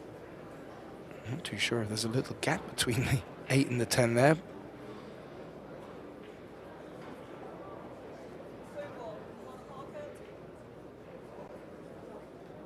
Oh, thank you, cameraman. That looks a bit too thin.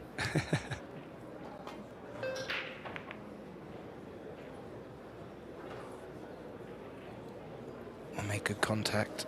Unfortunately, has left a good look on this blue 2 into the side pocket. This could be the chance that Chris has been working towards.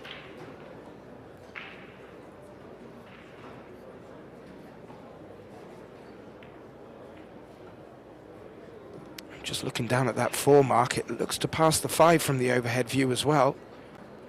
Yeah, the camera angle would also back that up, so you have to say this is a great chance for Chris to bring the score back level in this second set. Imperative that he does.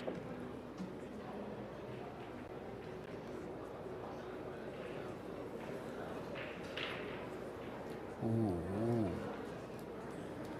Well, he's run into the 10 ball, and as you can tell from the facial expressions, Mark, that is an unforced error if ever I've seen one, and what looked like a very promising position is now resulting in him needing to put in a good safety if indeed he can make contact on the 4. I think he's called it just in case, Mark.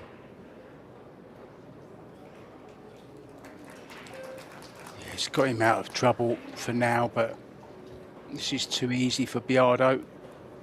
Could probably hit this 3 rails and send the 4 away, leaving the cue ball where the 4 is. Yeah, that's exactly what he's doing. 3 rails here, guys. Side, bottom, and side again. Well, called it on the way in. Didn't want to do that, I don't think. Mishit it. No. Yeah, he was definitely looking for that 3rd rail, and there was every chance of that 4 careering towards the side pocket, which is why he called it. This is not an easy opportunity for Chris. These centre pockets, they can be a little bit naughty.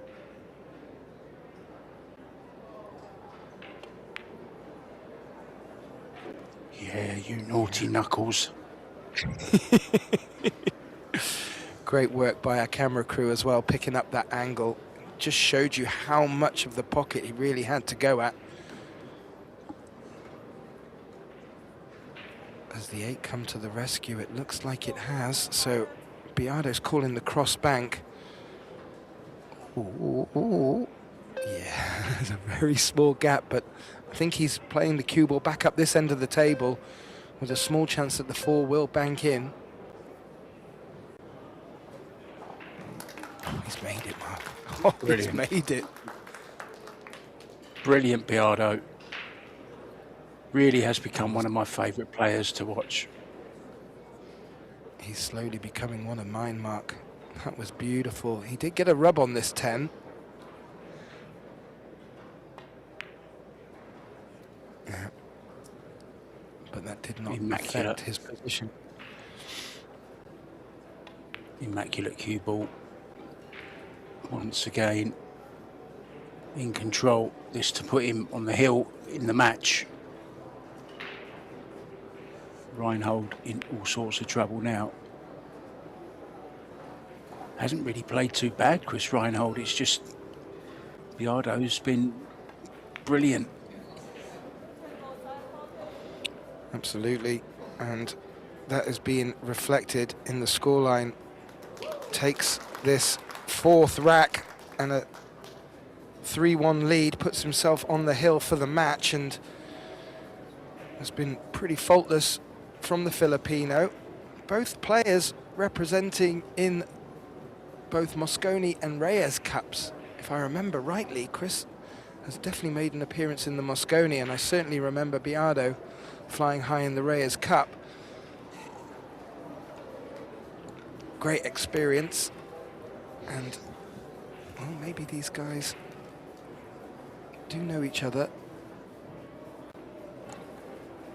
Yeah, Reinhold hasn't played in the Reyes Cup, but he did indeed play in the Mosconi Cup behind closed doors, if you remember that one, during COVID. Yeah, indeed. Great tournament. Really exciting stuff. Looks like we're going to top it this week with some of these matches that we've got lined up. So Carlo Biardo on the hill, breaking for the match. You just see how easy he's just made that ball in the side. Just no effort, you know, just beautiful, smooth timing of the ball. No jumping around, no snapping the cue. Just delivering the cue through nice and smooth and accurately to the point he was trying to hit on the one ball. Just absolutely beautiful break.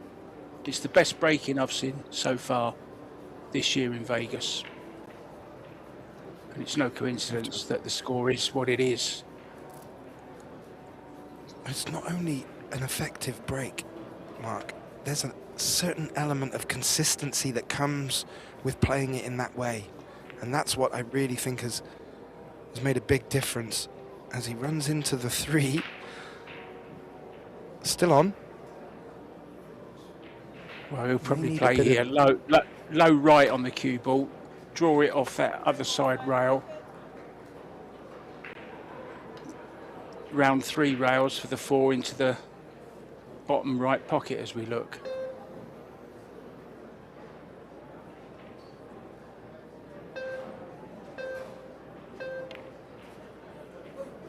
Oh, Carla. Oh. Well, it was a difficult one. You did fancy him for the pot. Position was always going to be tricky. However, Chris back to the table. Good look at this 3, and he won't get many more chances than this, Mark. He needs to start converting some of them if he's any chance of staying in and winning this match.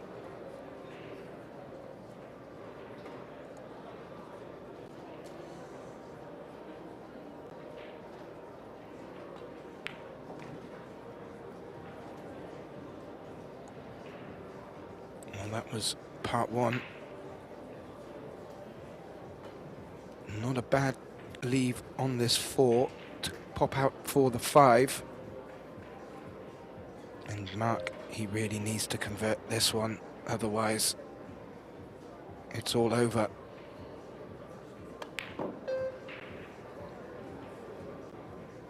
He gave that a thump. It wobbled, thought about it, but went in, cued it nice and smooth. That will always help the ball go in when it does wobble, if you've cued it smooth. Plenty of follow through. Will always help the ball in. He's got a couple more shots to play though. Doesn't want awkward cueing. Oh, he's okay. Just come past the 10. Yeah, it's a bit of a contrast to his last effort where he ran into the 10 and locked himself up.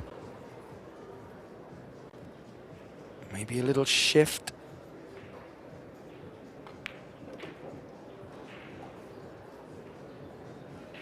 In the way of the rolls. Chris has finished very nicely on this 7, Mark, and what a good opportunity to stay in it. Oh, he's looking very confident. He's looking good, not stressed out at all, just playing the right shots, and then a little bit of a quick one there. You cannot miss those balls against Carlo Biardo. You just cannot.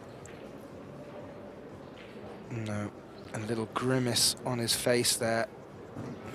Nowhere near it. Yeah, just focusing on getting that cue ball down for the 8, and that wasn't the what was needed there. Focus on the pot mark, and not the easiest for Biardo, but he's been tucking away harder balls than this in this match. Well, that was further away than Reinhold was. That was an awful shot from Carlo Biardo. And I don't often use that word when Biardo's at the table, but that was shocking. No, I agree. I think there was an element of needing to put a bit of extra premise to get position back for the 8. Regardless, it was missed by a bit of a way, and Robinson Reinhold back at the table. He's got to convert one of these now, and that's the start he needed. Doesn't want to be straight. Well, he's got a slight angle, I believe. Can run it round 2 rails with a bit of right. Played the 10 in the side. Oh, this is not the shot you really want to have to make at this point of the match. And he's done that. Avoided the knuckles. And not a straightforward 10. Yeah, that's an understatement. This is a tough 10. And we'll know before he does if it's in. And it is, right in the heart of the pocket. Well played. Chris Reinhold brings it back to 3-2.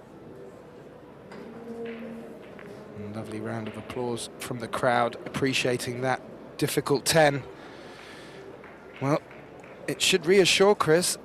He's still in this match. He can still have a route through to converting this, but to be fair, Mark, it all starts in this next rack. He really needs to get a good break, and if he can, run it out and then start to ask questions. Biardo in a position where all he really needs to do now is wait and pounce.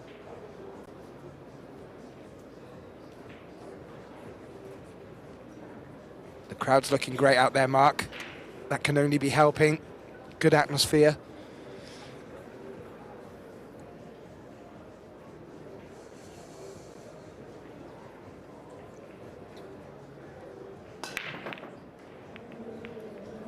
Chris going from the side.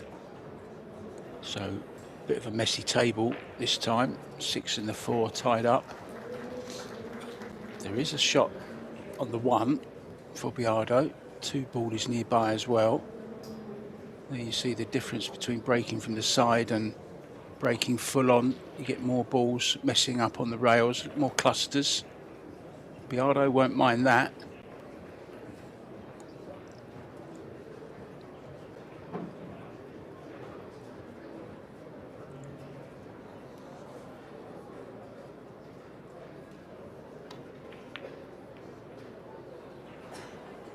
Got nowhere near with the 1. No. A little bit worrying. His last couple of shots have been a little bit off mark. 7 balls a long way off in the last rack, and that 1 ball never threatened the pocket.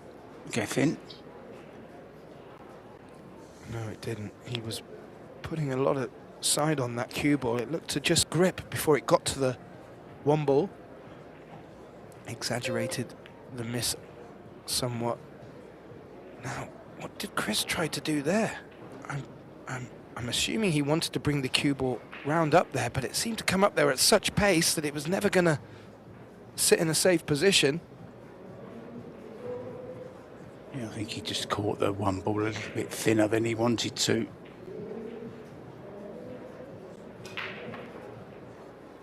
The ball seemed to really spring off that second rail as well. Yeah, didn't it? This is good. If it runs, it doesn't run though. So there is a 1-5 combo on for Chris Reinhold if he wants it. It's the only attacking option he has. God, Biardo does look like picking out them shots where he runs up behind an object ball. He wasn't far away from it there either, Mark, and well, he has left this tricky combination on.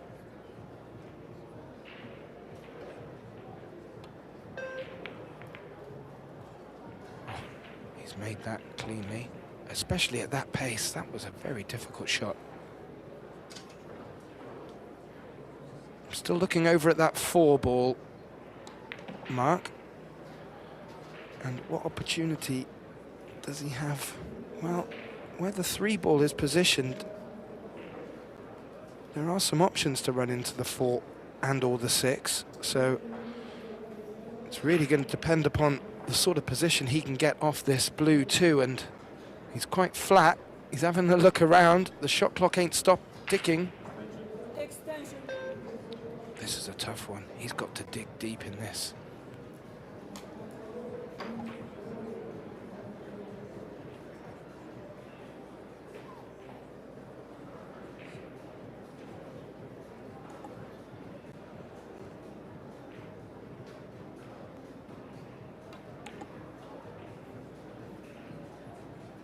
Yeah, I fully understand him doing that.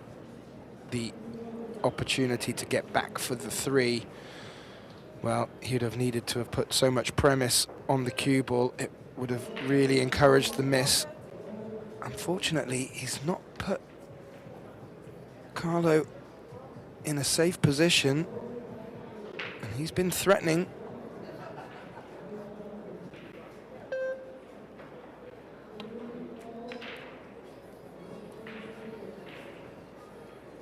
What's happened, Mark? I think the batteries on his sat-nav have gone. Brilliant. Well, he's in not a bad position to have a couple of waywards, but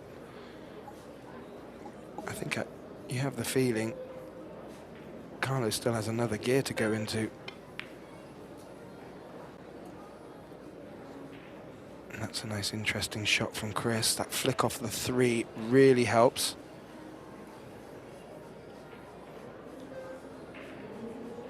He's had a couple of attempts at playing safe to not as good effect as that. Carlo called a pocket. I didn't pick up on that, Mark, but I'm sure it'll be the bottom right pocket. Yeah, this is a real challenge for him, isn't it? He loves this, thrives on it.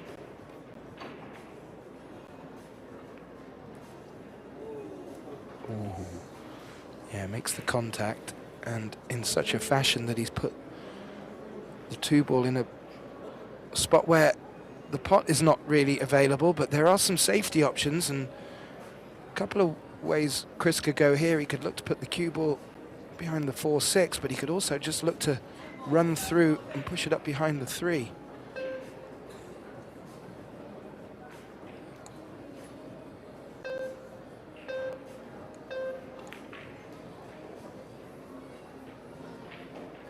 He's using the 4-6, and he's played that in such a way that if he had potted the blue 2, he would have left the 3 on.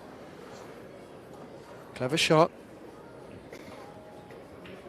Well, you can play this with pace, call the 7 ball just in case, and get distance between the 2.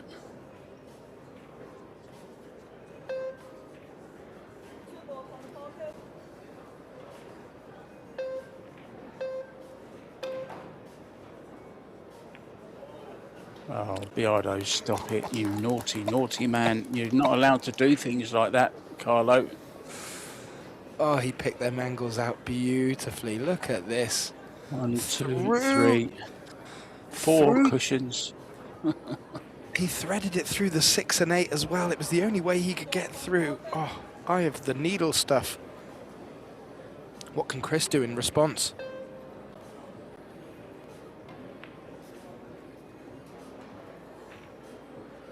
Might need a lay down after that shot from Biardo. Yeah, I know what you mean, Mark.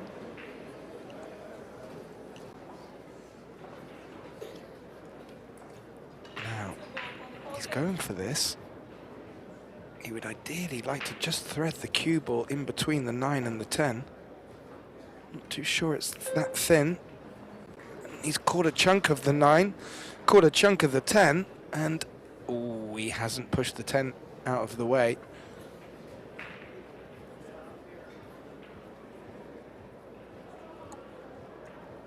Well, Carlo, in his first couple of matches, beat Bay Madeya and then Michael Jednak, who is one of the pros at Amsterdam Billiards there in New York. Michael Jednak, very nice guy. I was his guest in Amsterdam once, stayed at his house for the night. Treated me very, very well. Got me mates rates and all that, and it was such an iconic pool room, Amsterdam Billiards. It's seen some great action over the years. Was Tony Robles' home room. It's where all the Predator League started out from. It's John Lehman's home room. Torsten Homan as well. Emily Duddy. Such a lot of history in Amsterdam Billiards. This is a nice shot from Chris. Hopefully he's got cover. I think he has cut off the potting angle, Gethin. Oh, Carlo's inspecting it. He's not giving anything away from his body language. Oh. Thank you, whoever is in control of the camera. That's a beautiful lineup there. He can pot this. Can he get over to the 4?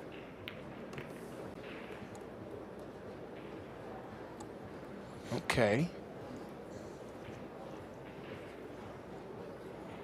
Well, he's going to keep us guessing here. There's nothing immediately obvious.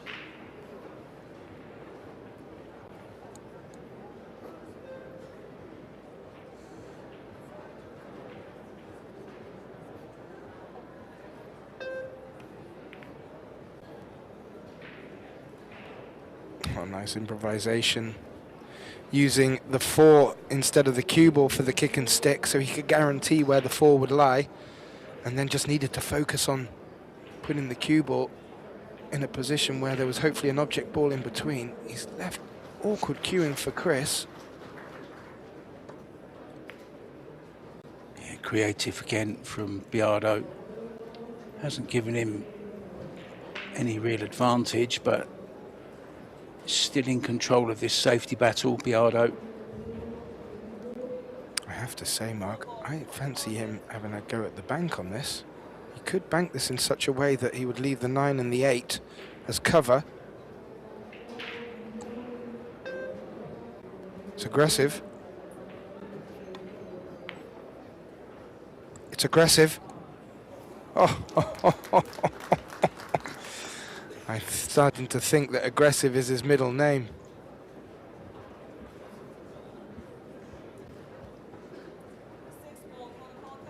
But it's not Carlo often. Aggressive Biardo. We call him Cab for short. Cabby. It's not often Yeah, we get it. great bank shot. It's not often we get it right in the box either, Mark. Thank you very much, Carlo. Oh, he's not followed it up. Yeah, but that was a mile off again. It's just, he was so close to that ball, made the angle a little bit awkward. Just surprising how far away he was from that 6 ball after playing such a great shot previously. Wow. Oh my lord. That's pace. That's the pace that's done that. Yeah, he gave the pocket a funny look, but it was never in. It wobbled. Yeah, it caught the far knuckle first. It did look like it should have gone, though. I will give him that. He seemed to have it on the inside of the knuckle, but at that pace, balls get spat out rather quickly. And I don't think he needed to hit it that hard either. And that will bring Carlo back to the table, staring at a 3-2 lead in the second set. 4 balls between him and progressing through this winner's qualification round.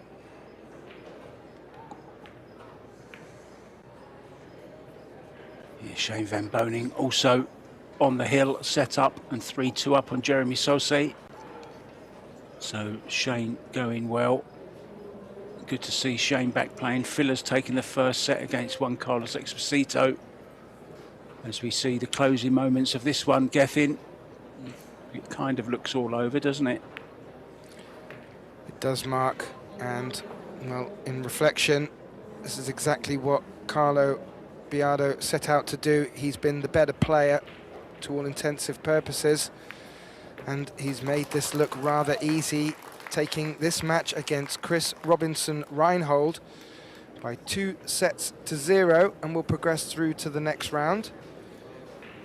I'd like to say a big thank you to my colleague Mark White for joining me during this match, and well, we will have a short break now before we start the next round of matches. And if you would like to just keep up to date with the fixtures of what's coming up, please do visit probilliardseries.com, and you will find the links to all the matches coming up and results.